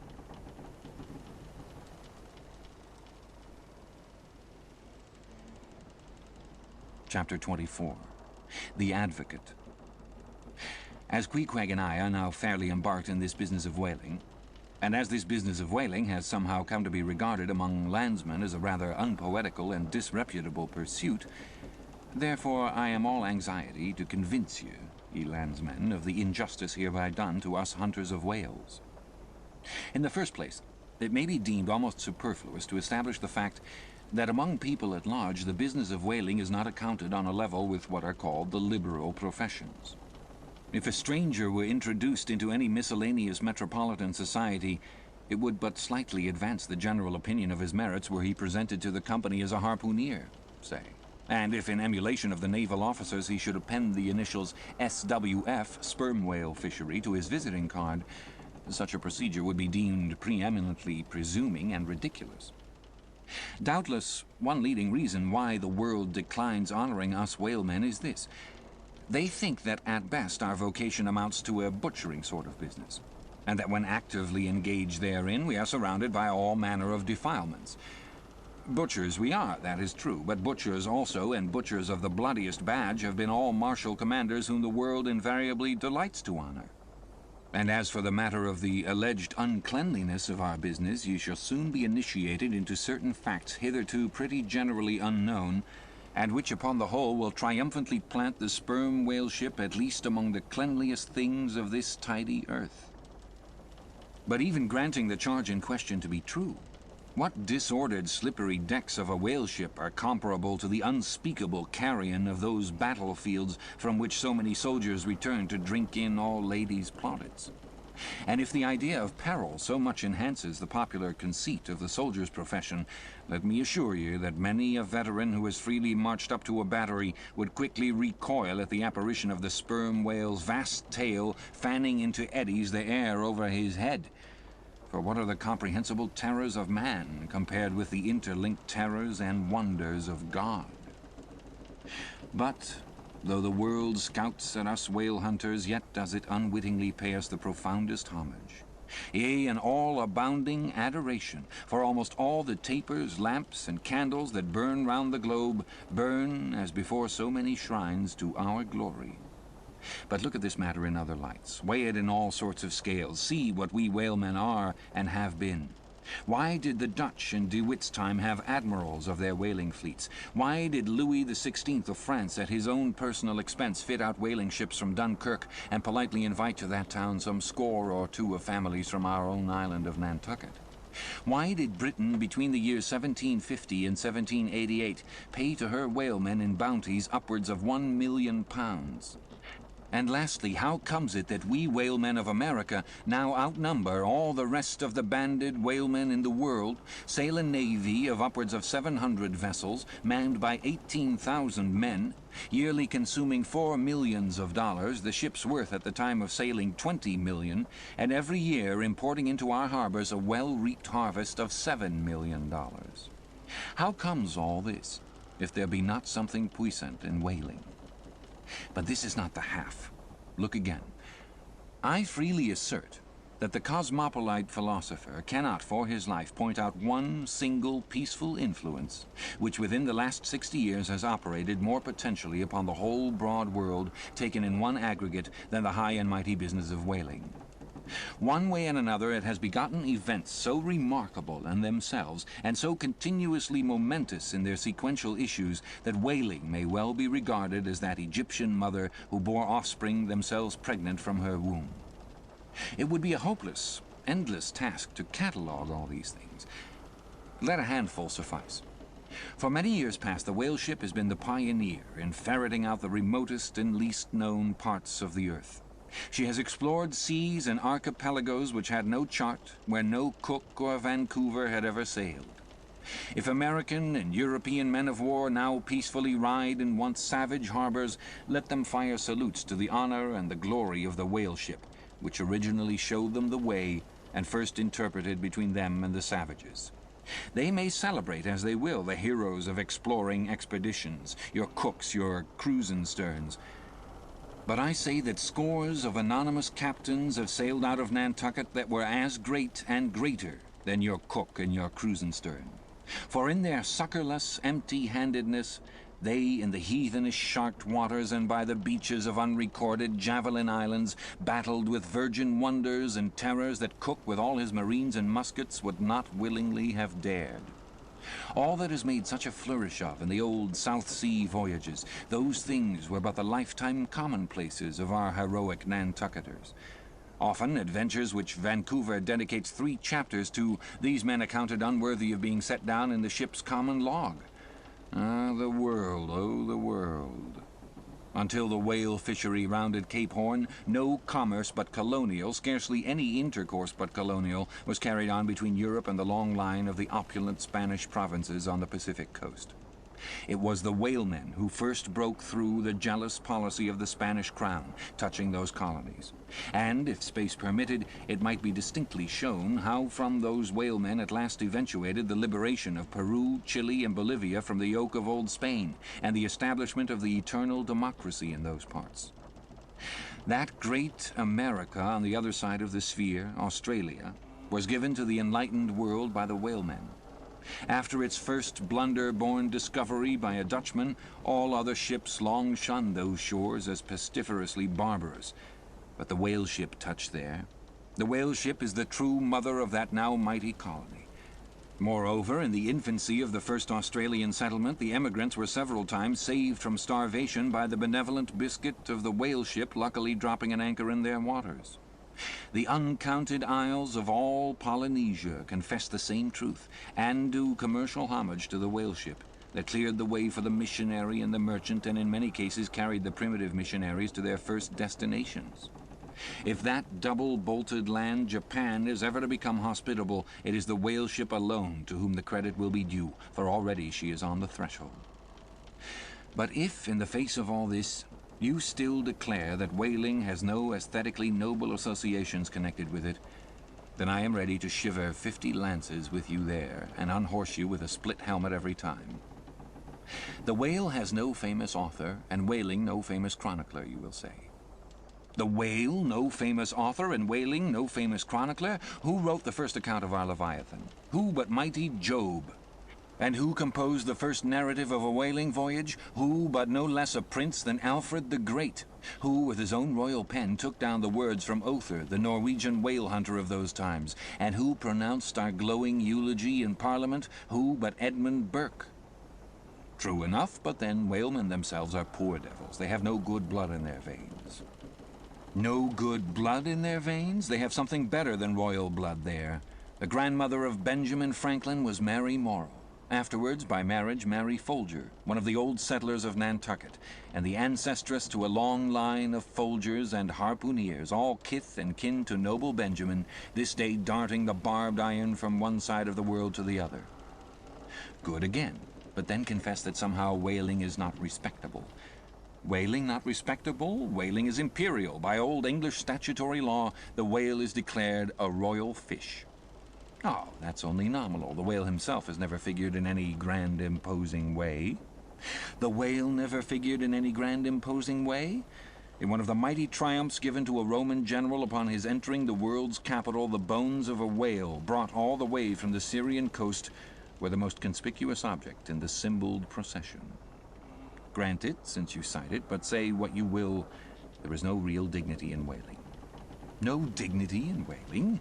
The dignity of our calling the very heavens attest. Cetus is a constellation in the south. No more. Drive down your hat in presence of the Tsar and take it off to Queequeg. No more. I know a man that in his lifetime has taken 350 whales.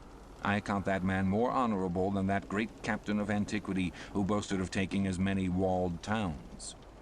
And as for me, if by any possibility there be any as yet undiscovered prime thing in me, if I shall ever deserve any real repute in that small but high hushed world which I might not be unreasonably ambitious of, if hereafter I shall do anything that upon the whole a man might rather have done than to have left undone, if at my death my executors, or more properly my creditors, find any precious MSS in my desk, then here I prospectively ascribe all the honor and the glory to whaling. For a whale ship was my Yale College and my Harvard.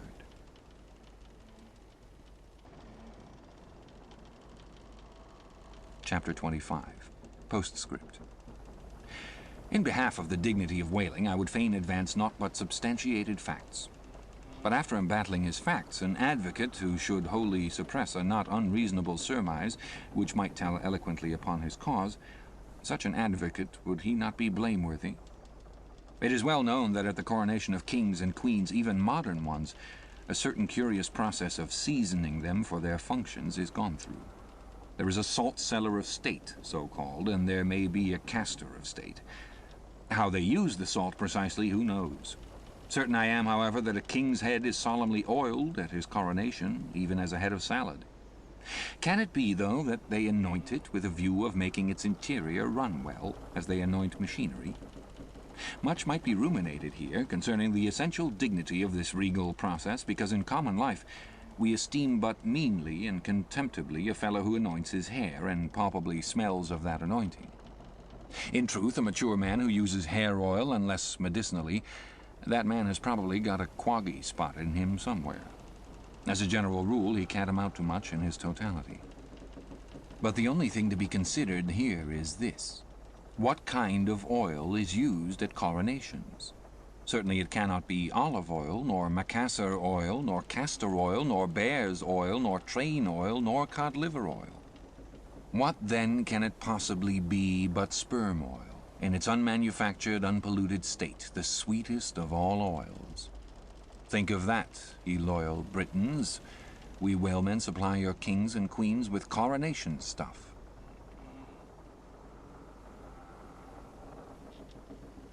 Chapter 26.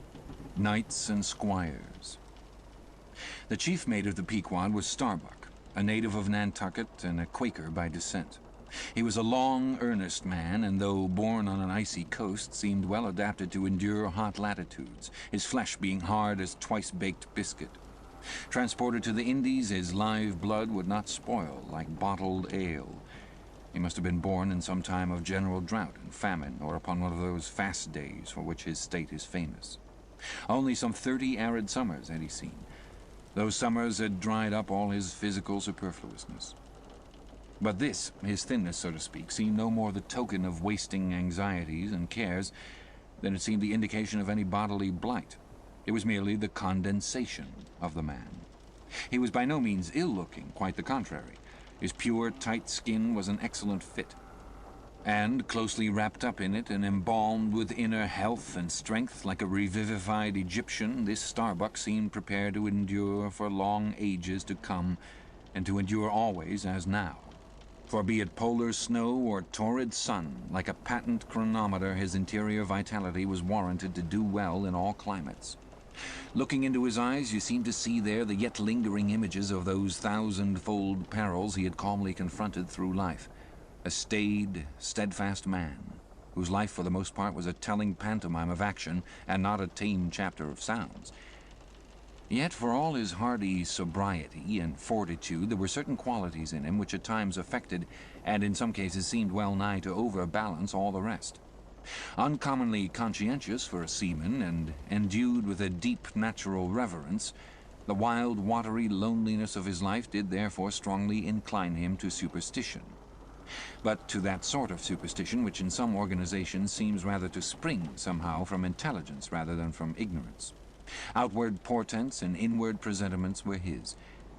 And if at times these things bent the welded iron of his soul, much more did his far-away domestic memories of his young Cape wife and child tend to bend him still more from the original ruggedness of his nature, and open him still further to those latent influences which, in some honest-hearted men, restrain the gush of daredevil daring so often evinced by others in the more perilous vicissitudes of the fishery. "I will have no man in my boat," said Starbuck, "who is not afraid of a whale." By this he seemed to mean not only that the most reliable and useful courage was that which arises from the fair estimation of the encountered peril, but that an utterly fearless man is a far more dangerous comrade than a coward. "Aye, aye," said Stubb, the second mate. "Starbuck there is as careful a man as you'll find anywhere in this fishery. But we shall ere long see what that word careful precisely means when used by a man like Stubb, or almost any other whale hunter." Starbuck was no crusader after perils. In him courage was not a sentiment, but a thing simply useful to him, and always at hand upon all mortally practical occasions. Besides, he thought perhaps that in this business of whaling, courage was one of the great staple outfits of the ship, like her beef and her bread, and not to be foolishly wasted. Wherefore he had no fancy for lowering for whales after sundown, nor for persisting in fighting a fish that too much persisted in fighting him. "For," thought Starbuck, "I am here in this critical ocean to kill whales for my living, and not to be killed by them for theirs." And that hundreds of men had been so killed, Starbuck well knew. What doom was his own father's? Where in the bottomless deeps could he find the torn limbs of his brother? With memories like these in him, and moreover given to a certain superstitiousness, as has been said, the courage of this Starbuck, which could nevertheless still flourish, must indeed have been extreme. But it was not in reasonable nature that a man so organized and with such terrible experiences and remembrances as he had, it was not in nature that these things should fail in latently engendering an element in him which under suitable circumstances would break out from its confinement and burn all his courage up. And brave as he might be, it was in that sort of bravery, chiefly visible in some intrepid men, which, while generally abiding firm in the conflict with seas, or winds, or whales, or any of the ordinary irrational horrors of the world, yet cannot withstand those more terrific, because more spiritual terrors, which sometimes menace you from the concentrating brow of an enraged and mighty man. But were the coming narrative to reveal in any instance the complete abasement of poor Starbuck's fortitude, scarce might I have the heart to write it. For it is a thing most sorrowful, nay, shocking, to expose the fall of valor in the soul. Men may seem detestable as joint stock companies and nations, knaves, fools, and murderers there may be. Men may have mean and meager faces, but man, in the ideal, is so noble and so sparkling, such a grand and glowing creature, that over any ignominious blemish in him all his fellows should run to throw their costliest robes. That immaculate manliness we feel within ourselves, so far within us, that it remains intact though all the outer character seem gone, blends with keenest anguish at the undraped spectacle of a valor-ruined man. Nor can piety itself at such a shameful sight completely stifle her upbraidings against the permitting stars. But this august dignity I treat of is not the dignity of kings and robes, but that abounding dignity which has no robed investiture. Thou shalt see it shining in the arm that wields a pick or drives a spike. That democratic dignity which on all hands radiates without end from God himself, the great God absolute, the center and circumference of all democracy, his omnipresence, our divine equality.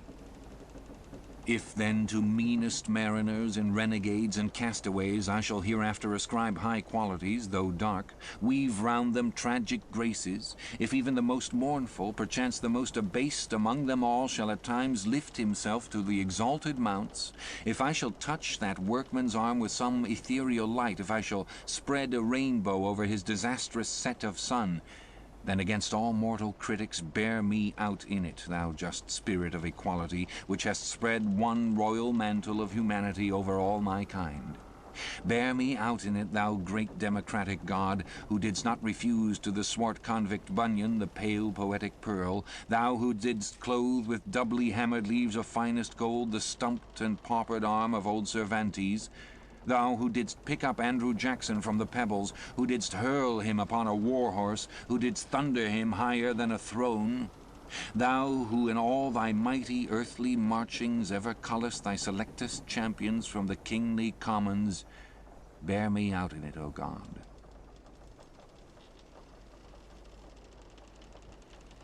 Chapter 27. Knights and Squires. Stubb was the second mate.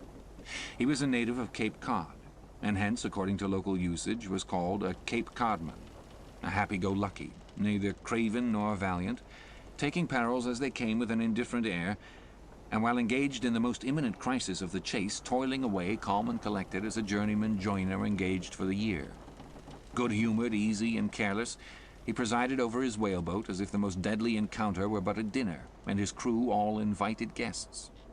He was as particular about the comfortable arrangement of his part of the boat as an old stage driver is about the snugness of his box. When close to the whale, in the very death-lock of the fight, he handled his unpitying lance coolly and off-handedly, as a whistling tinker his hammer. He would hum over his old rig-a-dig tunes while flank with the most exasperated monster. Long usage had, for this Stubb, converted the jaws of death into an easy chair. What he thought of death itself there is no telling. Whether he ever thought of it at all might be a question, but if he ever did chance to cast his mind that way after a comfortable dinner, no doubt, like a good sailor, he took it to be a sort of call of the watch to tumble aloft and bestir themselves there about something which he would find out when he obeyed the order, and not sooner. What, perhaps, with other things, made Stubb such an easy-going, unfearing man, so cheerily trudging off with the burden of life in a world full of grave peddlers, all bowed to the ground with their packs? What helped to bring about that almost impious good humor of his, that thing must have been his pipe. For like his nose, his short black little pipe was one of the regular features of his face. You would almost as soon have expected him to turn out of his bunk without his nose as without his pipe. He kept a whole row of pipes there, already loaded, stuck in a rack within easy reach of his hand, and whenever he turned in, he smoked them all out in succession, lighting one from the other to the end of the chapter, then loading them again to be in readiness anew. For when Stubb dressed, instead of first putting his legs into his trousers, he put his pipe into his mouth. I say this continual smoking must have been one cause, at least, of his peculiar disposition. For everyone knows that this earthly air, whether ashore or afloat, is terribly infected with the nameless miseries of the numberless mortals who have died exhaling it. And, as in time of the cholera, some people go about with a camphorated handkerchief to their mouths, so likewise against all mortal tribulations Stubb's tobacco smoke might have operated as a sort of disinfecting agent. The third mate was Flask, a native of Tisbury in Martha's Vineyard. A short, stout, ruddy young fellow, very pugnacious concerning whales, who somehow seemed to think that the great leviathans had personally and hereditarily affronted him, and therefore it was a sort of point of honor with him to destroy them whenever encountered. So utterly lost was he to all sense of reverence for the many marvels of their majestic bulk and mystic ways, and so dead to anything like an apprehension of any possible danger from encountering them, that in his poor opinion the wondrous whale was but a species of magnified mouse, or at least water rat, requiring only a little circumvention and some small application of time and trouble in order to kill and boil. This ignorant, unconscious fearlessness of his made him a little waggish in the matter of whales. He followed these fish for the fun of it, and a 3 years' voyage round Cape Horn was only a jolly joke that lasted that length of time. As a carpenter's nails are divided into wrought nails and cut nails, so mankind may be similarly divided. Little Flask was one of the wrought ones, made to clinch tight and last long. They called him King Post on board of the Pequod because in form he could be well likened to the short square timber known by that name in Arctic whalers, and which, by the means of many radiating side timbers inserted into it, serves to brace the ship against the icy concussions of those battering seas. Now these 3 mates, Starbuck, Stubb, and Flask, were momentous men. They it was who by universal prescription commanded 3 of the Pequod's boats as headsmen. In that grand order of battle in which Captain Ahab would probably marshal his forces to descend on the whales, these 3 headsmen were as captains of companies, or, being armed with their long, keen whaling spears, they were as a picked trio of lancers, even as the harpooneers were flingers of javelins. And since in this famous fishery each mate or headsman, like a Gothic knight of old, is always accompanied by his boat steerer or harpooneer, who in certain conjunctures provides him with a fresh lance when the former one has been badly twisted or elbowed in the assault, and moreover, as there generally subsists between the two a close intimacy and friendliness, it is therefore but meet that in this place we set down who the Pequod's harpooneers were, and to what headsman each of them belonged. First of all was Queequeg, whom Starbuck, the chief mate, had selected for his squire, but Queequeg is already known. Next was Tashtego, an unmixed Indian from Gayhead, the most westerly promontory of Martha's Vineyard, where there still exists the last remnant of a village of red men, which has long supplied the neighboring island of Nantucket with many of her most daring harpooneers. In the fishery they usually go by the generic name of Gayheaders. Tashtego's long, lean, sable hair, his high cheekbones and black, rounding eyes, for an Indian oriental in their largeness, but Antarctic in their glittering expression, all this sufficiently proclaimed him an inheritor of the unvitiated blood of those proud warrior hunters who, in quest of the great New England moose, had scoured, bow in hand, the aboriginal forests of the Maine. But no longer snuffing in the trail of the wild beasts of the woodland, Tashtego now hunted in the wake of the great whales of the sea, the unerring harpoon of the sun fitly replacing the infallible arrow of the sires. To look at the tawny brawn of his lithe, snaky limbs, you would almost have credited the superstitions of some of the earlier Puritans, and half believed this wild Indian to be a son of the prince of the powers of the air. Tashtego was Stubb, the second mate's squire. Third among the harpooneers was Daggoo, a gigantic, coal-black Negro savage with a lion-like tread, an Ahasuerus to behold. Suspended from his ears were 2 golden hoops, so large that the sailors called them ring-bolts, and would talk of securing the topsail halyards to them. In his youth, Daggoo had voluntarily shipped on board of a whaler, lying in a lonely bay on his native coast, and never having been anywhere in the world but in Africa, Nantucket, and the pagan harbors most frequented by whalemen, and having now led for many years the bold life of the fishery in the ships of owners uncommonly heedful of what manner of men they shipped, Daggoo retained all his barbaric virtues, and erect as a giraffe moved about the decks in all the pomp of 6 feet 5 in his socks. There was a corporeal humility in looking up at him, and a white man standing before him seemed a white flag come to beg truce of a fortress.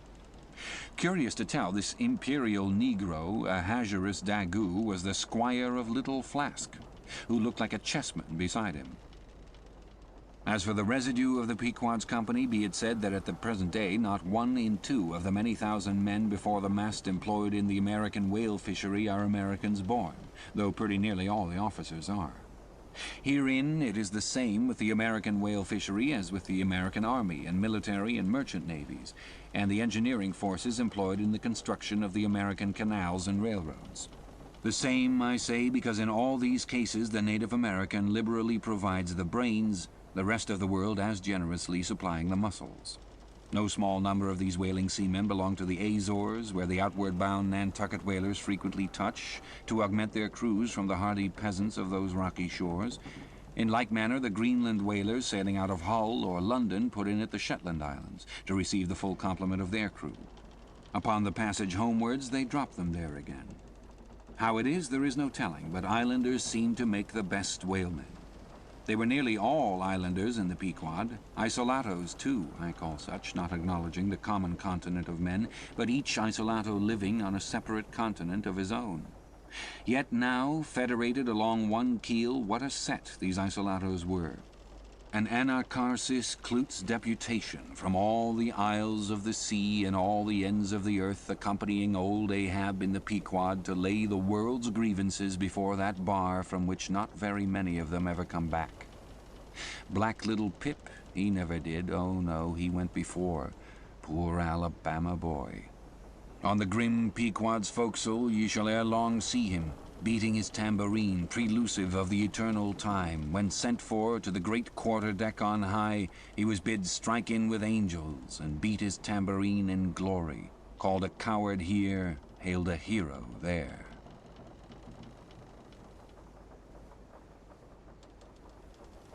Chapter 28. Ahab. For several days after leaving Nantucket, nothing above hatches was seen of Captain Ahab. The mates regularly relieved each other at the watches, and for aught that could be seen to the contrary, they seemed to be the only commanders of the ship. Only they sometimes issued from the cabin with orders so sudden and peremptory that after all it was plain they but commanded vicariously. Yes, their supreme lord and dictator was there, though hitherto unseen by any eyes not permitted to penetrate into the now sacred retreat of the cabin. Every time I ascended to the deck from my watches below, I instantly gazed aft to mark if any strange face were visible, for my first vague disquietude touching the unknown captain, now in the seclusion of the sea, became almost a perturbation. This was strangely heightened at times by the ragged Elijah's diabolical incoherences uninvitedly recurring to me, with a subtle energy I could not have before conceived of. But poorly could I withstand them. Much as in other moods, I was almost ready to smile at the solemn whimsicalities of that outlandish prophet of the wharves. But whatever it was of apprehensiveness or uneasiness, to call it so, which I felt, yet whenever I came to look about me in the ship, it seemed against all warranty to cherish such emotions. For though the harpooneers with the great body of the crew were a far more barbaric, heathenish, and motley set than any of the tame merchant ship companies which my previous experiences had made me acquainted with, still I ascribed this, and rightly ascribed it, to the fierce uniqueness of the very nature of that wild Scandinavian vocation in which I had so abandonedly embarked. But it was especially the aspect of the three chief officers of the ship, the mates, which was most forcibly calculated to allay these colorless misgivings and induce confidence and cheerfulness in every presentment of the voyage. Three better, more likely sea officers and men, each in his own different way, could not readily be found, and they were every one of them Americans, a Nantucketer, a Vineyarder, and a Cape man. Now, it being Christmas, when the ship shot out from our harbor, for a space we had biting polar weather, though all the time running away from it to the southward, and by every degree and minute of latitude which we sailed, gradually leaving that merciless winter and all its intolerable weather behind us. It was one of those less lowering but still gray and gloomy enough mornings of the transition, when with a fair wind the ship was rushing through the water with a vindictive sort of leaping and melancholy rapidity, that as I mounted to the deck at the call of the forenoon watch, so soon as I leveled my glance towards the taffrail, foreboding shivers ran over me. Reality outran apprehension. Captain Ahab stood upon his quarterdeck. There seemed no sign of common bodily illness about him, nor of the recovery from any. He looked like a man cut away from the stake, when the fire has overrunningly wasted all the limbs without consuming them, or taking away one particle from their compacted, aged robustness. His whole high, broad form seemed made of solid bronze, and shaped in an unalterable mold, like Cellini's cast Perseus. Threading its way out from among his gray hairs and continuing right down one side of his tawny, scorched face and neck till it disappeared in his clothing, you saw a slender, rod-like mark, lividly whitish.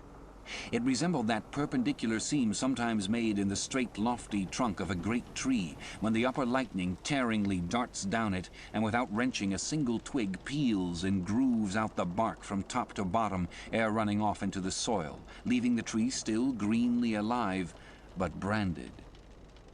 Whether that mark was born with him, or whether it was the scar left by some desperate wound, no one could certainly say. By some tacit consent throughout the voyage, little or no allusion was made to it, especially by the mates. But once Tashtego Sr., an old gay-head Indian among the crew, superstitiously asserted that not till he was full 40 years old did Ahab become that way branded, and then it came upon him not in the fury of any mortal fray, but in an elemental strife at sea. Yet this wild hint seemed inferentially negatived by what a grey Manxman insinuated, an old sepulchral man, who, having never before sailed out of Nantucket, had never ere this laid eye upon wild Ahab.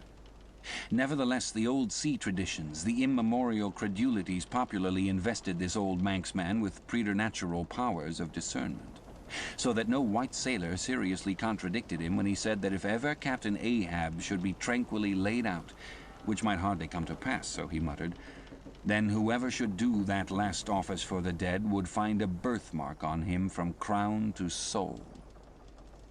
So powerfully did the whole grim aspect of Ahab affect me, and the livid brand which streaked it, that for the first few moments I hardly noted that not a little of this overbearing grimness was owing to the barbaric white leg upon which he partly stood. It had previously come to me that this ivory leg had at sea been fashioned from the polished bone of the sperm whale's jaw. Aye, he was dismasted off Japan, said the old gay-head Indian once, but like his dismasted craft, he shipped another mast without coming home for it. He has a quiver of them. I was struck with the singular posture he maintained. Upon each side of the Pequod's quarterdeck, and pretty close to the mizzen shrouds, there was an auger hole bored about half an inch or so into the plank. His bone leg steadied in that hole, one arm elevated and holding by a shroud. Captain Ahab stood erect, looking straight out beyond the ship's ever-pitching prow. There was an infinity of firmest fortitude, a determinate, unsurrenderable willfulness in the fixed and fearless forward dedication of that glance. Not a word he spoke, nor did his officers say aught to him, though by all their minutest gestures and expressions they plainly showed the uneasy, if not painful, consciousness of being under a troubled master eye. And not only that, but moody, stricken Ahab stood before them with a crucifixion in his face, in all the nameless, regal, overbearing dignity of some mighty woe. Ere long, from his first visit in the air, he withdrew into his cabin. But after that morning he was every day visible to the crew, either standing in his pivot hole or seated upon an ivory stool he had, or heavily walking the deck. As the sky grew less gloomy, indeed began to grow a little genial, he became still less and less a recluse, as if, when the ship had sailed from home, nothing but the dead, wintry bleakness of the sea had then kept him so secluded. And by it came to pass that he was almost continually in the air. But as yet, for all that he said, or perceptibly did, on the at last sunny deck, he seemed as unnecessary there as another mast. But the Pequod was only making a passage now, not regularly cruising. Nearly all whaling preparatives needing supervision the mates were fully competent to, so that there was little or nothing out of himself to employ or excite Ahab now, and thus chase away for that one interval the clouds that layer upon layer were piled upon his brow, as ever all clouds choose the loftiest peaks to pile themselves upon. Nevertheless, ere long, the warm, warbling persuasiveness of the pleasant holiday weather we came to seemed gradually to charm him from his mood. For, as when the red-cheeked dancing girls, April and May, trip home to the wintry misanthropic woods, even the barest, ruggedest, most thunder-cloven old oak will at least send forth some few green sprouts to welcome such glad-hearted visitants, so Ahab did in the end a little respond to the playful allurings of that girlish air. More than once did he put forth the faint blossom of a look, which in any other man would have soon flowered out in a smile. Chapter 29. Enter Ahab. To him, Stubb. Some days elapsed, and ice and icebergs all astern, the Pequod now went rolling through the bright Quito spring, which at sea almost perpetually reigns on the threshold of the eternal August of the tropic. The warmly cool, clear, ringing, perfumed, overflowing, redundant days were as crystal goblets of Persian sherbet, heaped up, flaked up with rosewater snow.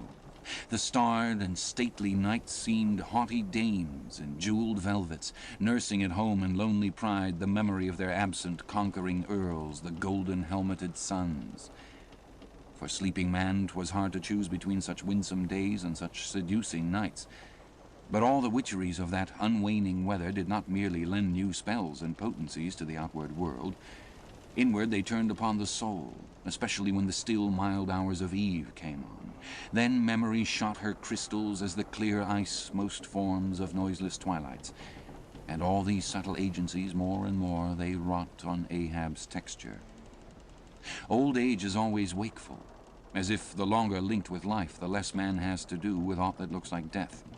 Among sea commanders, the old greybeards will oftenest leave their berths to visit the night-cloaked deck. It was so with Ahab, only that now, of late, he seemed so much to live in the open air that, truly speaking, his visits were more to the cabin than from the cabin to the planks. "It feels like going down into one's tomb," he would mutter to himself, "for an old captain like me to be descending this narrow scuttle to go to my grave-dug berth." So, almost every 24 hours, when the watches of the night were set and the band on deck sentineled the slumbers of the band below, and when, if a rope was to be hauled upon the forecastle, the sailors flung it not rudely down, as by day, but with some cautiousness dropped it to its place, for fear of disturbing their slumbering shipmates. When this sort of steady quietude would begin to prevail, habitually the silent steersman would watch the cabin scuttle, and ere long the old man would emerge, gripping at the iron banister to help his crippled way. Some considerating touch of humanity was in him, for at times like these he usually abstained from patrolling the quarter-deck, because to his wearied mates seeking repose within 6 inches of his ivory heel, such would have been the reverberating crack and din of that bony step that their dreams would have been of the crunching teeth of sharks. But once the mood was on him too deep for common regardings, and as with heavy, lumber-like pace he was measuring the ship from taffrail to mainmast, Stubb, the odd second mate, came up from below, and with a certain unassured, deprecating humorousness, hinted that if Captain Ahab was pleased to walk the planks, then no one could say nay. But there might be some way of muffling the noise, hinting something indistinctly and hesitatingly about a globe of tow and the insertion into it of the ivory heel. Ah, Stubb, thou didst not know Ahab then. "Am I a cannonball, Stubb," said Ahab, "that thou wouldst wad me in that fashion? But go thy ways, I had forgot. Below to thy nightly grave, where such as ye sleep between shrouds, to use you to the filling one at last. Down, dog, and kennel!" Starting at the unforeseen concluding exclamation of the so suddenly scornful old man, Stubb was speechless a moment, then said excitedly, "I am not used to be spoken to that way, sir. I do but less than half like it, sir." "Avast!" gritted Ahab between his set teeth, and violently moving away as if to avoid some passionate temptation. "No, sir, not yet," said Stubb, emboldened. "I will not tamely be called a dog, sir." "Then be called 10 times a donkey and a mule and an ass, and be gone, or I'll clear the world of thee." As he said this, Ahab advanced upon him with such overbearing terrors in his aspect that Stubb involuntarily retreated. "I was never served so before without giving a hard blow for it," muttered Stubb as he found himself descending the cabin scuttle. "It's very queer. Stop, Stubb. Somehow now I don't well know whether to go back and strike him, or... What's that? Down here on my knees and pray for him." Yes, that was the thought coming up in me, but it would be the first time I ever did pray. It's queer, very queer, and he's queer too. I take him fore and aft, he's about the queerest old man Stubb ever sailed with. How he flashed at me, his eyes like powder pans. Is he mad? Anyway, there's something on his mind, as sure as there must be something on a deck when it cracks. He ain't in his bed now either, more than 3 hours out of the 24, and he don't sleep then. Didn't that doughboy, the steward, tell me that of a morning he always finds the old man's hammock clothes all rumpled and tumbled, and the sheets down at the foot, and the coverlid almost tied into knots, and the pillow a sort of frightful hot, as though a baked brick had been on it? A hot old man. I guess he's got what some folks ashore call a conscience. It's a kind of tick-dolly row, they say, worse nor a toothache. Well, I don't know what it is, but the Lord keep me from catching it. He's full of riddles. I wonder what he goes into the afterhold for every night, as the doughboy tells me he suspects. What's that for, I should like to know? Who's made appointments with him in the hold? Ain't that queer now? But there's no telling, it's the old game. There goes for a snooze. Damn me, it's worth a fellow's while to be born into the world, if only to fall right asleep. And now that I think of it, that's about the first thing babies do, and that's a sort of queer, too. Damn me, but all things are queer, come to think of it. But that's against my principles. Think not is my 11th commandment, and sleep when you can is my 12th. So here goes again. But how's that? Didn't he call me a dog? Blazes, he called me 10 times a donkey and piled a lot of jackasses on top of that. He might as well have kicked me and done with it. Maybe he did kick me and I didn't observe it. I was so taken all aback with his brow, somehow. It flashed like a bleached bone. What the devil's the matter with me? I don't stand right on my legs. Coming afoul of that old man has a sort of turned me wrong side out. By the Lord, I must have been dreaming, though. How? But the only way is to stash it. So here goes to hammock again, and in the morning I'll see how this plaguey juggling thinks over by daylight.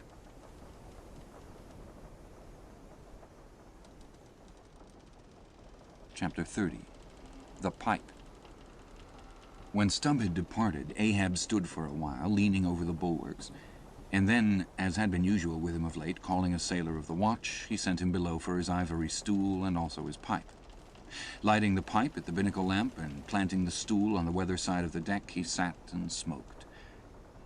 In old Norse times, the thrones of the sea-loving Danish kings were fabricated, saith tradition, of the tusks of the narwhale.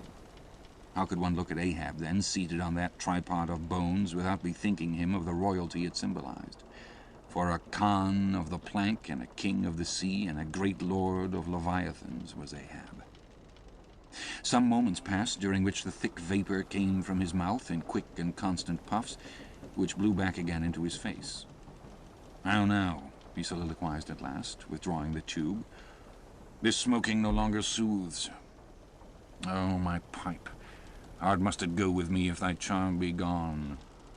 Here have I been unconsciously toiling, not pleasuring, I, and ignorantly smoking to windward all the while, to windward, and with such nervous whiffs as if, like the dying whale, my final jets were the strongest and fullest of trouble. What business have I with this pipe, this thing that is meant for sereneness, not to send up mild white vapors among mild white hairs, not among torn iron-gray locks like mine? I'll smoke no more." He tossed the still-lighted pipe into the sea. The fire hissed in the waves, the same instant the ship shot by the bubble the sinking pipe made. With slouched hat, Ahab lurchingly paced the planks.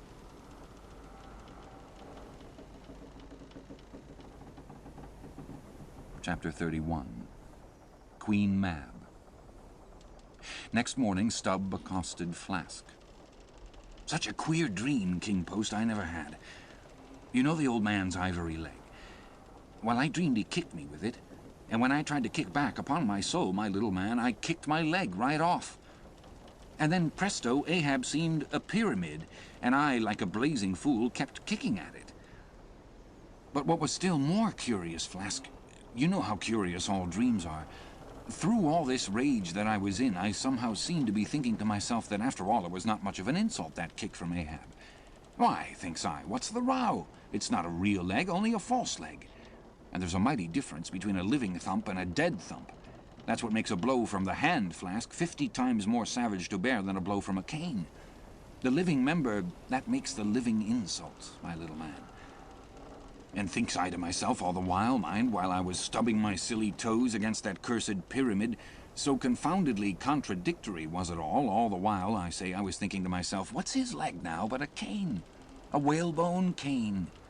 Yes, thinks I, it was only a playful cudgeling, in fact only a whaleboning that he gave me, not a base kick. Besides, thinks I, look at it once. Why, the end of it, the foot part, what a small sort of end it is.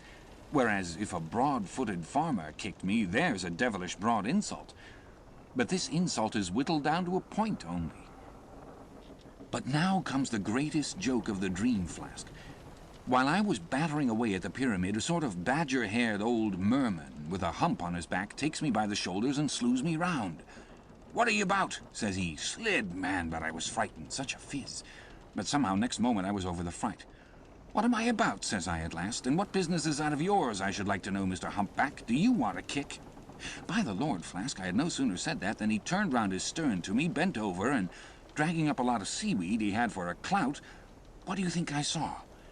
Why, thunder alive, man, his stern was stuck full of marlin spikes with the points out. Says I, on second thoughts, "I guess I won't kick you, old fellow."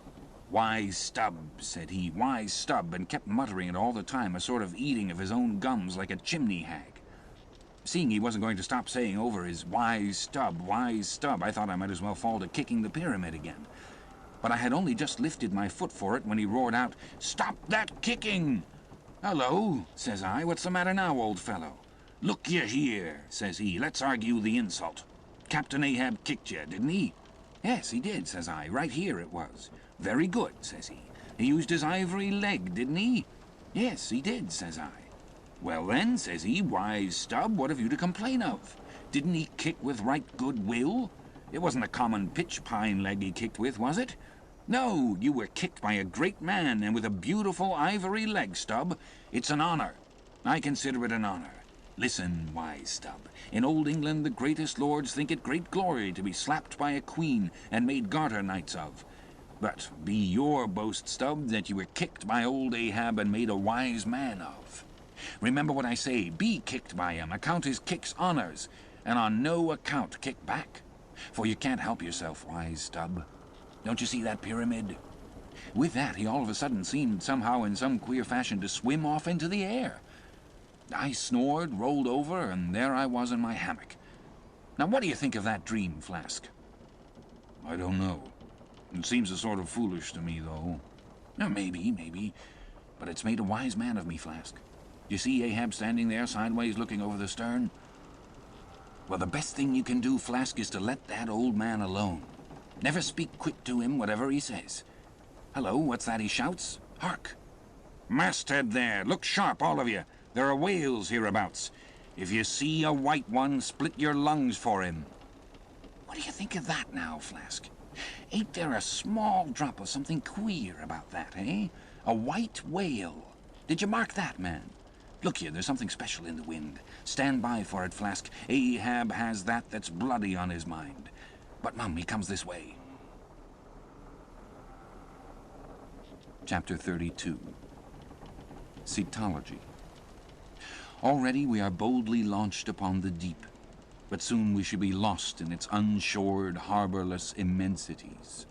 Ere that shall come to pass, ere the Pequod's weedy hull rolls side by side with the barnacled hulls of the Leviathan, at the outset it is but well to attend to a matter almost indispensable to a thorough appreciative understanding of the more special Leviathanic revelations and illusions of all sorts which are to follow. It is some systemized exhibition of the whale in his broad genera that I would now fain put before you. Yet it is no easy task. The classification of the constituents of a chaos, nothing less, is here essayed. Listen to what the best and latest authorities have laid down. No branch of zoology is so much involved as that which is entitled cetology, says Captain Scoresby, A.D. 1820. It is not my intention, were it in my power, to enter into the inquiry as to the true method of dividing the cetacea into groups and families. Utter confusion exists among the historians of this animal, sperm whale, says Surgeon Beale, A.D. 1839. Unfitness to pursue our research in the unfathomable waters, impenetrable veil covering our knowledge of the Cetacea, a field strewn with thorns. All these incomplete indications but serve to torture us naturalists. Thus speak of the whale the great Cuvier and John Hunter and Lesson, those lights of zoology and anatomy. Nevertheless, though of real knowledge there be little, yet of books there are aplenty, and so, in some small degree, with cetology, or the science of whales. Many are the men, small and great, old and new, landsmen and seamen, who have, at large or in little, written of the whale. Run over a few: the authors of the Bible, Aristotle, Pliny, Aldrovandi, Sir Thomas Browne, Gesner, Ray, Linnaeus, Rondeletius, Willoughby, Green, Artedi, Sibbald, Brisson, Martin, Lacépède, Bonneterre, Desmarais, Baron Cuvier, Frederick Cuvier, John Hunter, Owen, Scoresby, Peel, Bennett, J. Ross Browne, the author of Miriam Coffin, Olmsted, and the Reverend T. Cheever. But to what ultimate generalizing purpose all these have written, the above-cited extracts will show. Of the names in this list of whale authors, only those following Owen ever saw living whales, and but one of them was a real professional harpooner and whaleman. I mean Captain Scoresby. On the separate subject of the Greenland or right whale, he is the best existing authority. But Scoresby knew nothing and says nothing of the great sperm whale, compared with which the Greenland whale is almost unworthy mentioning. And here be it said that the Greenland whale is a usurper upon the throne of the seas. He is not even by any means the largest of the whales, yet owing to the long priority of his claims and the profound ignorance which till some 70 years back invested the then fabulous or utterly unknown sperm whale, and which ignorance to this present day still reigns in all but some few scientific retreats and whale ports, this usurpation has been every way complete. Reference to nearly all the leviathanic allusions in the great poets of past days will satisfy you that the Greenland whale, without one rival, was to them the monarch of the seas. But the time has at last come for a new proclamation. This is Charing Cross. Hear ye, good people all, the Greenland whale is deposed, the great sperm whale now reigneth. There are only two books in being which at all pretend to put the living sperm whale before you, and at the same time in the remotest degree succeed in the attempt. Those books are Beale's and Bennett's, both in their time surgeons to English South Sea whale ships, and both exact and reliable men. The original matter touching the sperm whale to be found in their volumes is necessarily small, but so far as it goes, it is of excellent quality, though mostly confined to scientific description. As yet, however, the sperm whale, scientific or poetic, lives not complete in any literature. Far above all other hunted whales, his is an unwritten life. Now, the various species of whales need some sort of popular, comprehensive classification, if only an easy outline one for the present, hereafter to be filled in all its departments by subsequent laborers. As no better man advances to take this matter in hand, I hereupon offer my own poor endeavors. I promise nothing complete, because any human thing supposed to be complete must for that very reason infallibly be faulty. I shall not pretend to a minute anatomical description of the various species, or, in this place at least, too much of any description.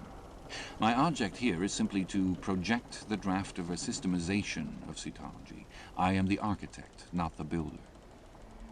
But it is a ponderous task. No ordinary letter sorter in the post office is equal to it. To grope down into the bottom of the sea after them, to have one's hands among the unspeakable foundations, ribs, and very pelvis of the world, this is a fearful thing. What am I that I should essay to hook the nose of this Leviathan? The awful tauntings in Job might well appall me. Will he, the Leviathan, make a covenant with thee? Behold, the hope of him is vain. But I have swam through libraries and sailed through oceans. I have had to do with whales with these visible hands. I am in earnest, and I will try. There are some preliminaries to settle. First, the certain unsettled condition of this science of cetology is in the very vestibule attested by the fact that in some quarters it still remains a moot point whether a whale be a fish. In his System of Nature, A.D. 1776, Linnaeus declares, I hereby separate the whales from the fish. But of my own knowledge I know that down to the year 1850, sharks and shad, alewives and herring, against Linnaeus's express edict, were still found dividing the possession of the same seas with the Leviathan. The grounds upon which Linnaeus would fain have banished the whales from the waters he states as follows: on account of their warm bilocular heart, their lungs, their movable eyelids, their hollow ears, penem intrantum fenemam mammis lactantum, and finally ex lege naturae jure meritoque. I submitted all this to my friends Simeon Macy and Charlie Coffin of Nantucket, both messmates of mine in a certain voyage, and they united in the opinion that the reasons set forth were altogether insufficient. Charlie profanely hinted they were humbug. Be it known that, waiving all argument, I take the good old-fashioned ground that the whale is a fish, and call upon holy Jonah to back me. This fundamental thing settled, the next point is, in what internal respect does the whale differ from other fish? Above, Linnaeus has given you those items, but in brief they are these: lungs and warm blood, whereas all other fish are lungless and cold-blooded. Next, how shall we define the whale by his obvious externals so as conspicuously to label him for all time to come? To be short, then, a whale is a spouting fish with a horizontal tail. There you have him. However contracted, that definition is the result of expanded meditation. A walrus spouts much like a whale, but the walrus is not a fish because he is amphibious. But the last term of the definition is still more cogent as coupled with the first. Almost anyone must have noticed that all the fish familiar to landsmen have not a flat, but a vertical, or up and down tail, whereas among spouting fish the tail, though it may be similarly shaped, invariably assumes a horizontal position. By the above definition of what a whale is, I do by no means exclude from the Leviathanic Brotherhood any sea creature hitherto identified with the whale by the best informed Nantucketers, nor, on the other hand, link it with any fish hitherto authoritatively regarded as alien.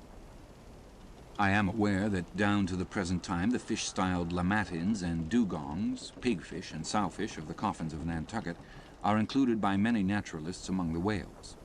But as these pigfish are a nosy, contemptible set, mostly lurking in the mouths of rivers and feeding on wet hay, and especially as they do not spout, I deny their credentials as whales, and have presented them with their passports to quit the kingdom of cetology. Hence, all the smaller spouting and horizontal-tailed fish must be included in this ground plan of cetology. Now then come the grand divisions of the entire whale host. First, according to magnitude, I divide the whales into 3 primary books, subdivisible into chapters, and these shall comprehend them all, both small and large. 1. The folio whale. 2. The octavo whale. 3. The duodecimo whale. As the type of the folio, I present the sperm whale, of the octavo, the grampus, of the duodecimo, the porpoise. Folios. Among these I here include the following chapters: 1. The sperm whale, 2. The right whale, 3. The finback whale, 4. The humpbacked whale, 5. The razorback whale, 6. The sulphur bottom whale. Book 1, Folio, Chapter 1, Sperm Whale. This whale, among the English of old vaguely known as the trumpa whale and the physeter whale and the anvil-headed whale, is the present cachalot of the French and the potsfish of the Germans and the macrocephalus of the long words. He is without doubt the largest inhabitant of the globe, the most formidable of all whales to encounter, the most majestic in aspect, and lastly, by far the most valuable in commerce, he being the only creature from which that valuable substance, spermaceti, is obtained. All his peculiarities will, in many other places, be enlarged upon. It is chiefly with his name that I now have to do. Philologically considered, it is absurd. Some centuries ago, when the sperm whale was almost wholly unknown in his own proper individuality, and when his oil was only accidentally obtained from the stranded fish, in those days spermaceti, it would seem, was popularly supposed to be derived from a creature identical with the one then known in England as the Greenland or right whale. It was the idea also that this same spermaceti was that quickening humor of the Greenland whale which the first syllable of the word literally expresses. In those times also spermaceti was exceedingly scarce, not being used for light, but only as an ointment and medicament. It was only to be had from the druggists as you nowadays buy an ounce of rhubarb. When, as I opine, in the course of time the true nature of spermaceti became known, its original name was still retained by the dealers, no doubt to enhance its value by a notion so strangely significant of its scarcity. And so the appellation must at last have come to be bestowed upon the whale from which this spermaceti was really derived. Book 1, Folio, Chapter 2, Right Whale. In one respect, this is the most venerable of the leviathans, being the one first regularly hunted by man. It yields the article commonly known as whalebone or baleen, and the oil specifically known as whale oil, an inferior article in commerce. Among the fishermen, he is indiscriminately designated by all the following titles: the whale, the Greenland whale, the black whale, the great whale, the true whale, the right whale. There is a deal of obscurity concerning the identity of the species thus multitudinously baptized. What then is the whale which I include in the second species of my folios? It is the great mysticetus of the English naturalists, the Greenland whale of the English whalemen, the Baleen ordinaire of the French whalemen, the Groland's wallfish of the Swedes. It is the whale which for more than 2 centuries past has been hunted by the Dutch and English in the Arctic seas. It is the whale which the American fishermen have long pursued in the Indian Ocean, on the Brazil banks, on the Norwest coast, and various other parts of the world, designated by them right whale cruising grounds. Some pretend to see a difference between the Greenland whale of the English and the right whale of the Americans. But they precisely agree in all their grand features, nor has there yet been presented a single determinate fact upon which to ground a radical distinction. It is by endless subdivisions, based upon the most inconclusive differences, that some departments of natural history become so repellingly intricate. The right whale will be elsewhere treated of at some length, with reference to elucidating the sperm whale. Book 1, Folio, Chapter 3, Finback. Under this head I reckon a monster which, by the various names of finback, tall spout, and long john, has been seen almost in every sea, and is commonly the whale whose distant jet is so often descried by passengers crossing the Atlantic in the New York packet tracks.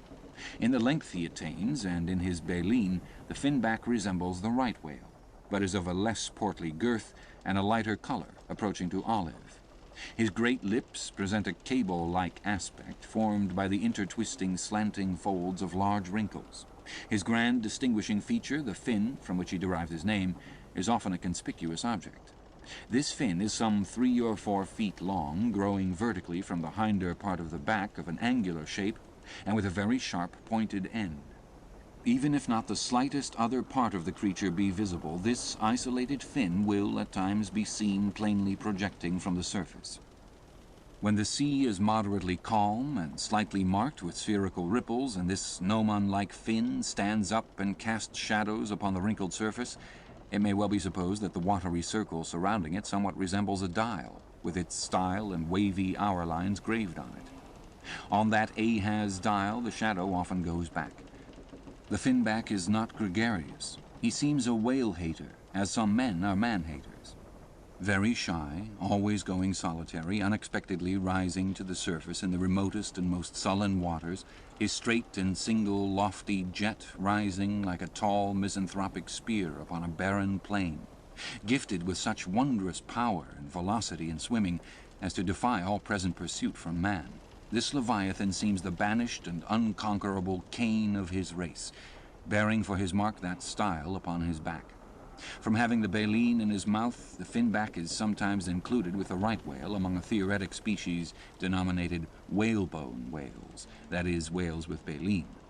Of these so-called whalebone whales there would seem to be several varieties, most of which, however, are little known.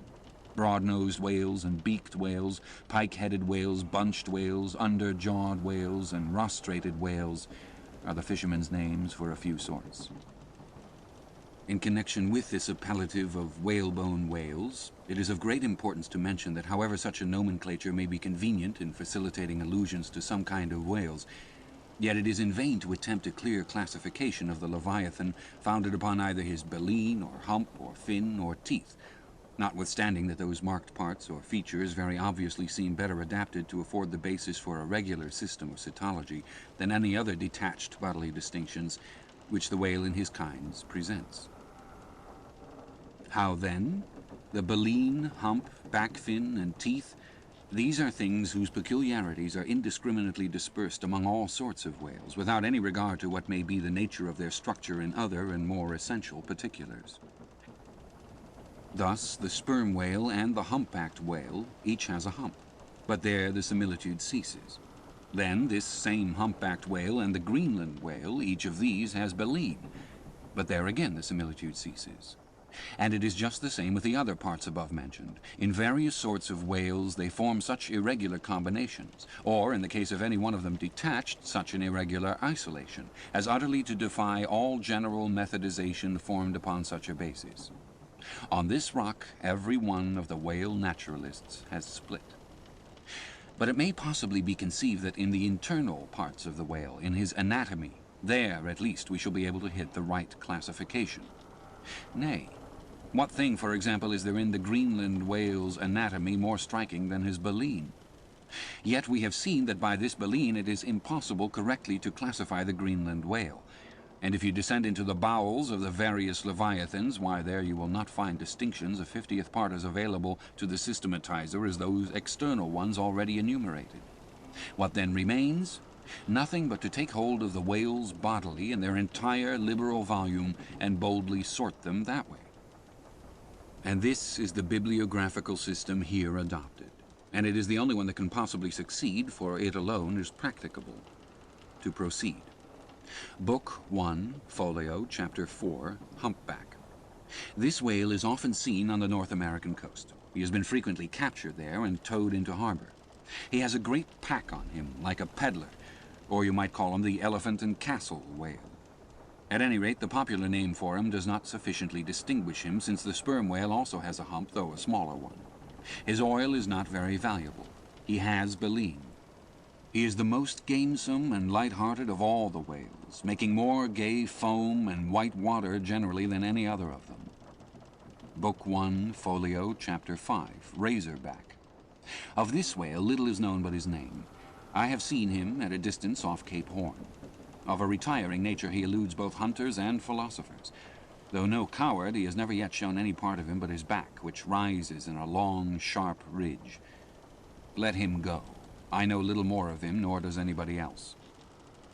Book 1, Folio, Chapter 6, Sulphur Bottom. Another retiring gentleman with a brimstone belly, doubtless got by scraping along the Tartarian tiles in some of his profounder divings. He is seldom seen. At least I have never seen him, except in the remoter southern seas, and then always at too great a distance to study his countenance. He is never chased. He would run away with rope walks of line. Prodigies are told of him. Adieu, Sulphur Bottom, I can say nothing more that is true of you, nor can the oldest Nantucketer. Thus ends Book 1, Folio, and now begins Book 2, Octavo. Octavos. Why this book of whales is not denominated the quarto is very plain, because while the whales of this order, though smaller than those of the former order, nevertheless retain a proportionate likeness to them in figure, yet the bookbinder's quarto volume, in its diminished form, does not preserve the shape of the folio volume, but the octavo volume does.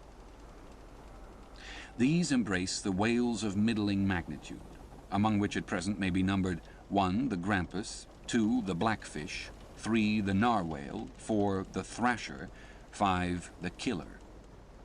Book 2, Octavo, Chapter 1, Grampus. Though this fish, whose loud, sonorous breathing, or rather blowing, has furnished a proverb to landsmen, is so well known a denizen of the deep, yet he is not popularly classed among whales.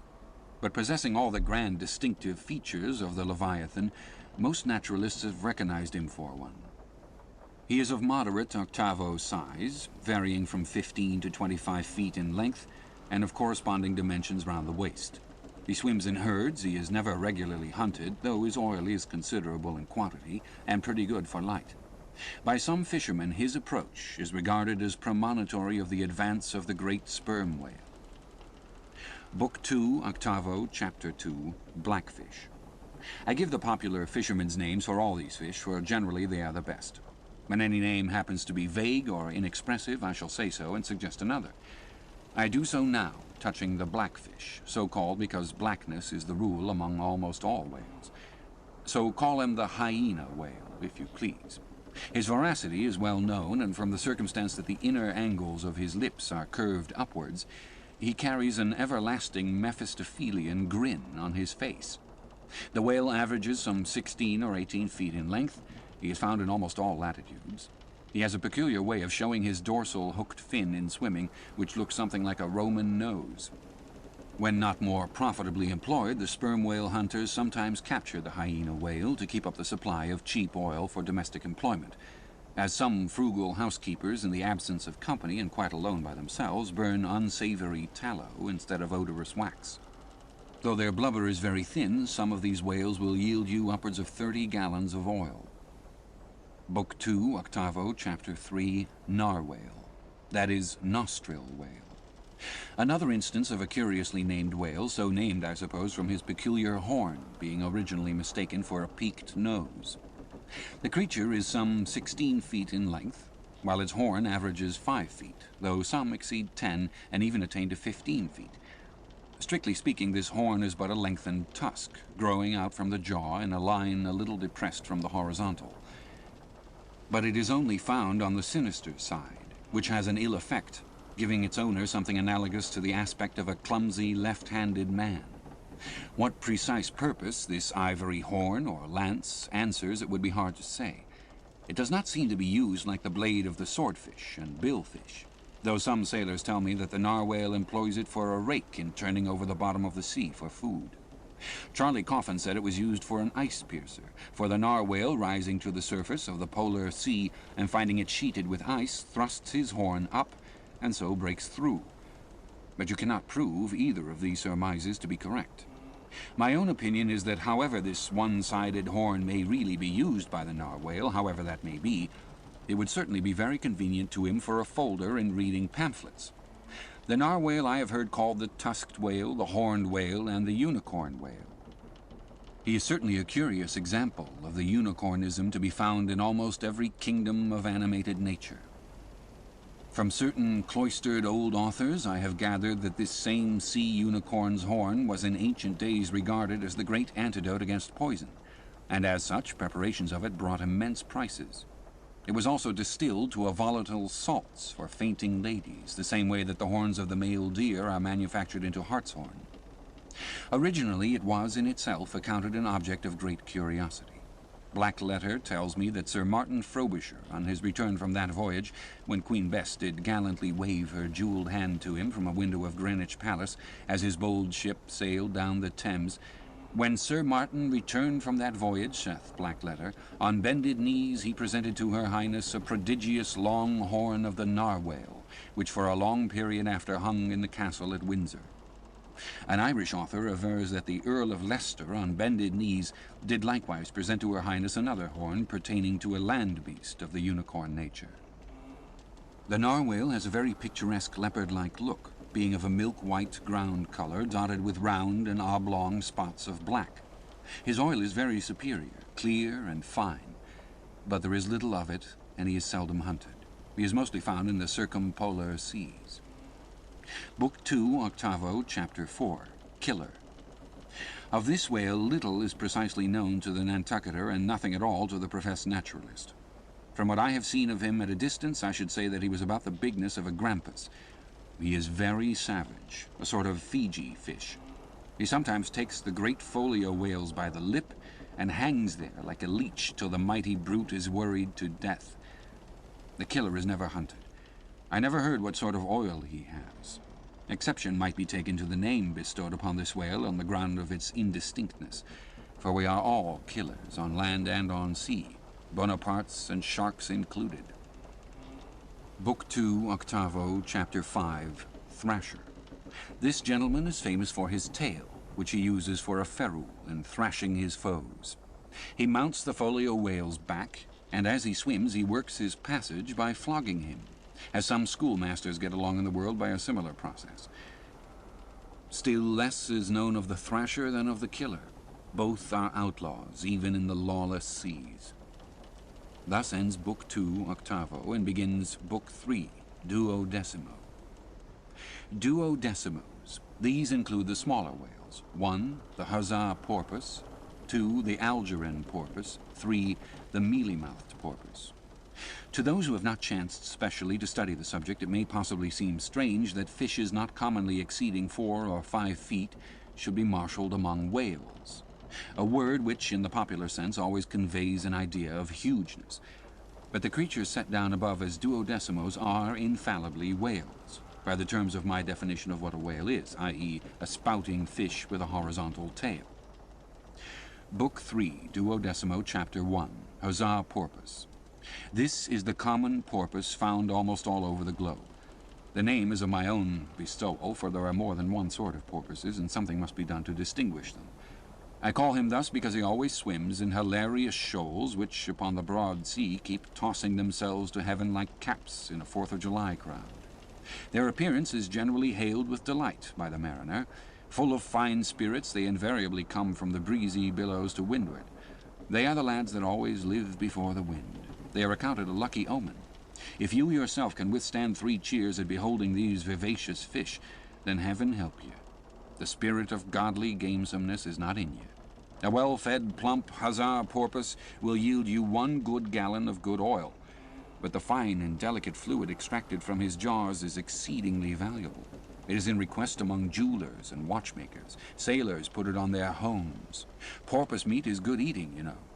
It may never have occurred to you that a porpoise spouts. Indeed, his spout is so small that it is not very readily discernible. But the next time you have a chance, watch him, and you will then see the great sperm whale himself in miniature. Book 3, 12, Chapter 2, Algerine Porpoise. A pirate, very savage. He is only found, I think, in the Pacific. He is somewhat larger than the huzzah porpoise, but much of the same general make. Provoke him, and he will buckle to a shark. I have lowered for him many times, but never yet saw him captured. Book 3, 12, Chapter 3, Mealy-mouthed Porpoise. The largest kind of porpoise, and only found in the Pacific, so far as it is known. The only English name by which he has hitherto been designated is that of the fishers, right whale porpoise, from the circumstance that he is chiefly found in the vicinity of that folio. In shape he differs in some degree from the huzzah porpoise, being of a less rotund and jolly girth. Indeed, he is of quite a neat and gentlemanlike figure. He has no fins on his back, most other porpoises have. He has a lovely tail and sentimental Indian eyes of a hazel hue. But his mealy mouth spoils all. Though his entire back down to his side fins is of a deep sable, yet a boundary line, distinct as the mark in a ship's hull called the bright waist. That line streaks him from stem to stern with 2 separate colors, black above and white below. The white comprises part of his head and the whole of his mouth, which makes him look as if he had just escaped from a felonious visit to a meal bag. A most mean and mealy aspect. His oil is much like that of the common porpoise. Beyond the 12, this system does not proceed, inasmuch as the porpoise is the smallest of the whales. Above you have all the leviathans of note, but there are a rabble of uncertain, fugitive, half-fabulous whales, which, as an American whaleman, I know by reputation, but not personally. I shall enumerate them by their forecastle appellations, for possibly such a list may be valuable to future investigators who may complete what I have here but begun. If any of the following whales shall hereafter be caught and marked, then he can readily be incorporated into this system, according to his folio, octavo, or 12 magnitude. The bottle-nosed whale, the junk whale, the pudding-headed whale, the cape whale, the leading whale, the cannon whale, the scrag whale, the coppered whale, the elephant whale, the iceberg whale, the quag whale, the blue whale, etc. From Icelandic, Dutch, and Old English authorities there might be quoted other lists of uncertain whales blessed with all manner of uncouth names. But I omit them as altogether obsolete, and can hardly help suspecting them for mere sounds, full of leviathanism but signifying nothing. Finally, it was stated at the outset that this system would not be here and at once perfected. You cannot but plainly see that I have kept my word. But I now leave my setological system standing thus unfinished, even as the great cathedral of Cologne was left, with the crane still standing upon the top of the uncompleted tower. For small erections may be finished by their first architects. Grand ones, true ones, ever leave the copestone to posterity. God keep me from ever completing anything. This whole book is but a draft, nay, but the draft of a draft. Oh, time, strength, cash, and patience.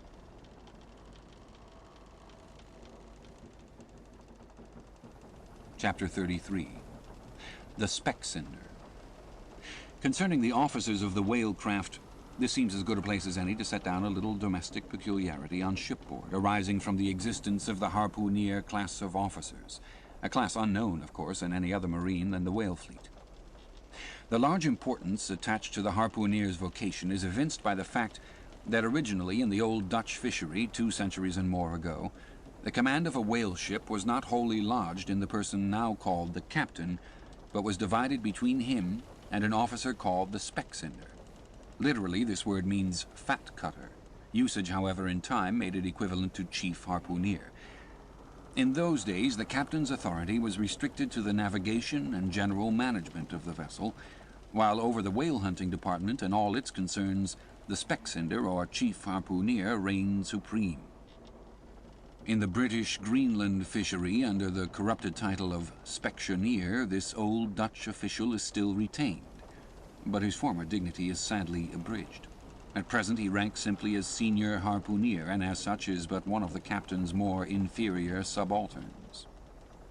Nevertheless, as upon the good conduct of the harpooneers the success of a whaling voyage largely depends, and since in the American fishery he is not only an important officer in the boat, but under certain circumstances, night watches on a whaling ground, the command of the ship's deck is also his, therefore the grand political maxim of the sea demands that he should nominally live apart from the men before the mast, and be in some way distinguished as their professional superior, though always by them familiarly regarded as their social equal. Now, the grand distinction drawn between officer and man at sea is this: the first lives aft, the last forward. Hence, in whale ships and merchantmen alike, the mates have their quarters with the captain, and so too in most of the American whalers the harpooneers are lodged in the after part of the ship. That is to say, they take their meals in the captain's cabin and sleep in a place indirectly communicating with it. Though the long period of a southern whaling voyage, by far the longest of all voyages now or ever made by man, the peculiar perils of it and the community of interest prevailing among a company, all of whom, high or low, depend for their profits not upon fixed wages, but upon their common luck, together with their common vigilance, intrepidity, and hard work, though all these things do in some cases tend to beget a less rigorous discipline than in merchantmen generally, yet never mind how much like an old Mesopotamian family these whalemen may in some primitive instances live together, for all that, the punctilious externals, at least of the quarterdeck, are seldom materially relaxed, and in no instance done away. Indeed, many are the Nantucket ships in which you will see the skipper parading his quarterdeck with an elated grandeur not surpassed in any military navy, nay, extorting almost as much homage as if he wore the imperial purple, and not the shabbiest of pilot cloth. And though of all men the moody captain of the Pequod was the least given to that sort of shallowest assumption, and though the only homage he ever exacted was implicit instantaneous obedience, though he required no man to remove the shoes from his feet ere stepping upon the quarterdeck, and though there were times when, owing to peculiar circumstances connected with events hereafter to be detailed, he addressed them in unusual terms, whether of condescension or in terrorem or otherwise, yet even Captain Ahab was by no means unobservant of the paramount forms and usages of the sea. Nor perhaps will it fail to be eventually perceived that behind those forms and usages, as it were, he sometimes masked himself, incidentally making use of them for other and more private ends than they were legitimately intended to subserve. That certain sultanism of his brain, which had otherwise in a good degree remained unmanifested, through those forms that same sultanism became incarnate in an irresistible dictatorship. For be a man's intellectual superiority what it will, it can never assume the practical, available supremacy over other men without the aid of some sort of external arts and entrenchments, always in themselves more or less paltry and base. This it is that forever keeps God's true princes of the empire from the world's hustings, and leaves the highest honors that this air can give to those men who become famous more through their infinite inferiority to the choice hidden handful of the divine inert, than through their undoubted superiority over the dead level of the mass. Such large virtue lurks in these small things when extreme political superstitions invest them, that in some royal instances, even to idiot imbecility, they have imparted potency. But when, as in the case of Nicholas the Tsar, the ringed crown of geographical empire encircles an imperial brain, then the plebeian herds crouch abased before the tremendous centralization. Nor will the tragic dramatist who would depict mortal indomitableness in his fullest sweep and direst swing ever forget a hint incidentally so important in his art as the one now alluded to. But Ahab, my captain, still moves before me in all his Nantucket grimness and shagginess. And in this episode touching emperors and kings, I must not conceal that I have only to do with a poor old whale hunter like him, and therefore all outward majestical trappings and housings are denied me. O Ahab, what shall be grand in thee, it must needs be plucked at from the skies, and dived for in the deep, and featured in the unbodied air. Chapter 34. The Cabin Table. It is noon, and Doughboy the steward, thrusting his pale loaf-of-bread face from the cabin scuttle, announces dinner to his lord and master, who, sitting in the lee quarter-boat, has just been taking an observation of the sun, and is now mutely reckoning the latitude on the smooth medallion-shaped tablet reserved for that daily purpose on the upper part of his ivory leg.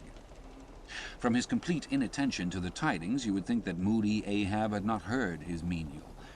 But presently, catching hold of the mizzen shrouds, he swings himself to the deck, and in an even, unexhilarated voice saying, "Dinner, Mr. Starbuck," disappears into the cabin. When the last echo of his sultan's step has died away, and Starbuck, the first emir, has every reason to suppose that he is seated, then Starbuck rouses from his quietude, takes a few turns along the planks, and after a grave peep into the binnacle, says with some touch of pleasantness, "Dinner, Mr. Stubb," and descends the scuttle. The second emir lounges about the rigging a while, and then, slightly shaking the main brace to see whether it be all right with that important rope, he likewise takes up the old burden, and with a rapid "Dinner, Mr. Flask," follows after his predecessors. But the third emir, now seeing himself all alone on the quarter-deck, seems to feel relieved from some curious restraint, for, tipping all sorts of knowing winks in all sorts of directions, and kicking off his shoes, he strikes into a sharp but noiseless squall of a hornpipe right over the Grand Turk's head, and then, by a dexterous sleight, pitching his cap into the mizzen-top for a shelf, he goes down rollicking, so far at least as he remains visible from the deck, reversing all other processions by bringing up the rear with music. But ere stepping into the cabin doorway below, he pauses, ships a new face altogether, and then, independent, hilarious little Flask enters King Ahab's presence in the character of Abjectus, or the slave. It is not the least among the strange things bred by the intense artificialness of sea usages that while in the open air of the deck some officers will, upon provocation, bear themselves boldly and defyingly enough toward their commander, yet 10 to 1 let those very officers the next moment go down to their customary dinner in that same commander's cabin, and straightway their inoffensive, not to say deprecatory, and humble air towards him as he sits at the head of the table. This is marvelous, sometimes most comical. Wherefore this difference? A problem? Perhaps not. To have been Belshazzar, king of Babylon, and to have been Belshazzar not haughtily but courteously, therein certainly must have been some touch of mundane grandeur. But he who in the rightly regal and intelligent spirit presides over his own private dinner table of invited guests, that man's unchallenged power and dominion of individual influence for the time, that man's royalty of state transcends Belshazzar's. For Belshazzar was not the greatest. Who has but once dined his friends has tasted what it is to be Caesar. It is a witchery of social czarship, which there is no withstanding. Now, if to this consideration you superadd the official supremacy of a shipmaster, then by inference you will derive the cause of that peculiarity of sea life just mentioned. Over his ivory-inlaid table, Ahab presided like a mute, maned sea lion on the white coral beach, surrounded by his warlike but still deferential cubs. In his own proper turn, each officer waited to be served. They were as little children before Ahab, and yet in Ahab there seemed not to lurk the smallest social arrogance.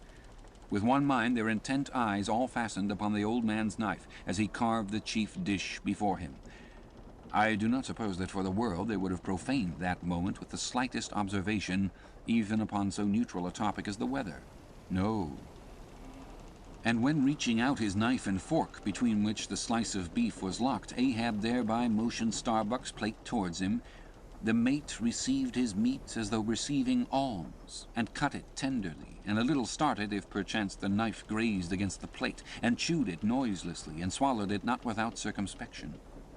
For, like the coronation banquet at Frankfurt, where the German emperor profoundly dines with the 7 imperial electors, so these cabin meals were somehow solemn meals, eaten in awful silence.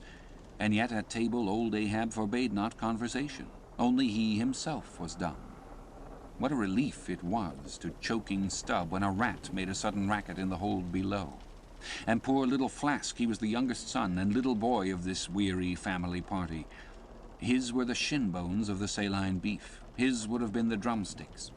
For Flask to have presumed to help himself, this must have seemed to him tantamount to larceny in the first degree.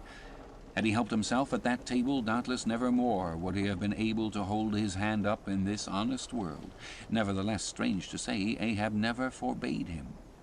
And had Flask helped himself, the chances were Ahab had never so much as noticed it. Least of all did Flask presume to help himself to butter.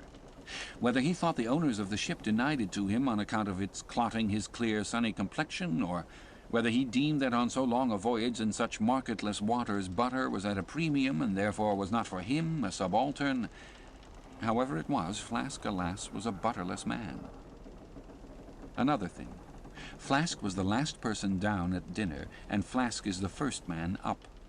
Consider, for hereby Flask's dinner was badly jammed in point of time. Starbuck and Stubb both have the start of him, and yet they also have the privilege of lounging in the rear. If Stubb even, who is but a peg higher than Flask, happens to have but a small appetite, and soon shows symptoms of concluding his repast, then Flask must bestir himself. He will not get more than 3 mouthfuls that day, for it is against holy usage for Stubb to precede Flask to the deck. Therefore it was that Flask once admitted in private that ever since he had arisen to the dignity of an officer, from that moment he had never known what it was to be otherwise than hungry, more or less. For what he ate did not so much relieve his hunger as keep it immortal in him. Peace and satisfaction, thought Flask, have forever departed from my stomach. I am an officer, but how I wish I could fist a bit of old-fashioned beef in the forecastle as I used to when I was before the mast. There's the fruits of promotion now, there's the vanity of glory, there's the insanity of life. Besides, if it were so that any mere sailor of the Pequod had a grudge against Flask in Flask's official capacity, all that sailor had to do in order to obtain ample vengeance was to go aft at dinner time and get a peep at Flask through the cabin skylight, sitting silly and dumbfoundered before awful Ahab. Now Ahab and his 3 mates formed what may be called the first table in the Pequod's cabin. After their departure, taking place in inverted order to their arrival, the canvas cloth was cleared, or rather was restored to some hurried order by the Palin steward. And then the 3 harpooneers were bidden to the feast, they being its residuary legatees. They made a sort of temporary servants' hall of the high and mighty cabin. In strange contrast to the hardly tolerable constraint and nameless, invisible domineerings of the captain's table was the entire carefree license and ease, the almost frantic democracy of those inferior fellows, the harpooneers. While their masters, the mates, seemed afraid of the sound of the hinges of their own jaws, the harpooneers chewed their food with such a relish that there was a report to it. They dined like lords, they filled their bellies like Indian ships, all day loading with spices. Such portentous appetites had Queequeg and Tashtego that to fill out the vacancies made by the previous repast, often the pale doughboy was fain to bring on a great baron of salt junk, seemingly quarried out of the solid ox. And if he were not lively about it, if he did not go with a nimble hop, skip, and jump, then Tashtego had an ungentlemanly way of accelerating him by darting a fork at his back, harpoon-wise. And once Daggoo, seized with a sudden humor, assisted Doughboy's memory by snatching him up bodily and thrusting his head into a great empty wooden trencher, while Tashtego, knife in hand, began laying out the circle preliminary to scalping him. He was, naturally, a very nervous, shuddering sort of little fellow, this bread-faced steward, the progeny of a bankrupt baker and a hospital nurse. And what with the standing spectacle of the black, terrific Ahab and the periodical tumultuous visitations of these three savages, Doughboy's whole life was one continual lip quiver. Commonly, after seeing the harpooneers furnished with all things they demanded, he would escape from their clutches into his little pantry adjoining and fearfully peep out at them through the blinds of its door till all was over. It was a sight to see Queequeg seated over against Tashtego, opposing his filed teeth to the Indians. Crosswise to them, Daggoo seated on the floor. For a bench they would have brought his hearse-plumed head to the low car-lines. At every motion of his colossal limbs, making the low cabin framework to shake, as when an African elephant goes passenger in a ship. But for all this, the great Negro was wonderfully abstemious, not to say dainty. It seemed hardly possible that by such comparatively small mouthfuls he could keep up the vitality diffused through so broad, baronial, and superb a person. But doubtless this noble savage fed strong and drank deep of the abounding element of air, and through his dilated nostrils snuffed in the sublime life of the worlds. Not by beef or by bread are giants made or nourished. But Queequeg, he had a mortal, barbaric smack of the lip in eating, an ugly sound enough, so much so that the trembling doughboy almost looked to see whether any marks of teeth lurked in his own lean arms. And when he would hear Tashtego singing out for him to produce himself, that his bones might be picked, the simple-witted steward all but shattered the crockery hanging round him in the pantry by his sudden fits of the palsy.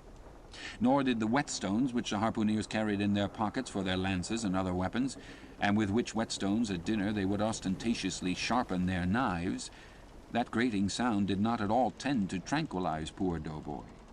How could he forget that in his island days Queequeg, for one, must certainly have been guilty of some murderous convivial indiscretions?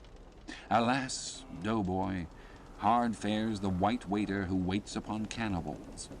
Not a napkin should he carry on his arm, but a buckler. In good time, though, to his great delight, the three salt-sea warriors would rise and depart, to his credulous fable-mongering ears, all their martial bones jingling in them at every step, like Moorish scimitars in scabbards. But though these barbarians dined in the cabin and nominally lived there, still, being anything but sedentary in their habits, they were scarcely ever in it except at mealtimes and just before sleeping time, when they passed through it to their own peculiar quarters. In this one matter Ahab seemed no exception to most American whale captains, who as a set rather inclined to the opinion that by rights the ship's cabin belongs to them, and that it is by courtesy alone that anybody else is at any time permitted there. So that, in real truth, the mates and harpooneers of the Pequod might more properly be said to have lived out of the cabin than in it. For when they did enter it, it was something as a street door enters a house, turning inwards for a moment only to be turned out the next, and as a permanent thing residing in the open air. Nor did they lose much hereby. In the cabin was no companionship. Socially, Ahab was inaccessible. Though nominally included in the census of Christendom, he was still an alien to it. He lived in the world as the last of the grizzly bears lived in settled Missouri. And as when spring and summer had departed, that wild Logan of the woods, burying himself in the hollow of a tree, lived out the winter there, sucking his own paws, so in his inclement, howling old age, Ahab's soul, shut up in the caved trunk of his body, there fed upon the sullen paws of its gloom.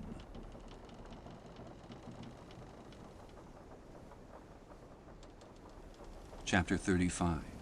The Masthead. It was during the more pleasant weather that, in due rotation with the other seamen, my first masthead came round. In most American whalemen, the mastheads are manned almost simultaneously with the vessel's leaving her port, even though she may have 15,000 miles and more to sail ere reaching her proper cruising ground. And if, after a 3, 4, or 5 years' voyage, she is drawing nigh home with anything empty in her, say an empty vial even, then her mastheads are kept manned to the last, and not till her skysail poles sail in among the spires of the port does she altogether relinquish the hope of capturing one whale more. Now, as the business of standing mastheads, ashore or afloat, is a very ancient and interesting one, let us in some measure expatiate here.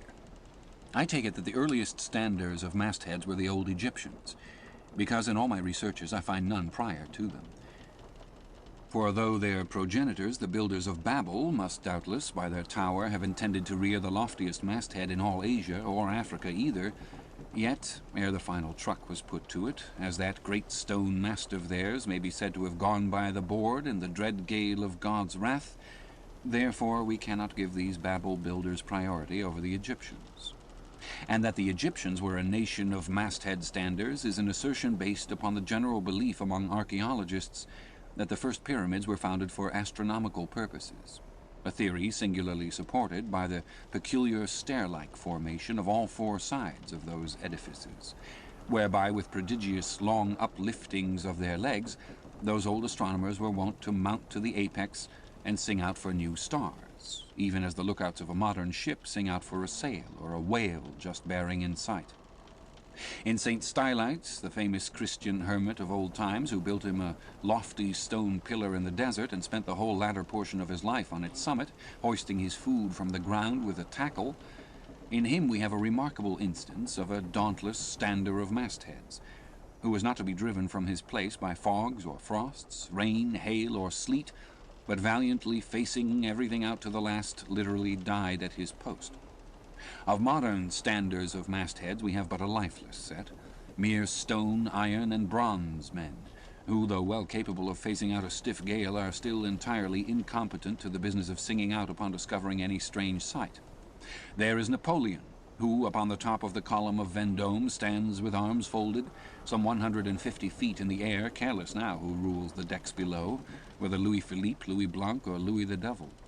Great Washington, too, stands high aloft on his towering mainmast in Baltimore, and like one of Hercules' pillars, his column marks that point of human grandeur beyond which few mortals will go.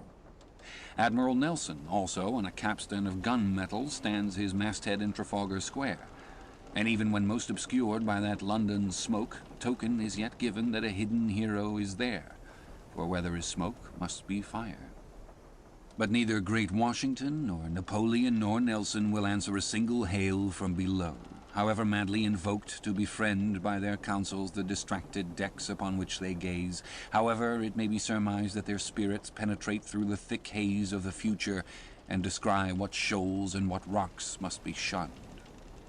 It may seem unwarrantable to couple in any respect the masthead standers of the land with those of the sea, but that in truth it is not so is plainly evinced by an item for which Obed Macy, the sole historian of Nantucket, stands accountable. The worthy Obed tells us that in the early times of the whale fishery, ere ships were regularly launched in pursuit of the game, the people of that island erected lofty spars along the seacoast, to which the lookouts ascended by means of nailed cleats, something as fowls go upstairs in a henhouse. A few years ago this same plan was adopted by the bay whalemen of New Zealand, who, upon descrying the game, gave notice to the ready-manned boats nigh the beach. But this custom has now become obsolete. Turn we, then, to the one proper masthead, that of a whale ship at sea.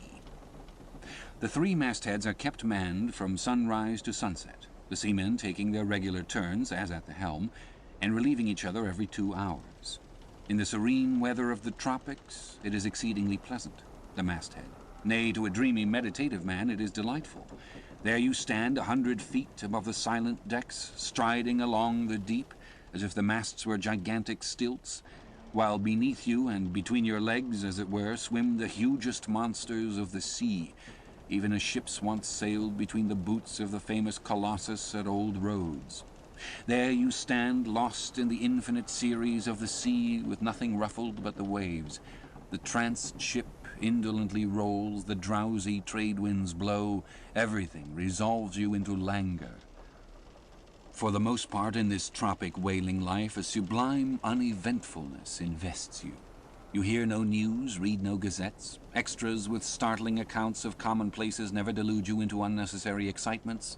You hear of no domestic afflictions, bankrupt securities, fall of stocks, are never troubled with the thought of what you shall have for dinner, for all your meals for 3 years and more are snugly stowed in casks, and your bill of fare is immutable.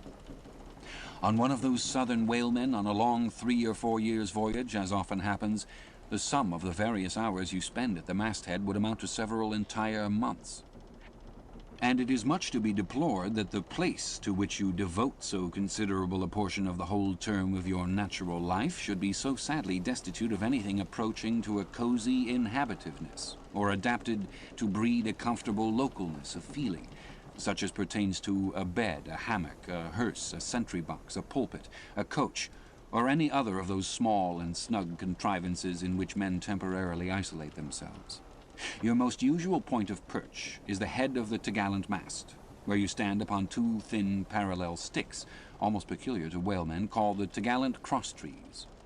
Here, tossed about by the sea, the beginner feels about as cozy as he would standing on a bull's horns. To be sure, in coolish weather you may carry your house aloft with you in the shape of a watch-coat, but properly speaking, the thickest watch-coat is no more of a house than the unclad body, for as the soul is glued inside of its fleshly tabernacle and cannot freely move about in it, nor even move out of it without running great risk of perishing, like an ignorant pilgrim crossing the snowy Alps in winter, so a watch-coat is not so much of a house as it is a mere envelope or additional skin encasing you. You cannot put a shelf or chest of drawers in your body, and no more can you make a convenient closet of your watch-coat. Concerning all this, it is much to be deplored that the mastheads of a southern whale ship are unprovided with those enviable little tents or pulpits called crow's nests, in which the lookouts of a Greenland whaler are protected from the inclement weather of the frozen seas. In the fireside narrative of Captain Sleet, entitled A Voyage Among the Icebergs in Quest of the Greenland Whale, and incidentally for the rediscovery of the lost Icelandic colonies of Old Greenland, in this admirable volume all standers of mastheads are furnished with a charmingly circumstantial account of the then recently invented crow's nest of the Glacier, which was the name of Captain Sleet's good craft. He called it the Sleet's crow's nest in honor of himself, he being the original inventor and patentee, and free from all ridiculous false delicacy in holding that if we call our own children after our own names, we fathers being the original inventors and patentees, so likewise should we denominate after ourselves any other apparatus we may beget. In shape, the Sleet's crow's nest is something like a large tierce or pipe. It is open above, however, where it is furnished with a movable side screen to keep to windward of your head in a hard gale. Being fixed on the summit of the mast, you ascend into it through a little trap hatch in the bottom. On the after side, or side next the stern of the ship, is a comfortable seat, with a locker underneath for umbrellas, comforters, and coats. In front is a leather rack, in which to keep your speaking trumpet, pipe, telescope, and other nautical conveniences. When Captain Sleet in person stood his masthead in this crow's nest of his, he tells us that he always had a rifle with him, also fixed in the rack, together powder flask and shot, for the purpose of popping off the stray narwhales or vagrant sea unicorns infesting those waters, for you cannot successfully shoot at them from the deck owing to the resistance of the water, but to shoot down upon them is a very different thing. Now, it was plainly a labor of love for Captain Sleet to describe, as he does, all the little detailed conveniences of his crow's nest. But though he so enlarges upon many of these, and though he treats us to a very scientific account of his experiments in this crow's nest, with a small compass he kept there for the purpose of counteracting the errors resulting from what is called the local attraction of all binnacle magnets, an error ascribable to the horizontal vicinity of the iron in the ship's planks, and in the Glacier's case, perhaps, to there having been so many broken-down blacksmiths among her crew, I say that though the captain is very discreet and scientific here, yet for all his learned binnacle deviations, azimuth compass observations, and approximate errors, he knows very well, Captain Sleet, that he was not so much immersed in those profound magnetic meditations as to fail being attracted occasionally toward that well-replenished little case bottle, so nicely tucked in on one side of his crow's nest, within easy reach of his hand. Though upon the whole I greatly admire and even love the brave, the honest, and learned captain, yet I take it very ill of him that he should so utterly ignore that case bottle, seeing what a faithful friend and comforter it must have been, while with mittened fingers and hooded head he was studying the mathematics aloft there in that bird's nest within 3 or 4 perches of the pole. But if we southern whale fishers are not so snugly housed aloft as Captain Sleet and his Greenland men were, Yet that disadvantage is greatly counterbalanced by the widely contrasting serenity of those seductive seas in which we South Fishers mostly float. For one, I used to lounge up the rigging very leisurely, resting in the top to have a chat with Pequod or anyone else off duty whom I might find there, then ascending a little way further and throwing a lazy leg over the topsail yard, taking a preliminary view of the watery pastures, and so at last mount to my ultimate destination. Let me make a clean breast of it here and frankly admit that I kept but sorry guard. With the problem of the universe revolving in me, how could I, being left completely to myself at such a thought-gendering altitude, how could I but lightly hold my obligations to observe all whale ships' standing orders, keep your weather eye open and sing out every time? And let me in this place movingly admonish you, ye ship-owners of Nantucket, beware of enlisting in your vigilant fisheries any lad with lean brow and hollow eye, given to unseasonable meditativeness, and who offers to ship with the Faden instead of Bowditch in his head. Beware of such a one, I say. Your whales must be seen before they can be killed, and this sunken-eyed young Platonist will tow you 10 wakes around the world and never make you 1 pint of sperm the richer. Nor are these monitions at all unneeded. For nowadays the whale fishery furnishes an asylum for many romantic, melancholy, and absent-minded young men disgusted with the carking cares of earth and seeking sentiment in tar and blubber. Childe Harold not unfrequently perches himself upon the masthead of some luckless, disappointed whale ship, and in moody phrase ejaculates, "Roll on, thou deep and dark blue ocean, roll. 10,000 blubber hunters sweep over thee in vain." Very often do the captains of such ships take those absent-minded young philosophers to task, upbraiding them with not feeling sufficient interest in the voyage, half hinting that they are so hopelessly lost to all honorable ambition as that in their secret souls they would rather not see whales than otherwise. But all in vain. These young Platonists have a notion that their vision is imperfect. They are short-sighted. What use, then, to strain the visual nerve? They have left their opera glasses at home. "Why, thou monkey," said a harpooner to one of these lads, "we've been cruising now hard upon 3 years, and thou hast not raised a whale yet. Whales are scarce as hen's teeth whenever thou art up here." Perhaps they were, or perhaps there might have been shoals of them in the far horizon, but lulled into such an opium-like listlessness of vacant, unconscious reverie is this absent-minded youth by the blending cadence of waves with thoughts, that at last he loses his identity, takes the mystic ocean at his feet for the visible image of that deep, blue, bottomless soul, pervading mankind and nature, and every strange, half-seen, gliding, beautiful thing that eludes him, every dimly discovered uprising fin of some undiscernible form, seems to him the embodiment of those elusive thoughts that only people the soul by continually flitting through it. In this enchanted mood thy spirit ebbs away to whence it came, becomes diffused through time and space, like Cranmer's sprinkled pantheistic ashes, forming at last a part of every shore the round globe over. There is no life in thee now except that rocking life imparted by a gently rolling ship, by her borrowed from the sea from the inscrutable tides of God. But while this sleep, this dream is on ye, move your foot or hand an inch, slip your hold at all, and your identity comes back in horror. Over Descartian vortices you hover, and perhaps at midday in the fairest weather with one half-throttled shriek you drop through that transparent air into the summer sea, no more to rise forever. Heed it well, ye pantheists. Chapter 36. The quarterdeck. Enter Ahab, then all. It was not a great while after the affair of the pipe that one morning, shortly after breakfast, Ahab, as was his wont, ascended the cabin gangway to the deck. There most sea captains usually walk at that hour, as country gentlemen, after the same meal, take a few turns in the garden. Soon his steady ivory stride was heard, as to and fro he paced his old rounds, upon planks so familiar to his tread that they were all over dented like geological stones with the peculiar mark of his walk.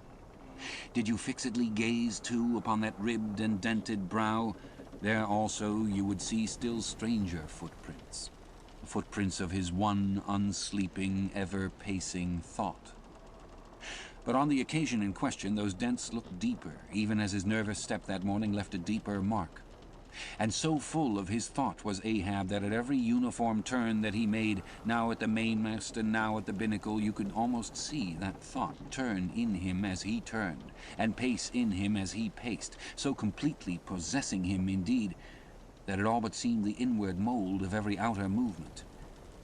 "You mark him, Flask," whispered Stubb. "The chick that's in him pecks the shell.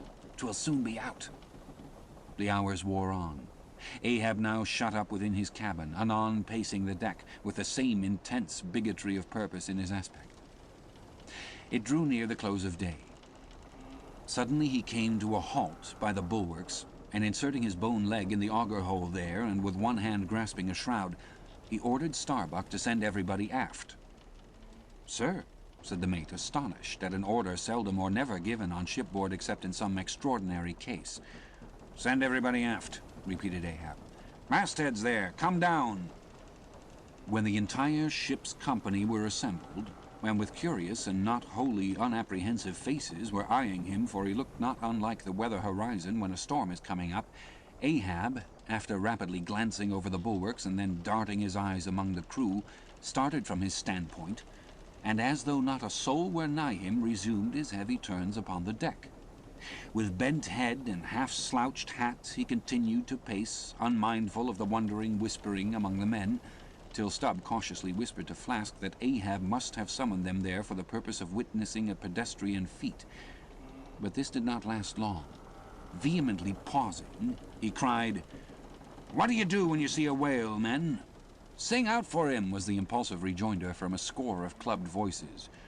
"Good!"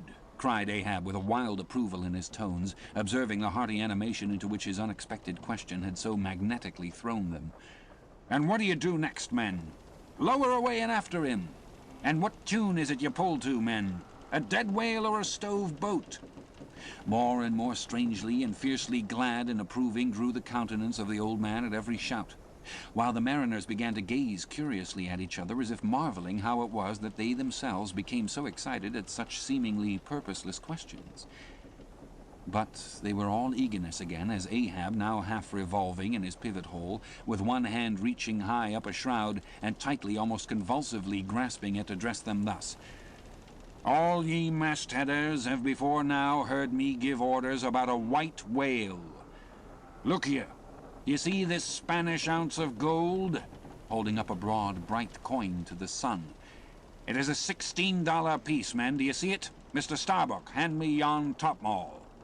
While the mate was getting the hammer, Ahab, without speaking, was slowly rubbing the gold piece against the skirts of his jacket, as if to heighten its luster, and without using any words, was meanwhile lowly humming to himself, producing a sound so strangely muffled and inarticulate that it seemed the mechanical humming of the wheels of his vitality in him. Receiving the topmaul from Starbuck, he advanced towards the mainmast with the hammer uplifted in one hand, exhibiting the gold with the other, and with a high raised voice exclaiming, "Whosoever of you raises me a white-headed whale with a wrinkled brow and a crooked jaw, whosoever of you raises me that white-headed whale with 3 holes punctured in his starboard fluke, look ye, whosoever of you raises me that same white whale, he shall have this gold ounce, my boys." "Huzzah! Huzzah!" cried the seamen, as with swinging tarpaulins they hailed the act of nailing the gold to the mast. "It's a white whale, I say," resumed Ahab as he threw down the topmaul. "A white whale. Skin your eyes for him, men.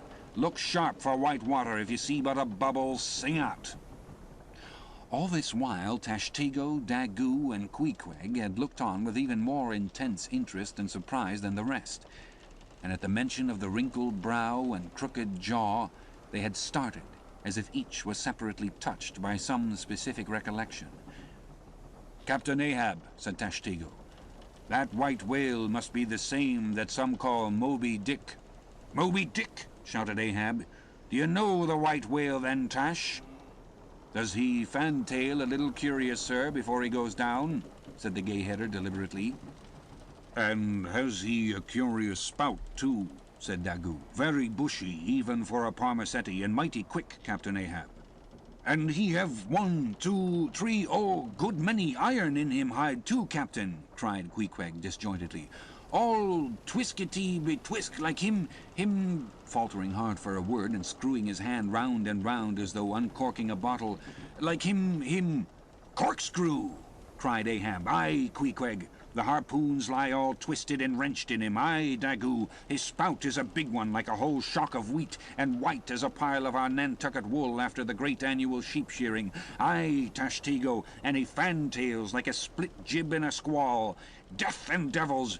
Men, it is Moby Dick ye have seen. Moby Dick! Moby Dick!"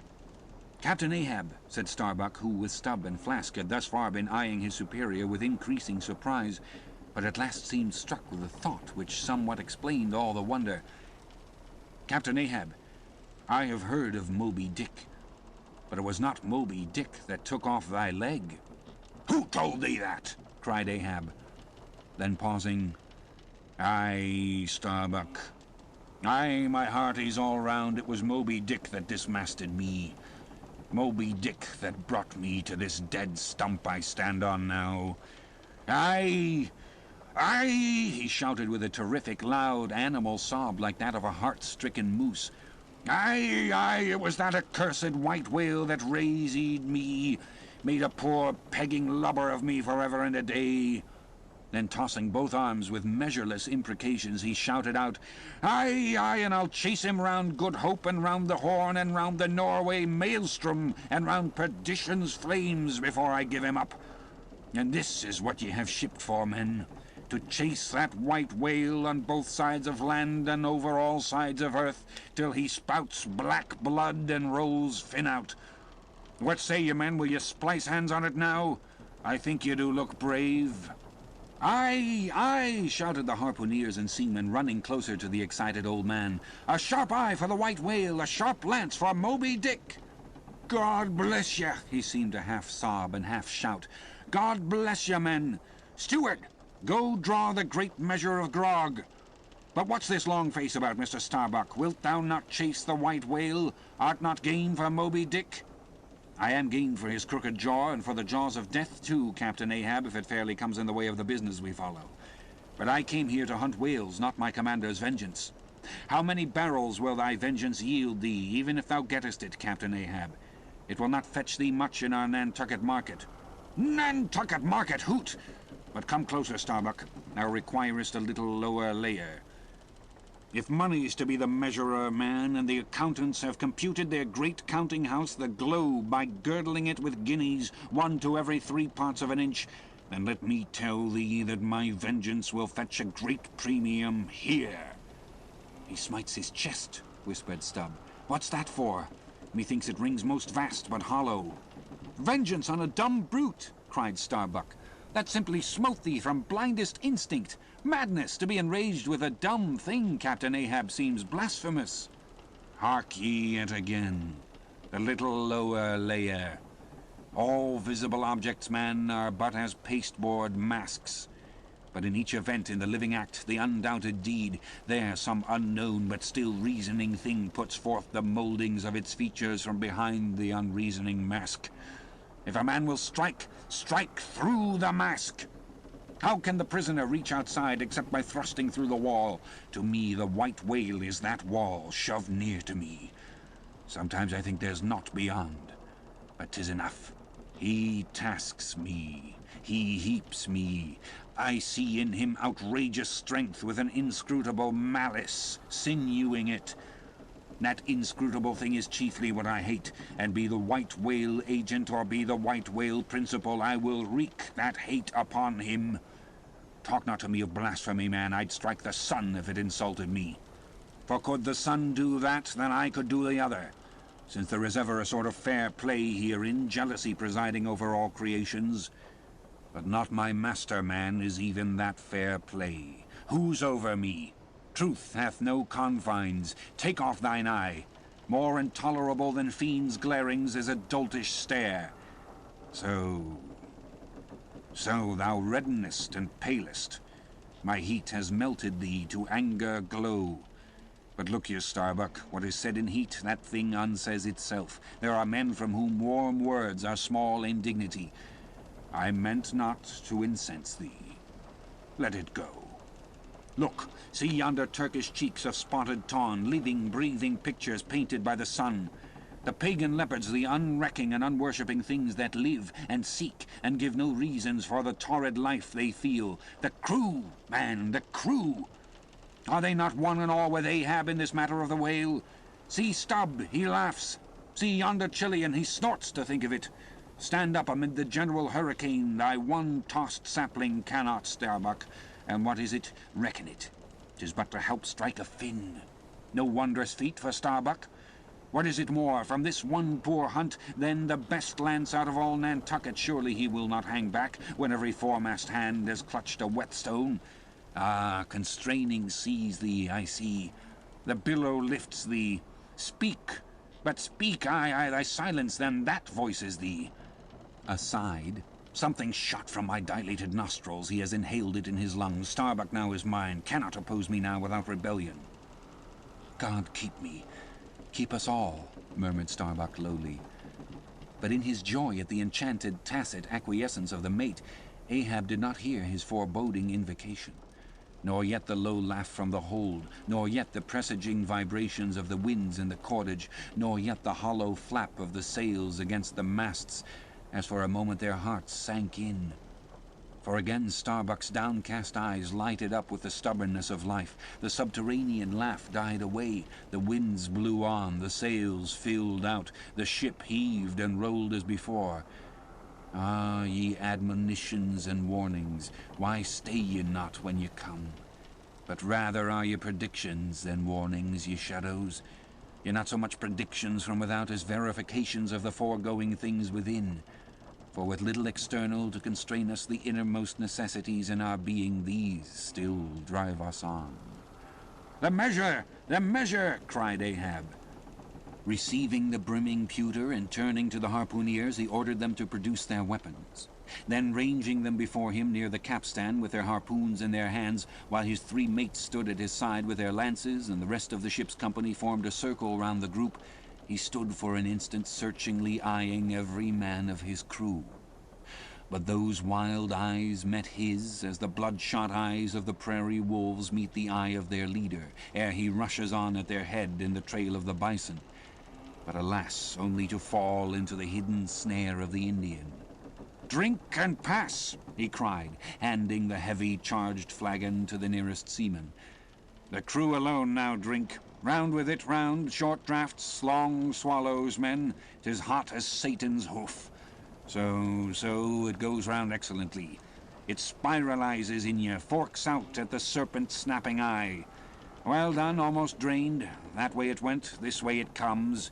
Hand it me, here's a hollow.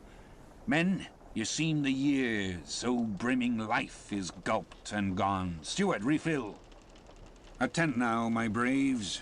I have mustered ye all round this capstan, and ye mates, flank me with your lances, and ye harpooneers, stand there with your irons, and ye stout mariners, ring me in, that I may in some sort revive a noble custom of my fishermen fathers before me.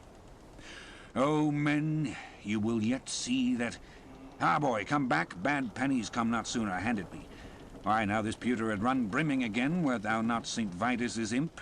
Away, thou egg. Advance, ye mates, cross your lances full before me. Well done, let me touch the axis. So saying, with extended arm, he grasped the three level, radiating lances at their crossed center, while so doing suddenly and nervously switched them, meanwhile glancing intently from Starbuck to Stubb, from Stubb to Flask. It seemed as though by some nameless interior volition he would fain have shocked into them the same fiery emotion accumulated within the laden jar of his own magnetic life. The three mates quailed before his strong, sustained, and mystic aspect. Stubb and Flask looked sideways from him. The honest eye of Starbuck fell downright. "In vain!" cried Ahab.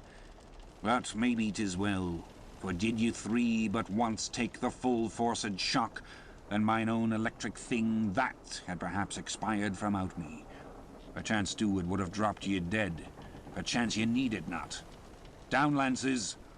And now, ye mates, I do appoint you 3 cup-bearers to my 3 pagan kinsmen there, yon 3 most honourable gentlemen and noblemen, my valiant harpooneers. Disdain the task? What, when the great Pope washes the feet of beggars using his tiara for ewer? Oh, my sweet cardinals, your own condescension, that shall bend ye to it. I do not order ye, ye will it. Cut your seizings and draw the poles, ye harpooneers. Silently obeying the order, the 3 harpooneers now stood with the detached iron part of their harpoons, some 3 feet long, held barbs up before him. Stab me not with that keen steel. Cant them over. Know ye not the goblet end? Turn up the socket. So, now, ye cupbearers, advance. The irons, take them, hold them while I fill. Forthwith, slowly going from one officer to the other, he brimmed the harpoon sockets with the fiery waters from the pewter. Now 3 to 3 ye stand. Commend the murderous chalices, bestow them, ye who are now made parties to this indissoluble league. Ah, Starbuck, but the deed is done. Yon ratifying sun now waits to sit upon it. Drink, ye harpooneers, drink and swear, ye men that man the deathful whaleboat's bow. Death to Moby Dick. God hunt us all if we do not hunt Moby Dick to his death. The long, barbed steel goblets were lifted, and to cries and maledictions against the white whale the spirits were simultaneously quaffed down with a hiss. Starbuck paled and turned and shivered. Once more, and finally, the replenished pewter went the rounds among the frantic crew, when, waving his free hand to them, they all dispersed, and Ahab retired within his cabin.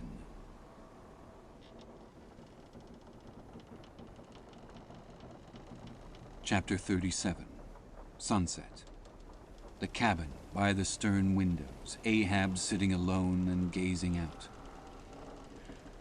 I leave a white and turbid wake, pale waters, paler cheeks, where'er I sail.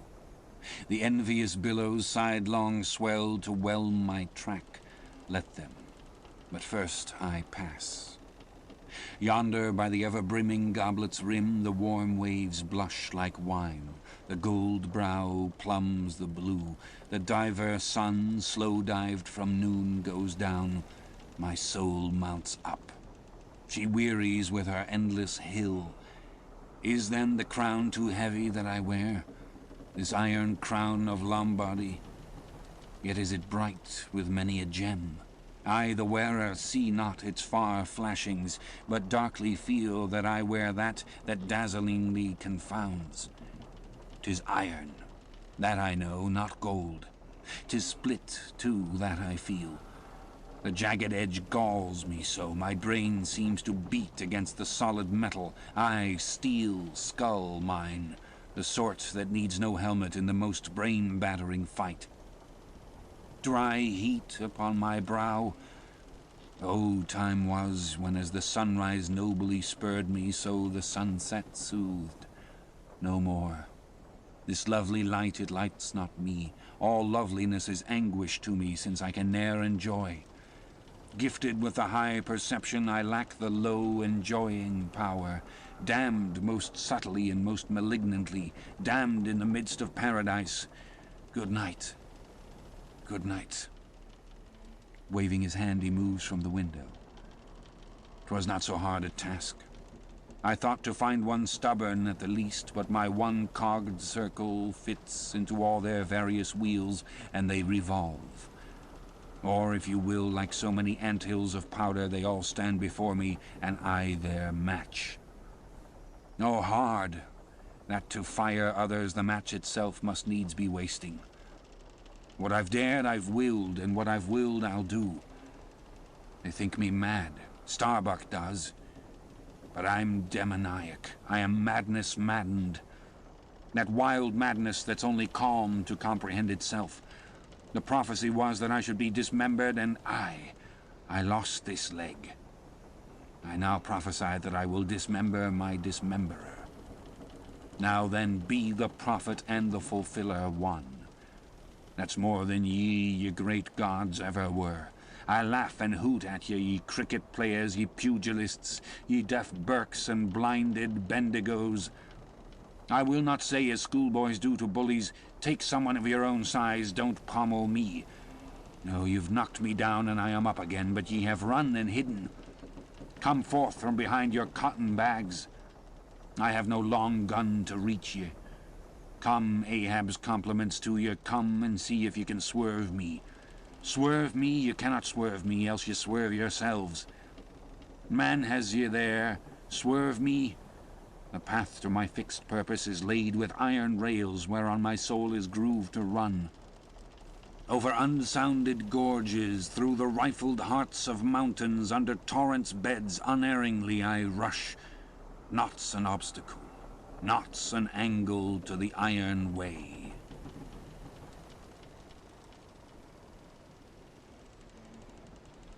Chapter 38. Dusk. By the mainmast, Starbuck leaning against it. My soul is more than matched. She's overmanned, and by a madman. Insufferable sting that sanity should ground arms on such a field. But he drilled deep down and blasted all my reason out of me.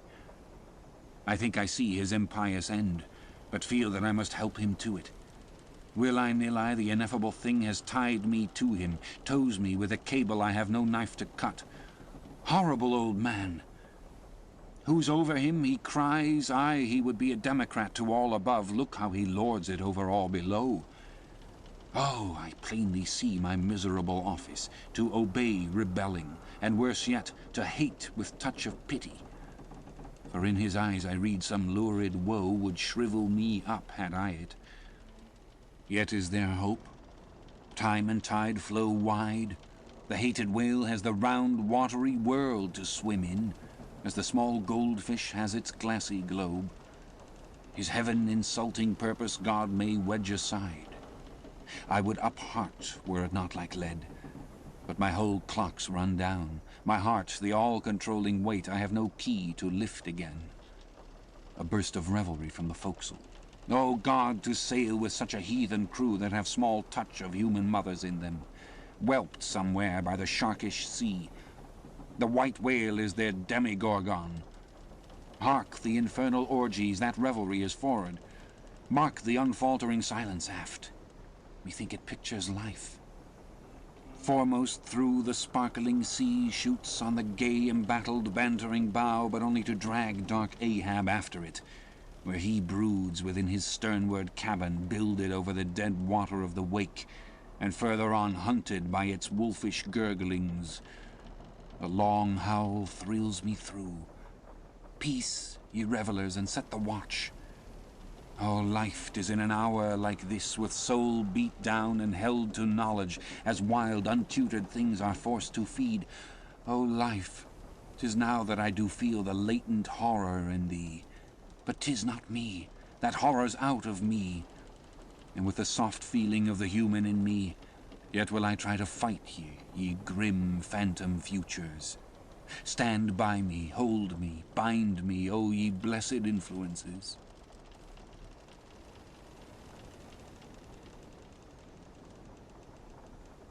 Chapter 39.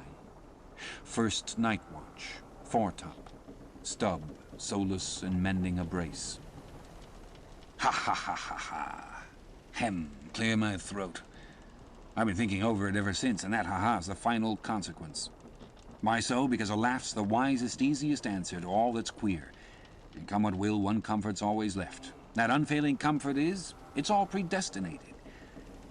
I heard not all his talk with Starbuck, but to my poor eye, Starbuck then looked something as I the other evening felt. Be sure the old mogul has fixed him, too. I twigged it, knew it, had the gift, might readily have prophesied it. For when I clapped my eye upon his skull, I saw it. Well, Stubb, wise Stubb, that's my title. Well, Stubb, what of it, Stubb? Here's a carcass. I know not all that may be coming, but be it what it will, I'll go to it laughing. Such a waggish leering as lurks in all your horribles. I feel funny. Fala, lira, skira. What's my juicy little pair at home doing now? Crying its eyes out? Giving a party to the last-arrived harpooneers, I dare say. Gay as a frigate's pennant, and so am I. Falla lira skira, oh. We'll drink tonight with hearts as light to love as gay as fleeting, as bubbles that swim on the beaker's brim and break on the lips while meeting. A brave stave, that. Who calls, Mr. Starbuck? Aye, aye, sir. Aside. He's my superior. He has his too, if I'm not mistaken. Aye, aye, sir. Just through with this job. Coming. Chapter 40. Midnight, forecastle. Harpooneers and sailors.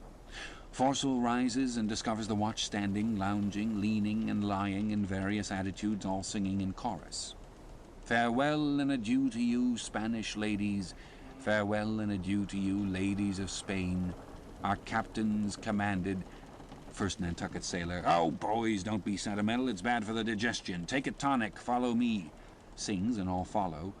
Our captain stood upon the deck, a spyglass in his hand, a viewing of those gallant whales that blew at every strand.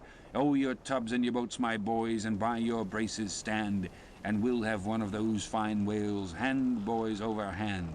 So be cheery, my lads, may your hearts never fail, while the bold harpooneer is striking the whale. Mate's voice from the quarterdeck. 8 bells there, forward. Second Nantucket sailor. Avast the chorus, 8 bells there. Do you hear, bellboy? Strike the bell 8, thou pip, thou blackling, and let me call the watch. I've the sort of mouth for that, the hogshead mouth.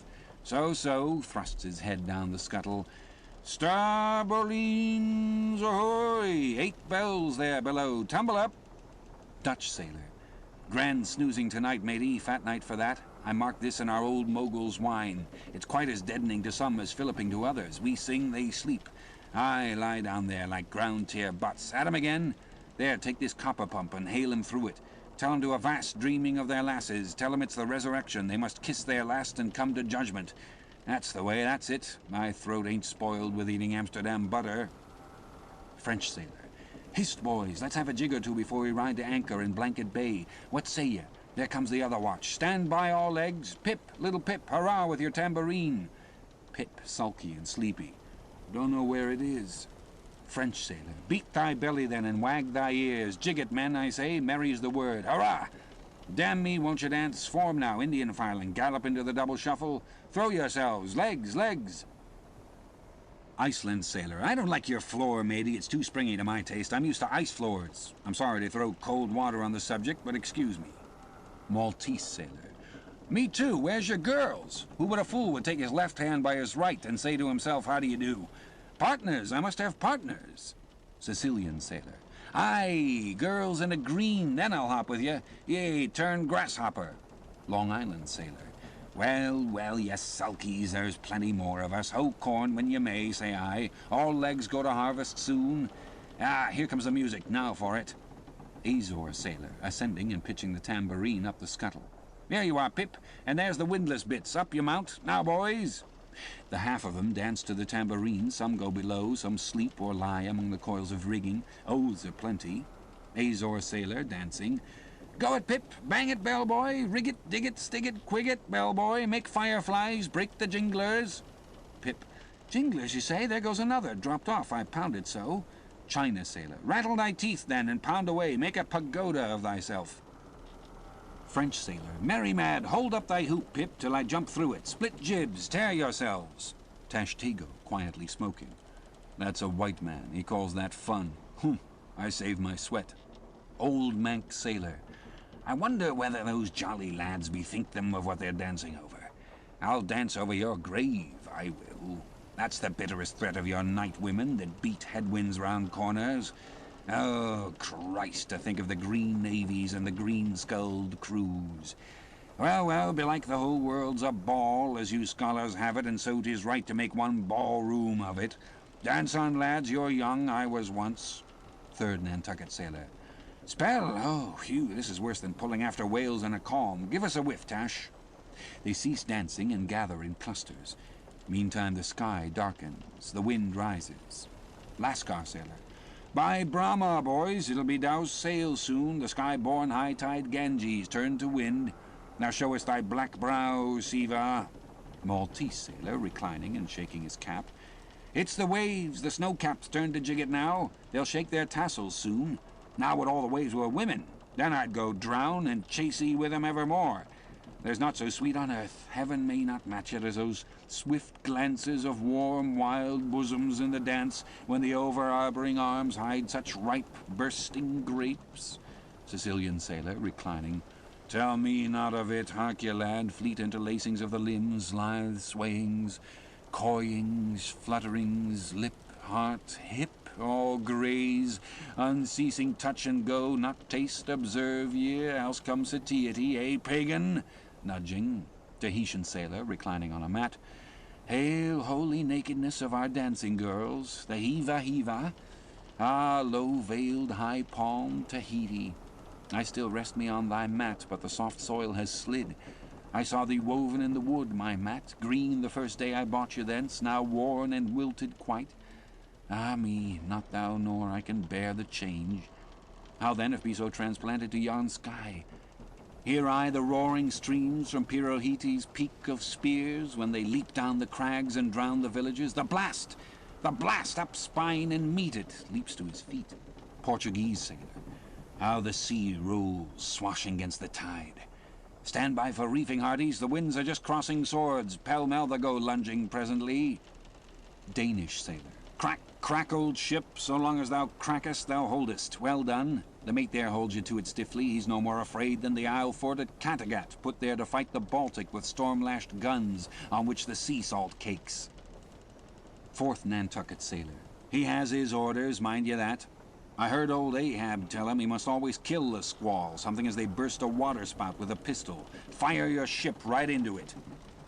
English sailor. Blood, but that old man's a grand old cove. We are the lads to hunt him up his whale.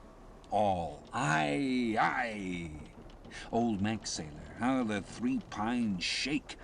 Pines are the hardest sort of tree to live when shifted to any other soil, and here there's none but the crew's cursed clay. Steady, helmsman, steady. This is the sort of weather when brave hearts snap ashore and keeled hulls split at sea. Our captain has his birthmark. Look yonder, boys, there's another in the sky, lurid-like, you see, all else pitch black. Daggoo. What of that? Who's afraid of black's afraid of me. I'm quarried out of it. Spanish sailor, aside. He wants to bully, the old grudge makes me touchy. Advancing. Aye, harpooner, thy race is the undeniable dark side of mankind. Devilish dark at that, no offense. Daggoo, grimly. None. St. Jago's sailor. That Spaniard's mad or drunk, but that can't be. Or else in his one case our old mogul's fire waters are somewhat long in working. Fifth Nantucket sailor. What's that I saw, lightning? Yes. Spanish sailor. No, Daggoo showing his teeth. Daggoo springing. Swallow thine, mannikin, white skin, white liver. Spanish sailor meeting him. Knife thee heartily, big frame, small spirit. All. A row. Tashtigo with a whiff. A row alow and a row aloft. Gods and men, both brawlers. Belfast sailor. A row. The Virgin be blessed, a row. Plunge in with ya. English sailor. Fair play. Snatch the Spaniard's knife. A ring. Old Manx sailor. Ready formed. There, the ringed horizon. In that ring Cain struck Abel. Sweet work, right work. No? Why then, God, madest thou the ring? Mate's voice from the quarterdeck. Hands by the halyards, in top-gallant sails, stand by to reef topsails. All. The squall! Jump, my jollies! They scatter. Pip, shrinking under the windlass. Jollies, Lord help, such jollies! Crish, crash, there goes the jibstay. Blang, wang, God, duck lower, Pip, here comes the royal yard. It's worse than being in the World Woods the last day of the year. Who'd go climbing after chestnuts now? But there they go, all cursing, and here I don't. Fine prospects to 'em, they're on the road to heaven.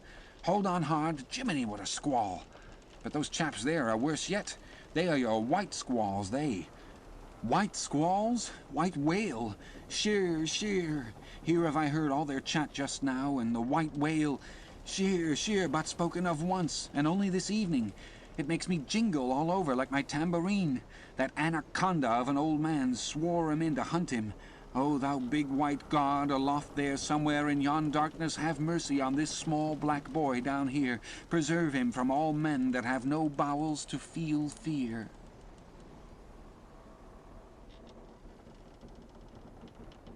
Chapter 41. Moby Dick. I, Ishmael, was one of that crew. My shouts had gone up with the rest. My oath had been welded with theirs. And stronger I shouted, and more did I hammer and clinch my oath because of the dread in my soul. A wild, mystical, sympathetical feeling was in me. Ahab's quenchless feud seemed mine. With greedy ears I learned the history of that murderous monster against whom I and all the others had taken our oaths of violence and revenge.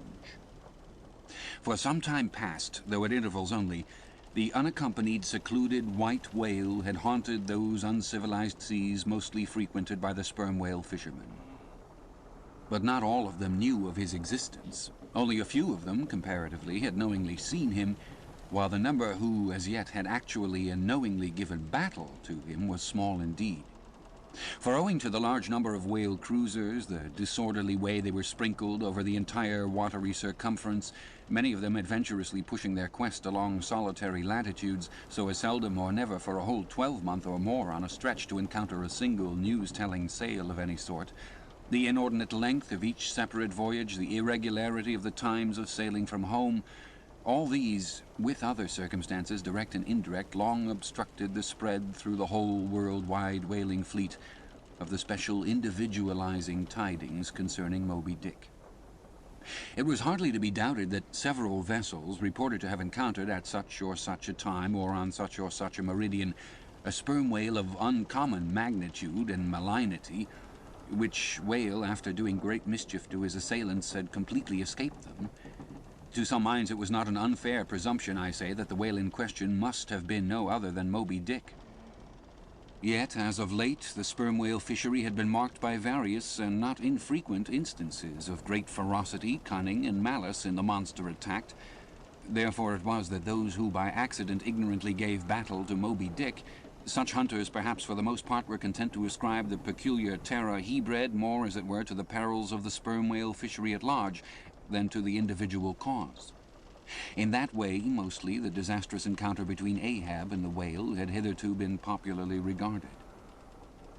As for those who, previously hearing of the white whale by chance caught sight of him, in the beginning of the thing they had, every one of them, almost as boldly and fearlessly lowered for him as for any other whale of that species.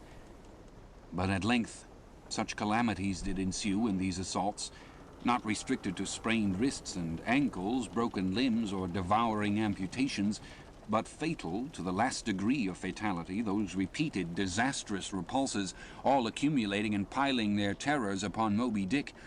Those things had gone far to shake the fortitude of many brave hunters to whom the story of the white whale had eventually come. Nor did wild rumors of all sorts fail to exaggerate and still the more horrify the true histories of these deadly encounters. For not only do fabulous rumors naturally grow out of the very body of all surprising, terrible events, as the smitten tree gives birth to its fungi, but in maritime life far more than in that of terra firma, wild rumors abound wherever there is any adequate reality for them to cling to. And as the sea surpasses the land in this matter, so the whale fishery surpasses every other sort of maritime life, in the wonderfulness and fearfulness of the rumors which sometimes circulate there. For not only are whalemen as a body unexempt from that ignorance and superstitiousness hereditary to all sailors, but of all sailors they are by all odds the most directly brought into contact with whatever is appallingly astonishing in the sea. Face to face, they not only eye its greatest marvels, but hand to jaw give battle to them. Alone in such remotest waters that though you sailed 1,000 miles and passed 1,000 shores, you would not come to any chiseled hearthstone or aught hospitable beneath that part of the sun. In such latitudes and longitudes, pursuing too such a calling as he does, the whaleman is wrapped by influences all tending to make his fancy pregnant with many a mighty birth. No wonder, then, that ever gathering volume from the mere transit over the widest watery spaces, the outblown rumors of the white whale did in the end incorporate with themselves all manner of morbid hints and half-formed fetal suggestions of supernatural agencies, which eventually invested Moby Dick with new terrors unborrowed from anything that visibly appears. So that in many cases such a panic did he finally strike, that few who, by those rumors at least, had heard of the white whale, few of those hunters were willing to encounter the perils of his jaw. But there were still other and more vital, practical influences at work. Not even at the present day has the original prestige of the sperm whale, as fearfully distinguished from all other species of the Leviathan, died out of the minds of the whalemen as a body. There are those this day among them who, though intelligent and courageous enough in offering battle to the Greenland or right whale, would perhaps, either from professional inexperience or incompetency or timidity, decline a contest with the sperm whale. At any rate, there are plenty of whalemen, especially among those whaling nations not sailing under the American flag, who have never hostilely encountered the sperm whale, but whose sole knowledge of the Leviathan is restricted to the ignoble monster primitively pursued in the north. Seated on their hatches, these men will hearken with a childish fireside interest and awe to the wild, strange tales of southern whaling. Nor is the preeminent tremendousness of the great sperm whale anywhere more feelingly comprehended than on board of those prows which stem him. And as if the now tested reality of his might had in former legendary times thrown its shadow before it, we find some book naturalists, Olassen and Povelson, declaring the sperm whale not only to be a consternation to every other creature in the sea, but also to be so incredibly ferocious as continually to be athirst for human blood. Nor even down to so late a time as Cuvier's, where these or almost similar impressions are faced. For in his Natural History, the Baron himself affirms that at sight of the sperm whale, all fish, sharks included, are struck with the most lively terrors, and often in the precipitancy of their flight dash themselves against the rocks with such violence as to cause instantaneous death. And however the general experiences in the fishery may amend such reports as these, yet in their full terribleness, even to the bloodthirsty item of Povelson, the superstitious belief in them is, in some vicissitudes of their vocation, revived in the minds of the hunters.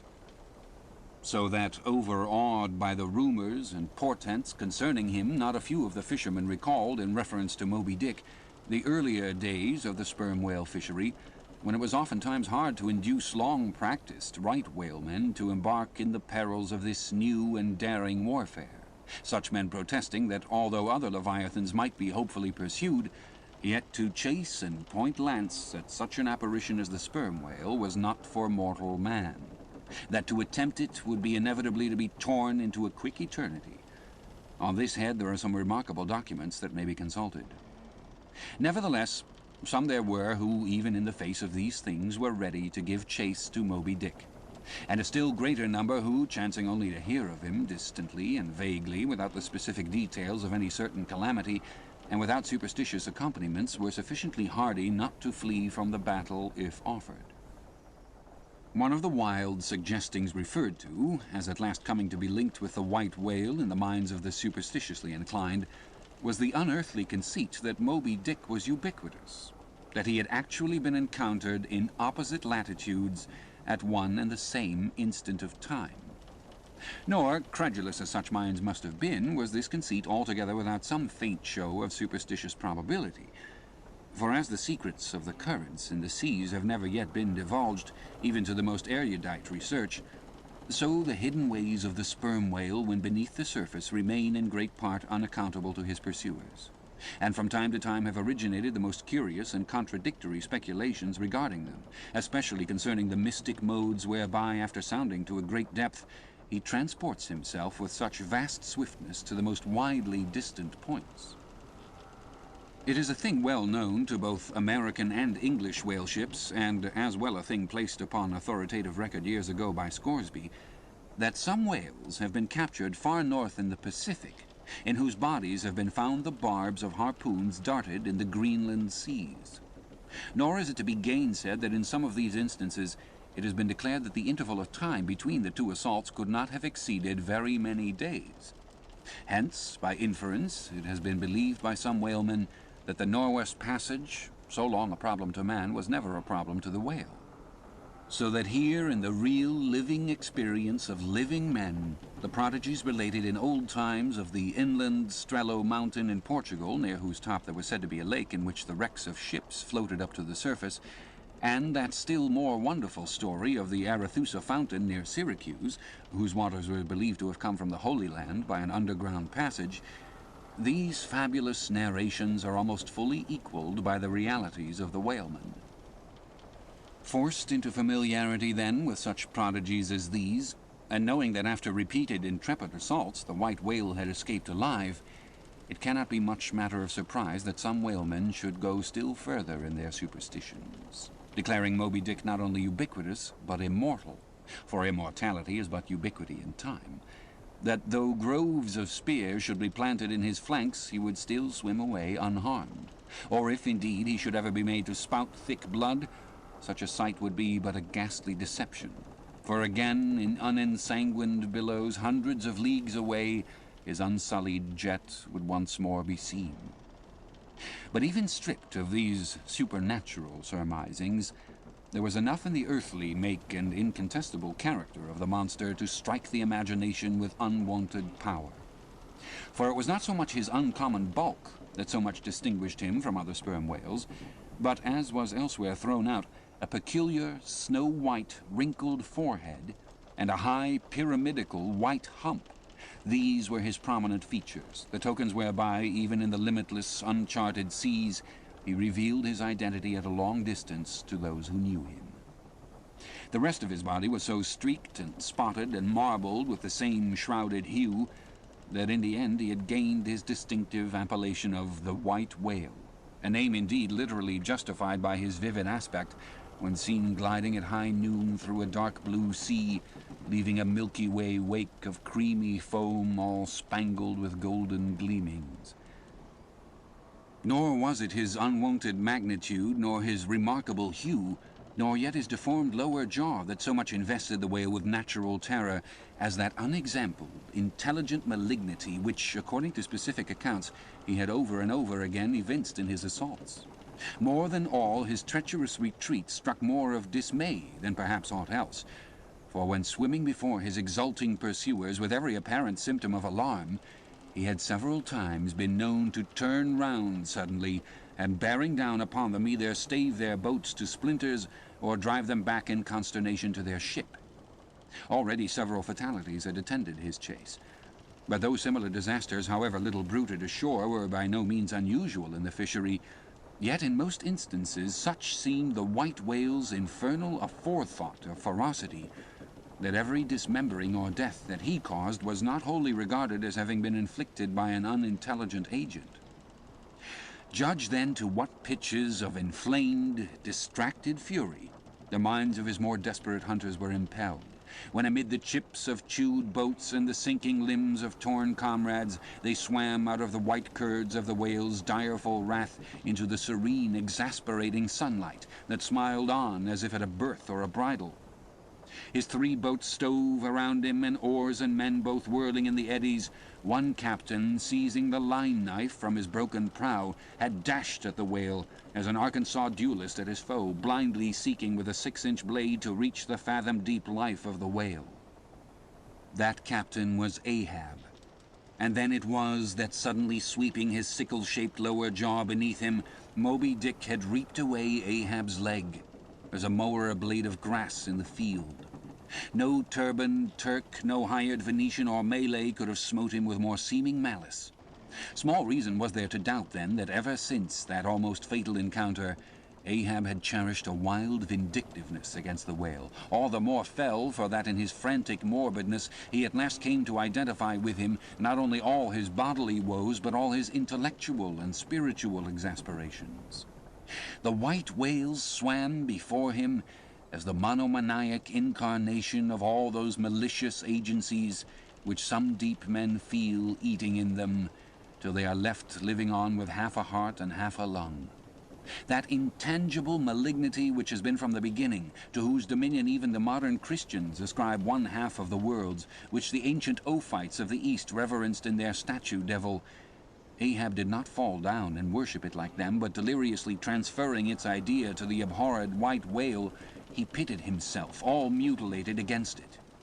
all that most maddens and torments, all that stirs up the lees of things, all truth with malice in it, all that cracks the sinews and cakes the brain, all the subtle demonisms of life and thought, all evil to crazy Ahab, were visibly personified and made practically assailable in Moby Dick. He piled upon the whale's white hump the sum of all the general rage and hate felt by his whole race from Adam down. And then, as if his chest had been a mortar, he burst his hot heart shell upon it. It is not probable that this monomania in him took its instant rise at the precise time of his bodily dismemberment. Then, in darting at the monster, knife in hand, he had but given loose to a sudden, passionate corporal animosity, and when he received the stroke that tore him, he probably but felt the agonizing bodily laceration, but nothing more. Yet, when by this collision forced to turn towards home, and for long months of days and weeks Ahab and Anguish lay stretched together in one hammock, rounding in midwinter that dreary, howling Patagonian cape, then it was that his torn body and gashed soul bled into one another, and so interfusing made him mad.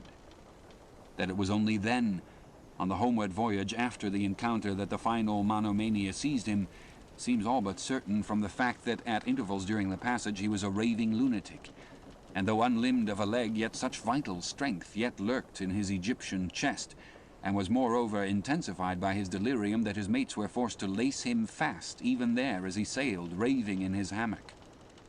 In his straitjacket he swung to the mad rockings of the gales, and when running into more sufferable latitudes, the ship, with mild stunsails spread, floated across the tranquil tropics, and to all appearance the old man's delirium seemed left behind him with the Cape Horn swells, and he came forth from his dark den into the blessed light and air.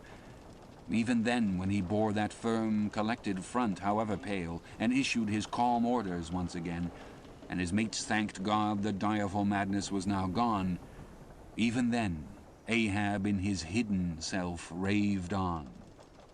Human madness is oftentimes a cunning and most feline thing.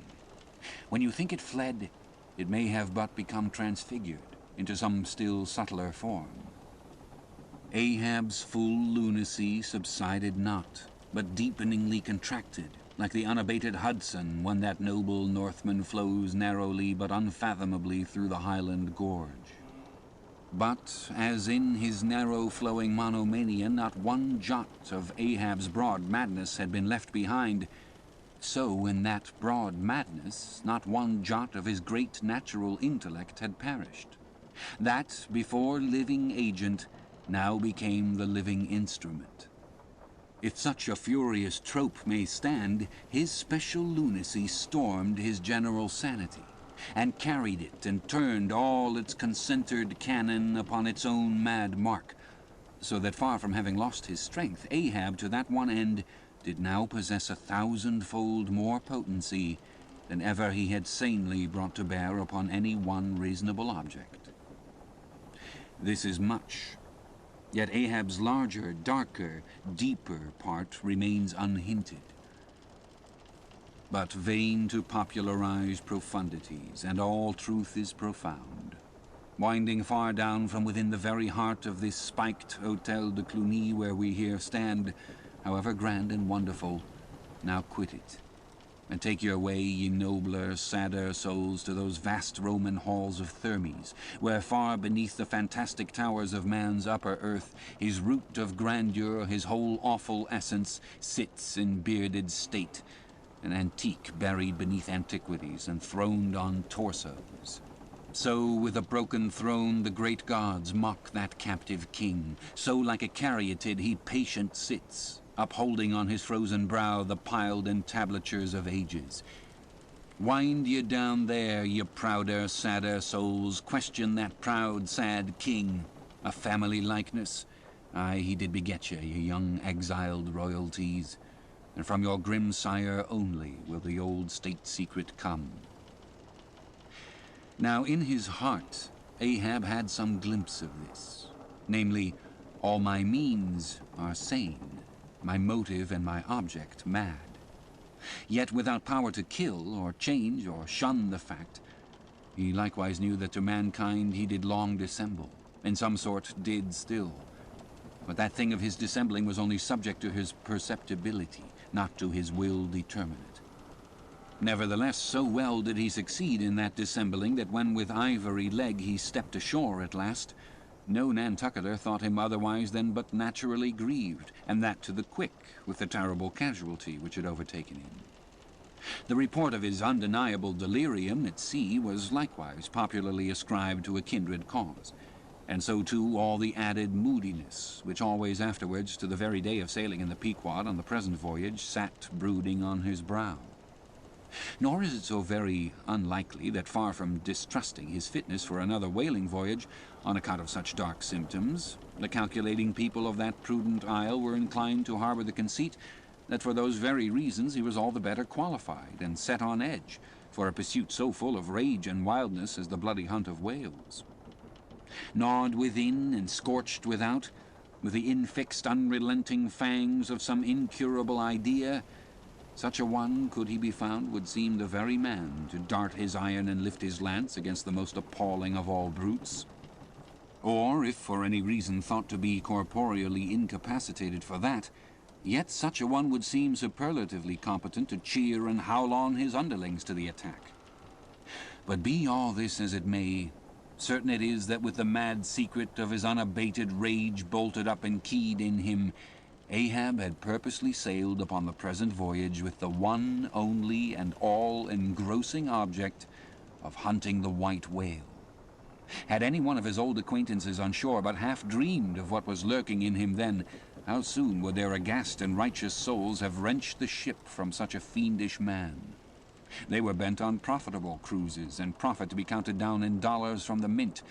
He was intent on an audacious, immitigable, and supernatural revenge. Here, then, was this gray-headed, ungodly old man, chasing with curses a Job's whale round the world, at the head of a crew, too, chiefly made up of mongrel renegades and castaways and cannibals, morally enfeebled also by the incompetence of mere unaided virtue or right-mindedness in Starbuck, the invulnerable jollity of indifference and recklessness in Stubb, and the pervading mediocrity in Flask. Such a crew, so officered, seemed specially picked and packed by some infernal fatality to help him to his monomaniac revenge. How it was that they so aboundingly responded to the old man's ire, by what evil magic their souls were possessed, that at times his hate seemed almost theirs, the white whale as much their insufferable foe as his, how all this came to be, what the white whale was to them, or how to their unconscious understandings also in some dim, unsuspected way he might have seemed the gliding great demon of the seas of life, all this to explain would be to dive deeper than Ishmael can go. The subterranean miner that works on us all, how can one tell whither leads his shaft by the ever-shifting muffled sound of his pick? Who does not feel the irresistible arm drag? What skiff in tow of a 74 can stand still? For one, I gave myself up to the abandonment of the time and the place. But while yet all a rush to encounter the whale, could see naught in that brute but the deadliest ill.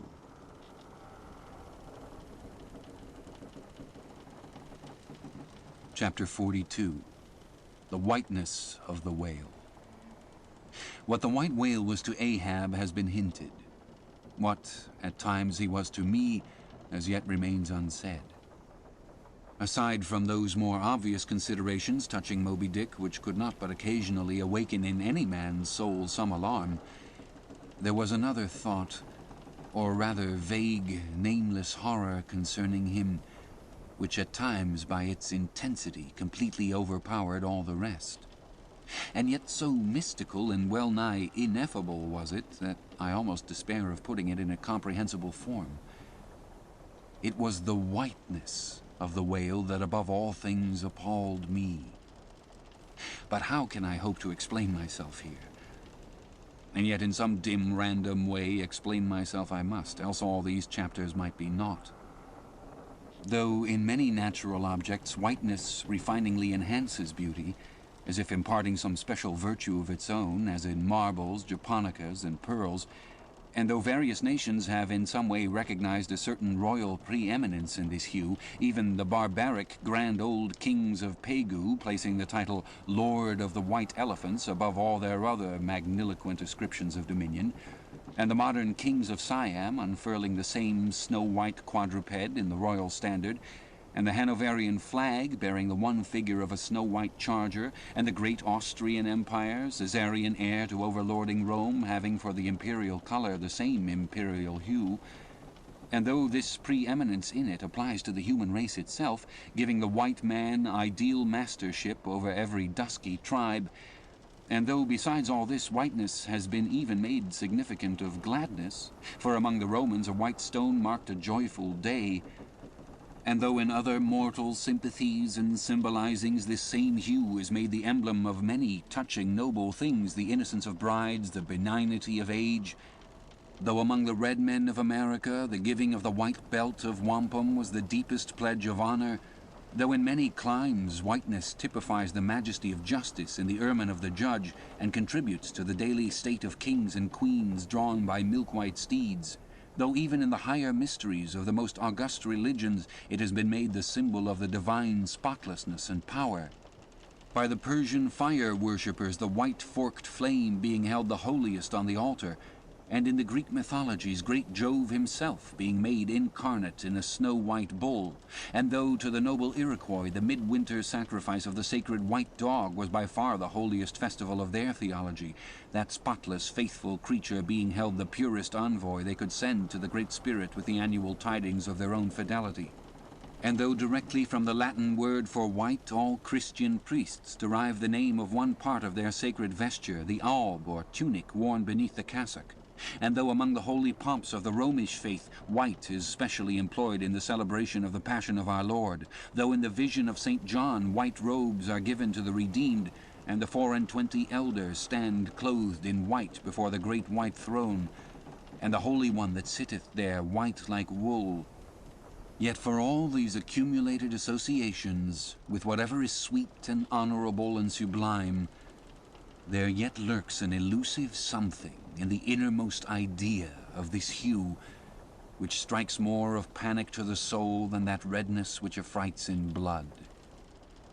This elusive quality it is which causes the thought of whiteness, when divorced from more kindly associations and coupled with any object terrible in itself, to heighten that terror to the furthest bounds. Witness the white bear of the poles and the white shark of the tropics. What but their smooth, flaky whiteness makes them the transcendent horrors they are? That ghastly whiteness it is which imparts such an abhorrent mildness, even more loathsome than terrific, to the dumb gloating of their aspect, so that not the fierce-fanged tiger in his heraldic coat can so stagger courage as the white-shrouded bear or shark. With reference to the polar bear, it may possibly be urged by him who would fain go still deeper into this matter that it is not the whiteness, separately regarded, which heightens the intolerable hideousness of that brute. For, analyzed, that heightened hideousness, it might be said, only arises from the circumstances that the irresponsible ferociousness of the creature stands invested in the fleece of celestial innocence and love. And hence, by bringing together two such opposite emotions in our minds, the polar bear frightens us with so unnatural a contrast. But even assuming all this to be true, yet were it not for the whiteness, you would not have that intensified terror. As for the white shark, the white, gliding ghostliness of repose in that creature, when beheld in his ordinary moods, strangely tallies with the same quality in the polar quadruped. This peculiarity is most vividly hit by the French in the name they bestow upon that fish.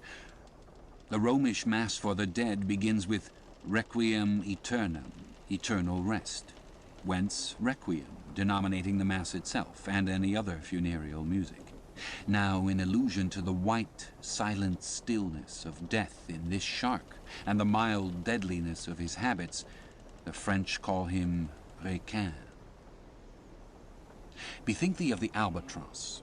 Whence come those clouds of spiritual wonderment and pale dread in which that white phantom sails in all imaginations? Not Coleridge first threw that spell, but God's great unflattering laureate, nature. I remember the first albatross I ever saw. It was during a prolonged gale in waters hard upon the Antarctic seas. From my forenoon watch below, I ascended to the overclouded deck, and there, dashed upon the main hatches, I saw a regal, feathery thing of unspotted whiteness, and with a hooked Roman bill sublime. At intervals it arched forth its vast archangel wings as if to embrace some holy ark. Wondrous flutterings and throbbings shook it. Though bodily unharmed, it uttered cries, as some king's ghost in supernatural distress. Through its inexpressible, strange eyes, methought I peeped to secrets which took hold of God. As Abraham before the angels, I bowed myself. The white thing was so white, its wings so wide, and in those forever exiled waters I had lost the miserable warping memories of traditions and of towns. Long I gazed at that prodigy of plumage. I cannot tell, can only hint, the things that darted through me then. But at last I awoke, and turning, asked a sailor what bird was this. "A goney," he replied. Goney? I had never heard that name before. Is it conceivable that this glorious thing is utterly unknown to men ashore? Never.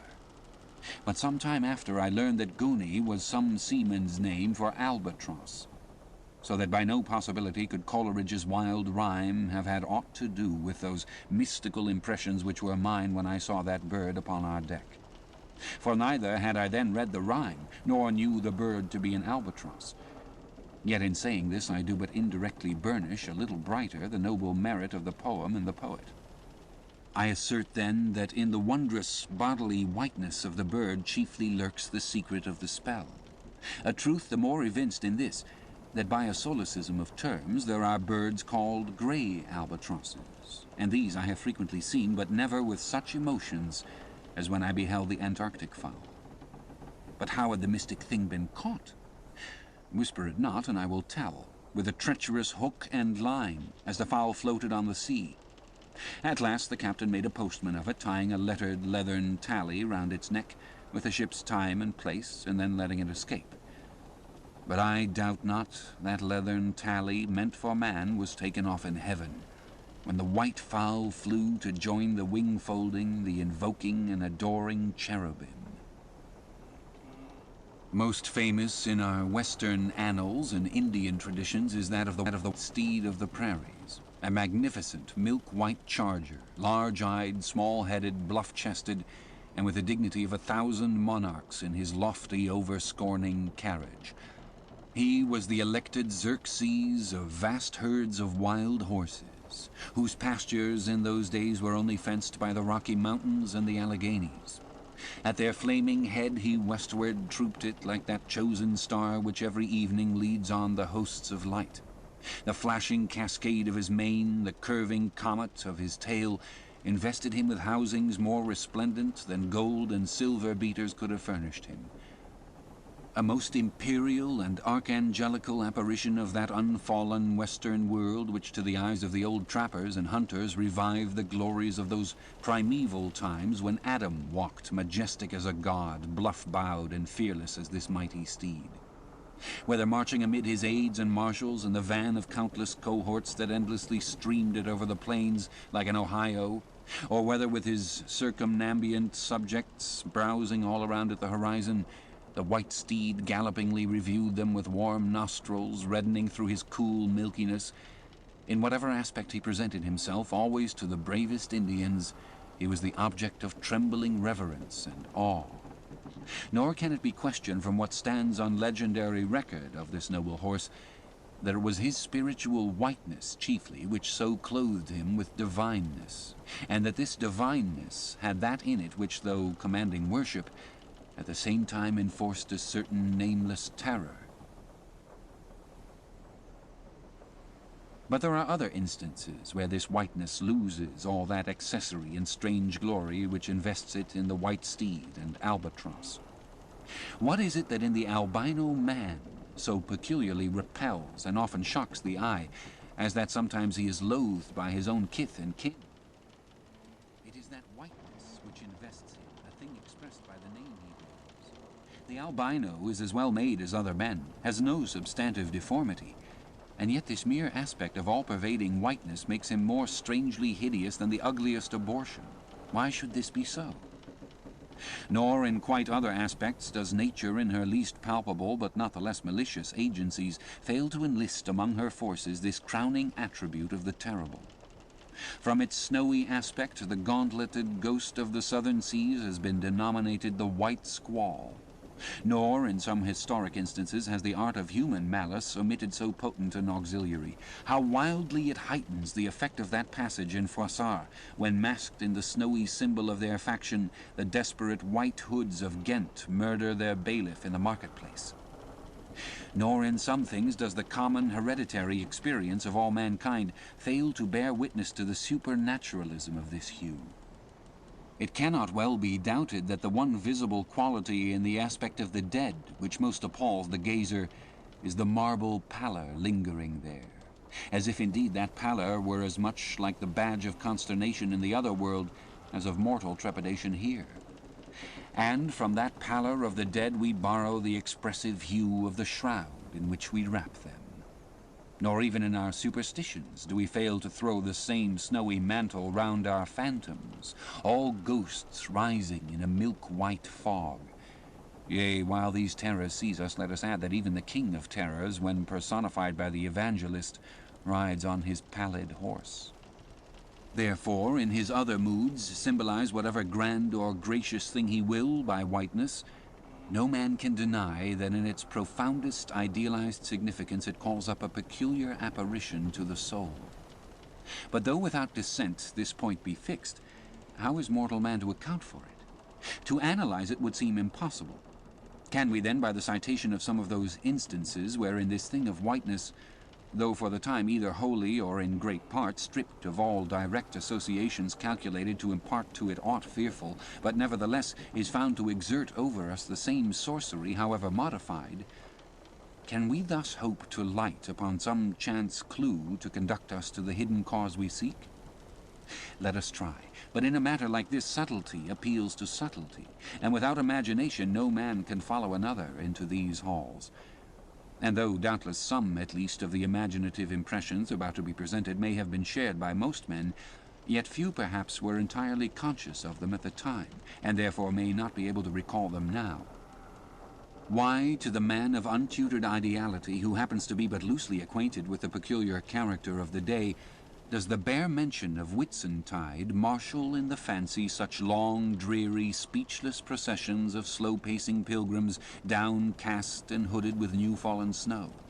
Or, to the unread, unsophisticated Protestant of the Middle American states, why does the passing mention of a white friar or a white nun evoke such an eyeless statue in the soul?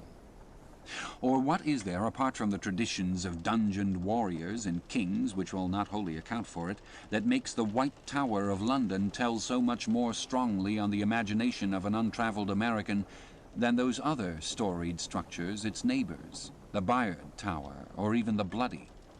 And those sublimer towers, the White Mountains of New Hampshire, whence in peculiar moods comes that gigantic ghostliness over the soul at the bare mention of that name, while the thought of Virginia's Blue Ridge is full of a soft, dewy, distant dreaminess?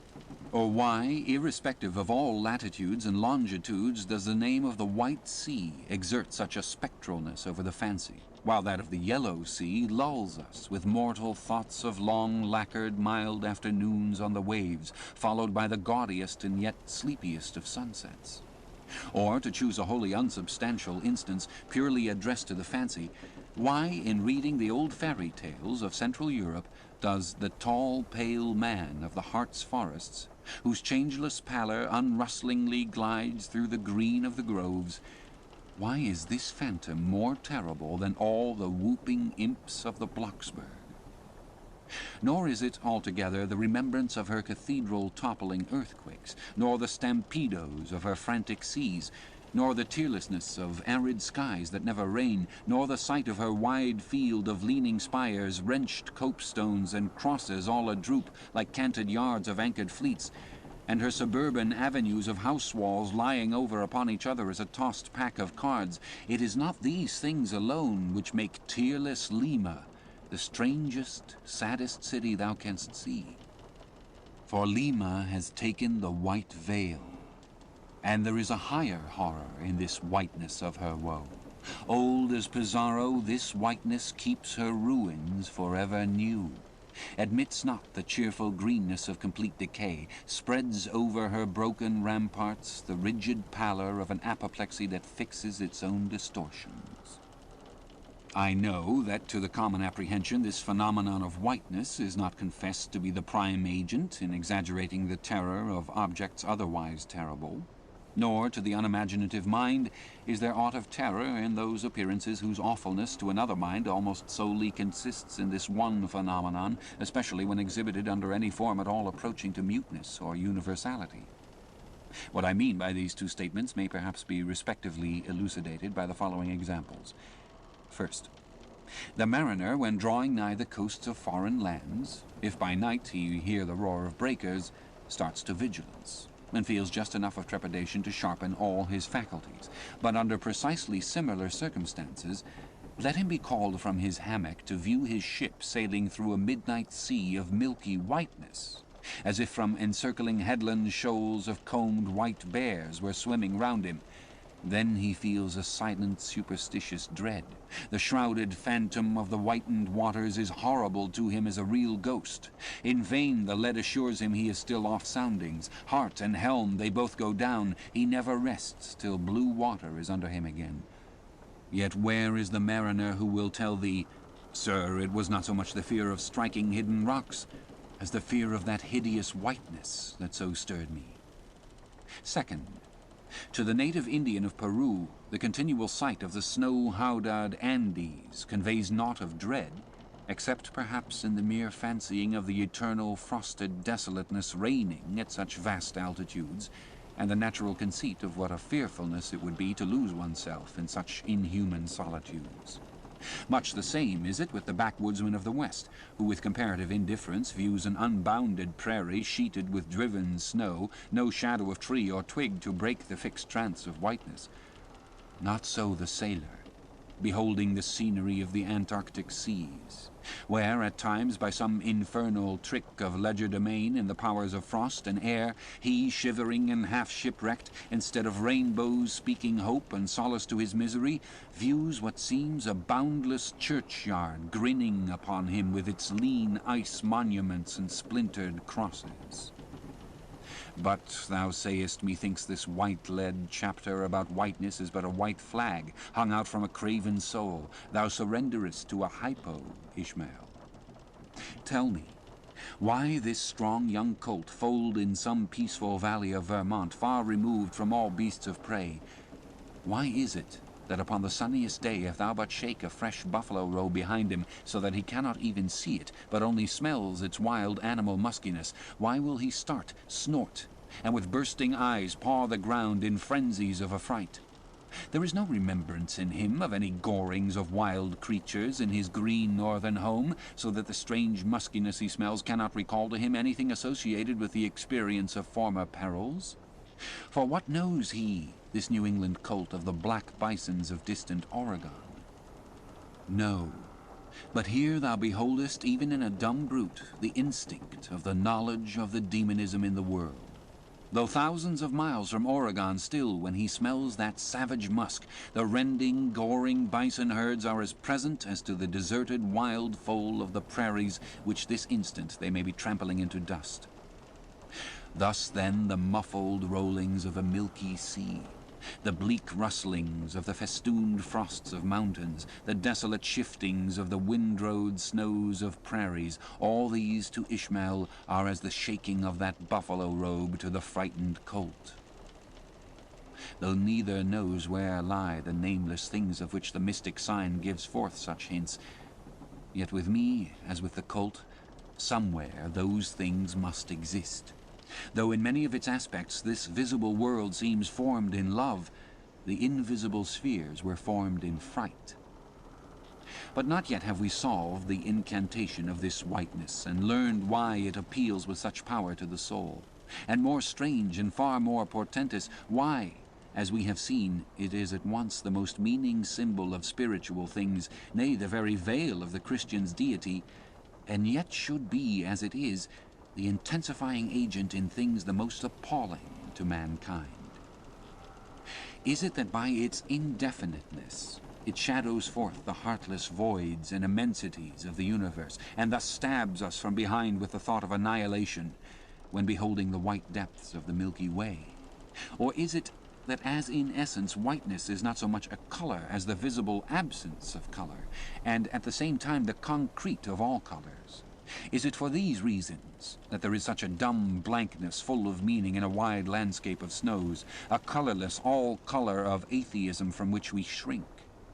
And when we consider that other theory of the natural philosophers, that all other earthly hues, every stately or lovely emblazoning, the sweet tinges of sunset skies and woods, yea, and the gilded velvets of butterflies and the butterfly cheeks of young girls, all these are but subtle deceits, not actually inherent in substances, but only laid on from without, so that all deified nature absolutely paints like the harlot, whose allurements cover nothing but the charnel house within. And when we proceed further, and consider that the mystical cosmetic which produces every one of her hues, the great principle of light, forever remains white or colorless in itself, and if operating without medium upon matter, would touch all objects, even tulips and roses, with its own blank tinge. Pondering all this, the palsied universe lies before us a leper, and like willful travelers in Lapland, who refuse to wear colored and coloring glasses upon their eyes, so the wretched infidel gazes himself blind at the monumental white shroud that wraps all the prospect around him. And of all these things the albino whale was the symbol. Wonder ye, then, at the fiery hunt?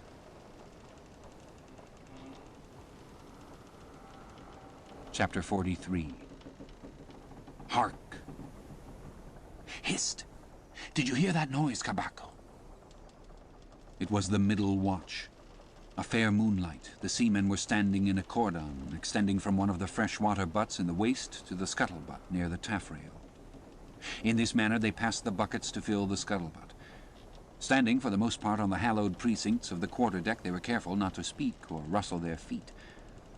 From hand to hand the buckets went in the deepest silence, only broken by the occasional flap of a sail and the steady hum of the unceasingly advancing keel. It was in the midst of this repose that Archie, one of the cordon whose post was near the after hatches, whispered to his neighbor, a Colo, the words above. Hist! Did you hear that noise, Kabako? Take the bucket, will you, Archie? What noise do you mean? There it is again. Under the hatches, don't you hear it? A cough. It sounded like a cough. Cough be damned. Pass along that return bucket. There again. There it is. It sounds like 2 or 3 sleepers turning over now. Caramba, have done, shipmate, will you? It's the 3 soaked biscuits you eat for supper turning over inside of you. Nothing else. Look to the bucket. Say what you will, shipmate. I've sharp ears.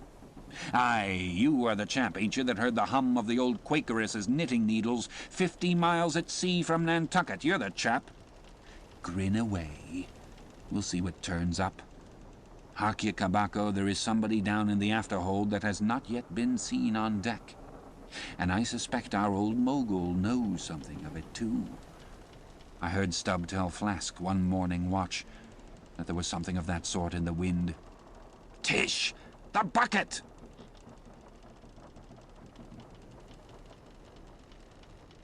Chapter 44. The Chart. Had you followed Captain Ahab down into his cabin after the squall that took place on the night succeeding that wild ratification of his purpose with his crew, you would have seen him go to a locker in the transom, and bringing out a large wrinkled roll of yellowish sea charts, spread them before him on his screwed-down table. Then, seating himself before it, you would have seen him intently study the various lines and shadings which there met his eye, and with slow but steady pencil trace additional courses over spaces that before were blank. At intervals he would refer to piles of old logbooks beside him, wherein were set down the seasons and places in which, on various former voyages of various ships, sperm whales had been captured or seen. While thus employed, the heavy pewter lamp, suspended in chains over his head, continually rocked with the motion of the ship, and forever threw shifting gleams and shadows of lines upon his wrinkled brow, till it almost seemed that while he himself was marking out lines and courses on the wrinkled charts, some invisible pencil was also tracing lines and courses upon the deeply marked chart of his forehead. But it was not this night in particular that in the solitude of his cabin Ahab thus pondered over his charts. Almost every night they were brought out, almost every night some pencil marks were effaced and others were substituted. For with the charts of all 4 oceans before him, Ahab was threading a maze of currents and eddies, with a view to the more certain accomplishment of that monomaniac thought of his soul. Now, to anyone not fully acquainted with the ways of the Leviathans, it might seem an absurdly hopeless task thus to seek out one solitary creature in the unhooped oceans of this planet. But not so did it seem to Ahab, who knew the sets of all tides and currents, and thereby calculating the driftings of the sperm whale's food, and also calling to mind the regular, ascertained seasons for hunting him in particular latitudes, could arrive at reasonable surmises almost approaching to certainties concerning the timeliest day to be upon this or that ground in search of his prey. So assured, indeed, is the fact concerning the periodicalness of the sperm whale's resorting to given waters, that many hunters believe that could he be closely observed and studied throughout the world, were the logs for one voyage of the entire whale fleet carefully collated, then the migrations of the sperm whale would be found to correspond in invariability to those of the herring shoals or the flights of swallows. On this hint, attempts have been made to construct elaborate migratory charts of the sperm whale. Since the above was written, the statement is happily borne out by an official circular issued by Lieutenant Maury of the National Observatory, Washington, April 16, 1851. By that circular, it appears that precisely such a chart is in course of completion, and portions of it are presented in the circular. This chart divides the ocean into districts of 5 degrees of latitude by 5 degrees of longitude, perpendicularly through each of which districts are 12 columns for the 12 months, and horizontally through each of which districts are 3 lines, one to show the number of days that have been spent in each month in every district, and the 2 others to show the number of days in which whales, sperm or right, have been seen. Besides, when making a passage from one feeding ground to another, the sperm whales, guided by some infallible instinct, say rather secret intelligence from the deity, mostly swim in veins, as they are called, containing their way along a given ocean line with such undeviating exactitude that no ship ever sailed her course by any chart with 1/10 of such marvelous precision. Though in these cases the direction taken by any one whale be straight as a surveyor's parallel, and though the line of advance be strictly confined to its own unavoidable straight wake, yet the arbitrary vein in which at these times he is said to swim generally embraces some few miles in width, more or less as the vein is presumed to expand or contract, but never exceeds the visual sweep from the whale ship's mastheads when circumspectly gliding along this magic zone. The sum is that at particular seasons within that breadth and along that path, migrating whales may with great confidence be looked for. And hence not only at substantiated times upon well-known separate feeding grounds could Ahab hope to encounter his prey, but in crossing the widest expanses of water between those grounds he could by his art so place and time himself on his way as even then not to be wholly without prospect of a meeting. There was a circumstance which at first sight seemed to entangle his delirious but still methodical scheme, but not so in the reality perhaps. Though the gregarious sperm whales have their regular seasons for particular grounds, yet in general you cannot conclude that the herds which haunted such and such a latitude or longitude this year, say, will turn out to be identically the same with those that were found there the preceding season, though there are peculiar and unquestionable instances where the contrary of this is proved true. In general, the same remark, only within a less wide limit, applies to the solitaries and hermits among the matured, aged sperm whales. so that though Moby Dick had in a former year been seen, for example, on what is called the Seychelles Ground in the Indian Ocean or Volcano Bay on the Japanese coast, yet it did not follow that were the Pequod to visit either of those spots at any subsequent corresponding season, she would infallibly encounter him there. So, too, with some other feeding grounds where he had at times revealed himself. But all these seemed only his casual stopping places and ocean inns, so to speak, not his places of prolonged abode. And where Ahab's chances of accomplishing his object have hitherto been spoken of, allusion has only been made to whatever wayside, antecedent, extra prospects were his, ere a particular set time or place were attained, when all possibilities would become probabilities, and, as Ahab fondly thought, every possibility the next thing to a certainty. That particular set time and place were conjoined in the one technical phrase, the season on the line. For there and then, for several consecutive years, Moby Dick had been periodically described, lingering in those waters for a while as the sun in its annual round loiters for a predicted interval in any one sign of the zodiac. There it was, too, that most of the deadly encounters with the white whale had taken place. There the waves were storied with his deeds. There also was that tragic spot where the monomaniac old man had found the awful motive to his vengeance. But in the cautious comprehensiveness and unloitering vigilance with which Ahab threw his brooding soul into this unfaltering hunt, he would not permit himself to rest all his hopes upon the one crowning fact above mentioned, however flattering it might be to those hopes. Nor in the sleeplessness of his vow could he so tranquilize his unquiet heart as to postpone all intervening quest. Now, the Pequod had sailed from Nantucket at the very beginning of the season on the line.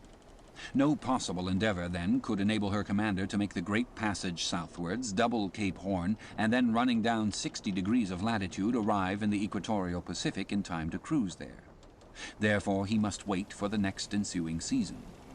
Yet, the premature hour of the Pequod's sailing had perhaps been covertly selected by Ahab, with a view to this very complexion of things, because an interval of 365 days and nights was before him, an interval which, instead of impatiently enduring ashore, he would spend in a miscellaneous hunt.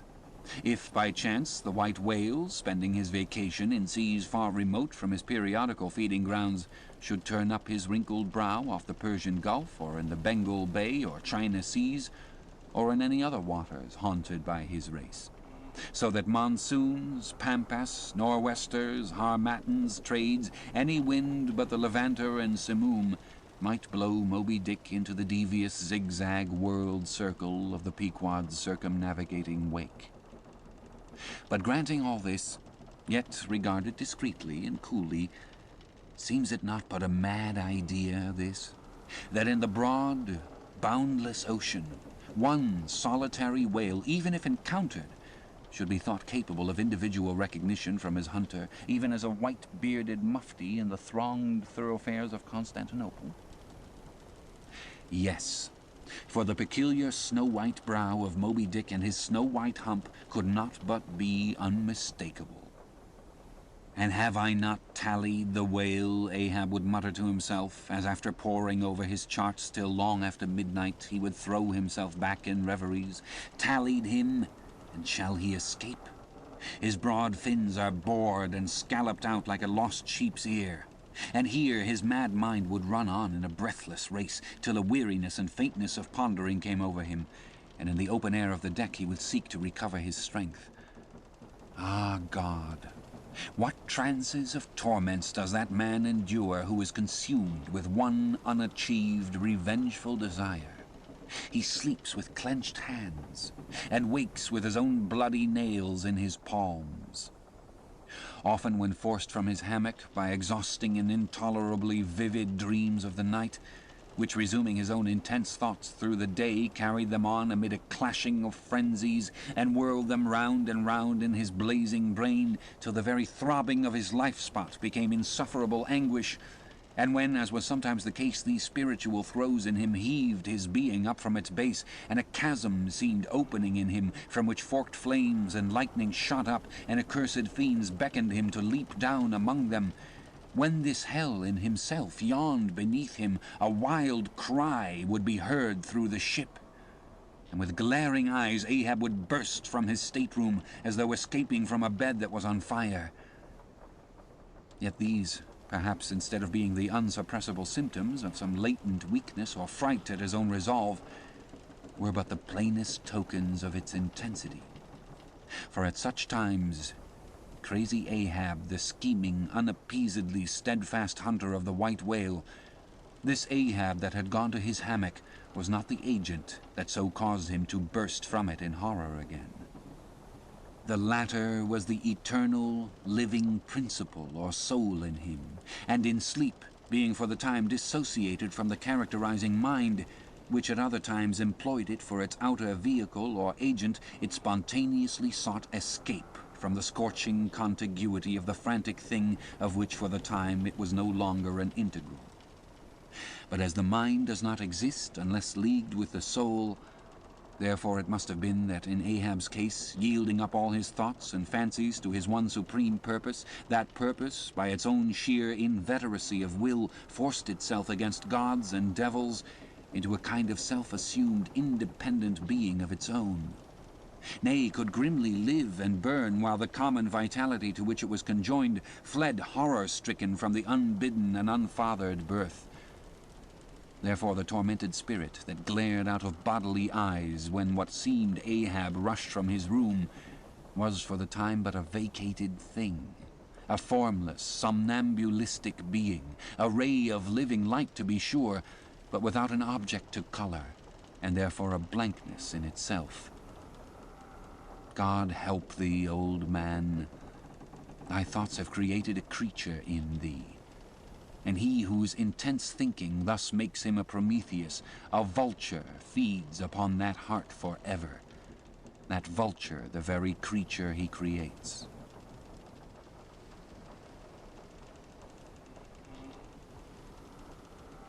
Chapter 45. The Affidavit. So far as what there may be of a narrative in this book, and indeed as indirectly touching one or two very interesting and curious particulars in the habits of sperm whales, the foregoing chapter in its earlier part is as important a one as will be found in this volume. But the leading matter of it requires to be still further and more familiarly enlarged upon in order to be adequately understood, and moreover to take away any incredulity which a profound ignorance of the entire subject may induce in some minds as to the natural verity of the main points of this affair. I care not to perform this part of my task methodically, but shall be content to produce the desired impression by separate citations of items practically or reliably known to me as a whaleman, and from these citations I take it the conclusion aimed at will naturally follow of itself. First, I have personally known 3 instances where a whale, after receiving a harpoon, has effected a complete escape, and after an interval, in one instance of 3 years, has been again struck by the same hand and slain, when the 2 irons, both marked by the same private cipher, have been taken from the body. In the instance where 3 years intervened between the flinging of the 2 harpoons, and I think it may have been something more than that, the man who darted them, happening in the interval to go in a trading ship on a voyage to Africa, went ashore there, joined a discovery party, and penetrated far into the interior, where he traveled for a period of nearly 2 years, often endangered by serpents, savages, tigers, poisonous miasmas, with all the other common perils incident to wandering in the heart of unknown regions. Meanwhile, the whale he had struck must also have been on its travels. No doubt it had thrice circumnavigated the globe, brushing with its flanks all the coasts of Africa, but to no purpose. This man and this whale again came together, and the one vanquished the other. I say, I, myself, have known 3 instances similar to this. That is, in 2 of them I saw the whale struck, and upon the second attack saw the 2 irons with the respective marks cut in them, afterwards taken from the dead fish. In the 3-year instance, it so fell out that I was in the boat both times, first and last, and the last time distinctly recognized a peculiar sort of huge mole under the whale's eye, which I had observed there 3 years previous. I say 3 years, but I am pretty sure it was more than that. Here are 3 instances, then, which I personally know the truth of, but I have heard of many other instances from persons whose veracity in the matter there is no good ground to impeach. Secondly, it is well known in the sperm whale fishery, however ignorant the world ashore may be of it, that there have been several memorable historical instances where a particular whale in the ocean has been at distant times and places popularly cognizable. Why such a whale became thus marked was not altogether and originally owing to his bodily peculiarities as distinguished from other whales, for however peculiar in that respect any chance whale may be, they soon put an end to his peculiarities by killing him and boiling him down into a peculiarly valuable oil. No, the reason was this, that from the fatal experiences of the fishery there hung a terrible prestige of perilousness about such a whale as there did about Rinaldo Rinaldini, insomuch that most fishermen were content to recognize him by merely touching their tarpaulins when he would be discovered lounging by them on the sea, without seeking to cultivate a more intimate acquaintance. Like some poor devils ashore that happen to know an irascible great man, they make distant, unobtrusive salutations to him in the street, lest if they pursued the acquaintance further, they might receive a summary thump for their presumption. But not only did each of these famous whales enjoy great individual celebrity, nay, you may call it an ocean-wide renown, not only was he famous in life, and now is immortal in forecastle stories after death, but he was admitted into all the rights, privileges, and distinctions of a name, had as much a name indeed as Cambyses or Caesar. Was it not so, O Timor Tom, thou famed Leviathan, scarred like an iceberg, who so long didst lurk in the oriental straits of that name, whose spout was oft seen from the palmy beach of Ombay? Was it not so, O New Zealand Jack, thou terror of all cruisers that crossed their wakes in the vicinity of the Tattoo Land?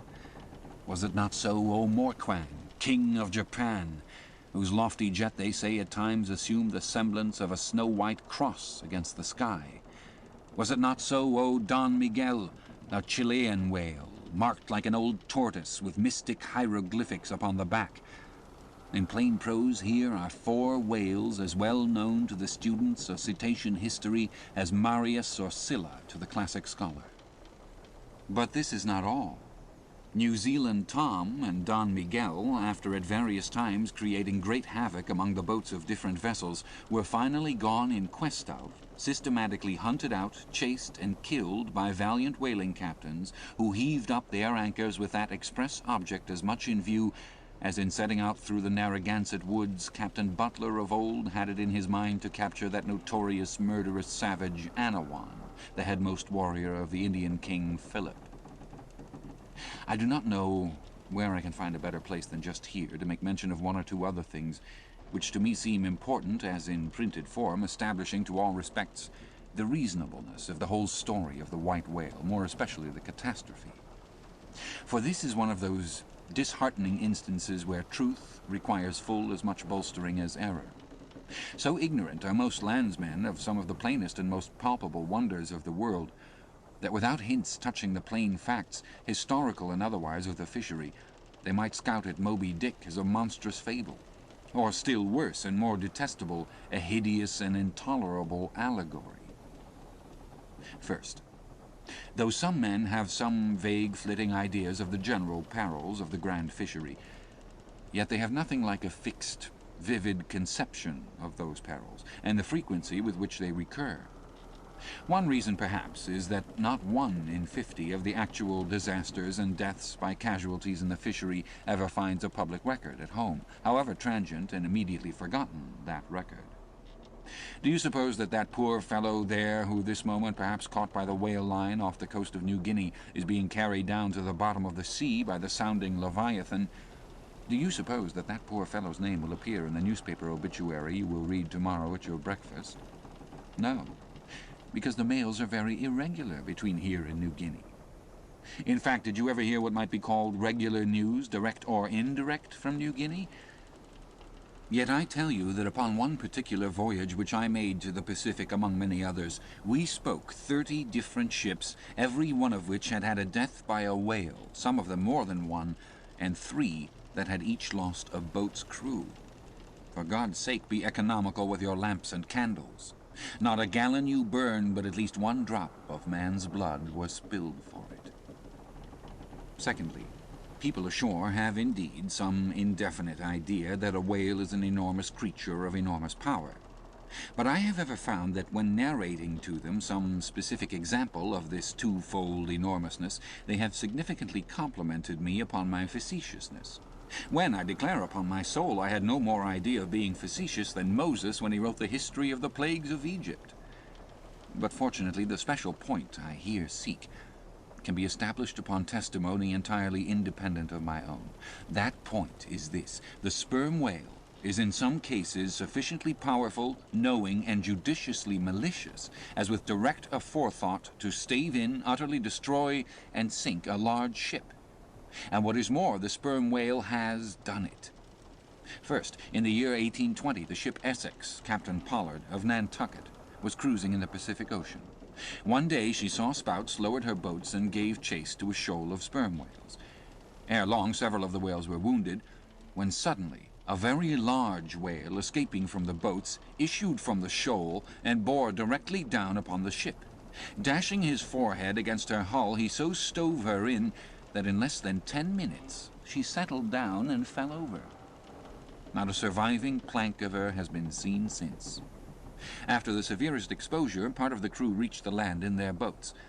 Being returned home at last, Captain Pollard once more sailed for the Pacific in command of another ship, but the gods shipwrecked him again upon unknown rocks and breakers. For the second time his ship was utterly lost, and forthwith forswearing the sea, he has never tempted it since. At this day Captain Pollard is a resident of Nantucket. I have seen Owen Chase, who was chief mate of the Essex at the time of the tragedy. I have read his plain and faithful narrative. I have conversed with his son, and all this within a few miles of the scene of the catastrophe. The following are extracts from Chase's narrative. Every fact seemed to warrant me in concluding that it was anything but chance which directed his operations. He made 2 several attacks upon the ship at a short interval between them, both of which, according to their direction, were calculated to do us the most injury by being made ahead, and thereby combining the speed of the 2 objects for the shock, to effect which the exact maneuvers which he made were necessary. His aspect was most horrible, and such as indicated resentment and fury. He came directly from the shoal which we had just before entered, and in which we had struck 3 of his companions, as if fired with revenge for their sufferings. Again, at all events, the whole circumstances taken together, all happening before my own eyes, and producing at the time impressions in my mind of decided, calculating mischief on the part of the whale, many of which impressions I cannot now recall, induce me to be satisfied that I am correct in my opinion. Here are his reflections some time after quitting the ship, during a black night in an open boat when almost despairing of reaching any hospitable shore. The dark ocean and swelling waters were nothing. The fears of being swallowed up by some dreadful tempest or dashed upon hidden rocks, with all the other ordinary subjects of fearful contemplation, seemed scarcely entitled to a moment's thought. The dismal-looking wreck and the horrid aspect and revenge of the whale wholly engrossed my reflections until day again made its appearance. In another place he speaks of the mysterious and mortal attack of the animal. Secondly, the ship Union, also of Nantucket, was in the year 1807 totally lost off the Azores by a similar onset. But the authentic particulars of this catastrophe I have never chanced to encounter, though from the whale hunters I have now and then heard casual allusions to it. Thirdly, some 18 or 20 years ago, Commodore J, then commanding an American sloop of war of the first class, happened to be dining with a party of whaling captains on board a Nantucket ship in the harbor of Oahu, Sandwich Islands. Conversation turning upon whales, the Commodore was pleased to be skeptical, touching the amazing strength ascribed to them by the professional gentlemen present. He peremptorily denied, for example, that any whale could so smite his stout sloop of war as to cause her to leak so much as a thimbleful. Very good, but there is more coming. Some weeks after, the Commodore set sail in this impregnable craft for Valparaiso, but he was stopped on the way by a portly sperm whale that begged a few moments' confidential business with him. That business consisted in fetching the Commodore's craft such a thwack that with all his pumps going he made straight for the nearest port to heave down and repair.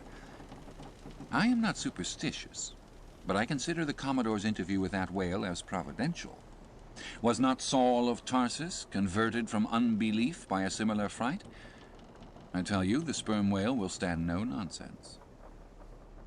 I will now refer you to Langsdorff's voyages for a little circumstance in point peculiarly interesting to the writer hereof. Langsdorff, you must know, by the way, was attached to the Russian Admiral Krusenstern's famous Discovery expedition in the beginning of the present century.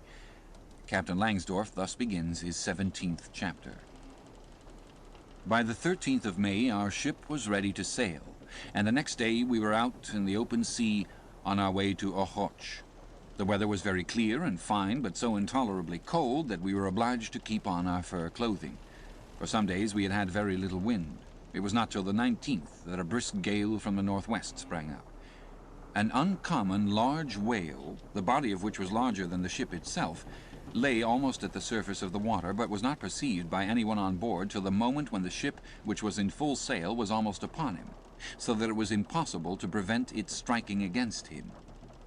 We were thus placed in the most imminent danger, as this gigantic creature, setting up on its back, raised the ship 3 feet at least out of the water. The masts reeled and the sails fell altogether, while we who were below all sprang instantly upon the deck, concluding that we had struck upon some rock. Instead of this, we saw the monster sailing off with the utmost gravity and solemnity. Captain de Wolfe applied immediately to the pumps to examine whether or not the vessel had received any damage from the shock, but we found that, very happily, it had escaped entirely uninjured. Now, the Captain de Wolfe here alluded to as commanding the ship in question is a New Englander, who, after a long life of unusual adventures as a sea captain, this day resides in the village of Dorchester, near Boston. I have the honor of being a nephew of his. I have particularly questioned him concerning this passage in Langsdorff. He substantiates every word. The ship, however, was by no means a large one, a Russian craft built on the Siberian coast and purchased by my uncle after bartering away the vessel in which he sailed from home. In that up-and-down, manly book of old-fashioned adventure, so full, too, of honest wonders, The Voyage of Lionel Wafer, one of Ancient Dampier's old chums, I found a little matter set down so like that just quoted from Langsdorff that I cannot forbear inserting it here for a corroborative example, if such be needed.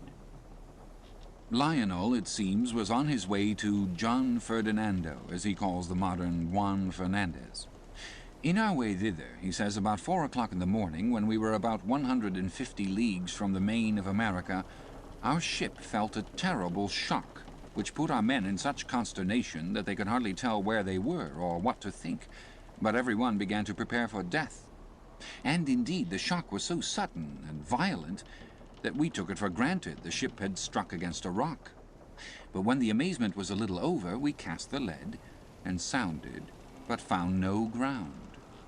The suddenness of the shock made the guns leap in their carriages, and several of the men were shaken out of their hammocks. Captain Davis, who lay with his head on a gun, was thrown out of his cabin. Lionel then goes on to impute the shock to an earthquake, and seems to substantiate the imputation by stating that a great earthquake, somewhere about that time, did actually do great mischief along the Spanish land. But I should not much wonder if, in the darkness of that early hour of the morning, the shock was after all caused by an unseen whale vertically bumping the hull from beneath. I might proceed with several more examples, one way or another known to me, of the great power and malice at times of the sperm whale. In more than one instance he has been known not only to chase the assailing boats back to their ships, but to pursue the ship itself, and long withstand all the lances hurled at him from its decks.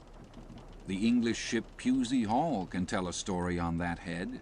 And as for his strength, let me say that there have been examples where the lines attached to a running sperm whale have, in a calm, been transferred to the ship and secured there, the whale towing her great hull through the water as a horse walks off with a cart.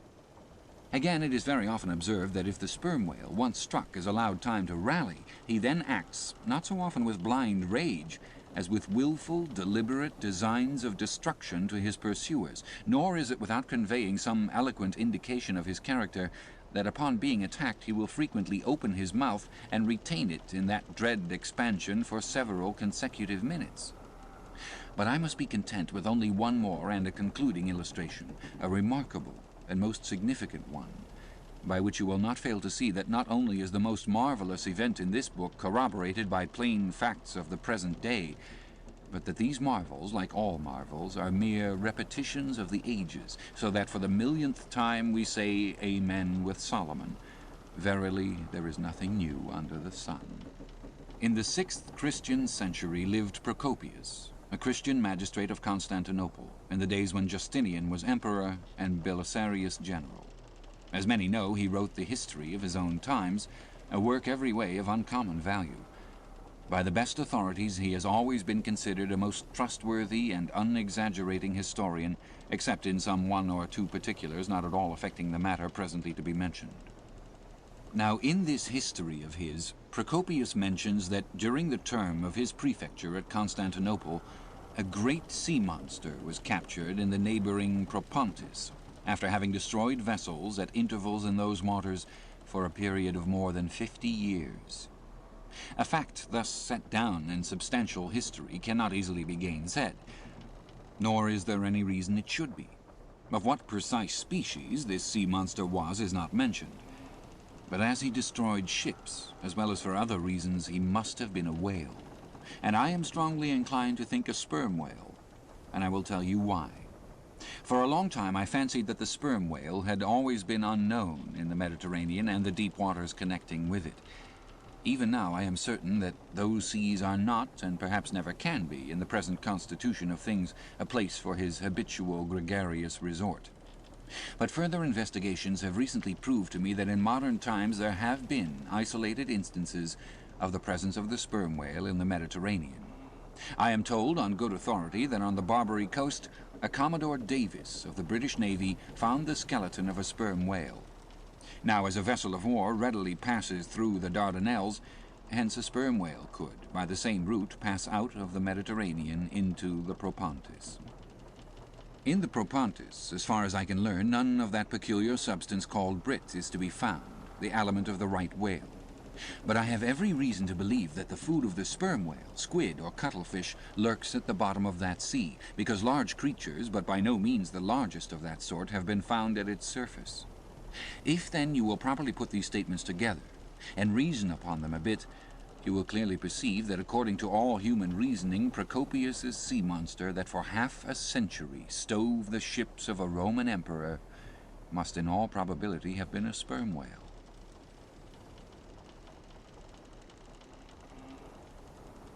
Chapter 46. Surmises.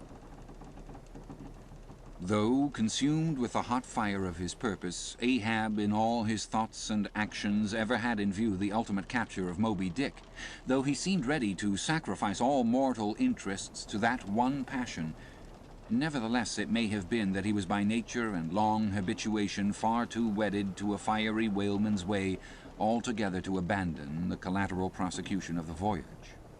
Or at least, if this were otherwise, there were not wanting other motives much more influential with him. It would be refining too much, perhaps, even considering his monomania, to hint that his vindictiveness towards the white whale might have possibly extended itself in some degree to all sperm whales, and that the more monsters he slew, by so much the more he multiplied the chances that each subsequently encountered whale would prove to be the hated one he hunted. But if such a hypothesis be indeed exceptionable, there were still additional considerations, which, though not so strictly according with the wildness of his ruling passion, yet were by no means incapable of swaying him. To accomplish his object, Ahab must use tools, and of all tools used in the shadow of the moon, men are most apt to get out of order. He knew, for example, that however magnetic his ascendancy in some respects was over Starbuck, yet that ascendancy did not cover the complete spiritual man any more than mere corporeal superiority involves intellectual mastership. For to the purely spiritual, the intellectual but stands in a sort of corporeal relation.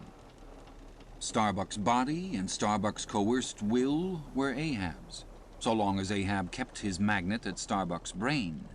Still he knew that for all this the chief mate in his soul abhorred his captain's quest, and could he, would joyfully disintegrate himself from it, or even frustrate it. It might be that a long interval would elapse ere the white whale was seen, During that long interval, Starbuck would never be apt to fall into open relapses of rebellion against his captain's leadership unless some ordinary, prudential, circumstantial influences were brought to bear upon him. Not only that, but the subtle insanity of Ahab respecting Moby Dick was no ways more significantly manifested than in his superlative sense and shrewdness, in foreseeing that for the present the hunt should in some way be stripped of that strange imaginative impiousness which naturally invested it, that the full terror of the voyage must be kept withdrawn into the obscure background, for few men's courage is proof against protracted meditation unrelieved by action, that when they stood their long night watches his officers and men must have some nearer things to think of than Moby Dick. For however eagerly and impetuously the savage crew had hailed the announcement of his quest, yet all sailors of all sorts are more or less capricious and unreliable. They live in the varying outer weather, and they inhale its fickleness. And when retained for any object remote and blank in the pursuit, however promissory of life and passion in the end, it is above all things requisite that temporary interests and employment should intervene and hold them healthily suspended for the final dash. Nor was Ahab unmindful of another thing. In times of strong emotion, mankind disdain all base considerations, but such times are evanescent. The permanent constitutional condition of the manufactured man, thought Ahab, is sordidness. Granting that the white whale fully incites the hearts of this my savage crew, and playing round their savageness even breeds a certain generous knight-errantism in them, still, while for the love of it they give chase to Moby Dick, they must also have food for their more common daily appetites. For even the high-lifted and chivalric crusaders of old times were not content to traverse 2,000 miles of land to fight for their holy sepulchre, without committing burglaries, picking pockets, and gaining other pious perquisites by the way. Had they been strictly held to their one final and romantic object, that final and romantic object too many would have turned from in disgust. I will not strip these men, thought Ahab, of all hopes of cash. Aye, cash. They may scorn cash now, but let some months go by, and no perspective promise of it to them, and then this same quiescent cash, all at once mutinying in them, this same cash would soon cashier Ahab. Nor was there wanting still another precautionary motive more related to Ahab personally. Having impulsively, it is probable, and perhaps somewhat prematurely, revealed the prime but private purpose of the Pequod's voyage, Ahab was now entirely conscious that in so doing he had indirectly laid himself open to the unanswerable charge of usurpation, and with perfect impunity, both moral and legal, his crew, if so disposed, and to that end competent, could refuse all further obedience to him and even violently wrest from him the command. From even the barely hinted imputation of usurpation and the possible consequences of such a suppressed impression gaining ground, Ahab must, of course, have been most anxious to protect himself. That protection could only consist in his own predominating brain and heart and hand, backed by a heedful, closely calculating attention to every minute atmospheric influence which it was possible for his crew to be subjected to. For all these reasons, then, and others perhaps too analytic to be verbally developed here, Ahab plainly saw that he must still in a good degree continue true to the natural, nominal purpose of the Pequod's voyage, observe all customary usages, and not only that, but force himself to evince all his well-known passionate interest in the general pursuit of his profession. Be all this as it may, his voice was now often heard hailing the three mastheads and admonishing them to keep a bright lookout and not omit reporting even a porpoise. This vigilance was not long without reward.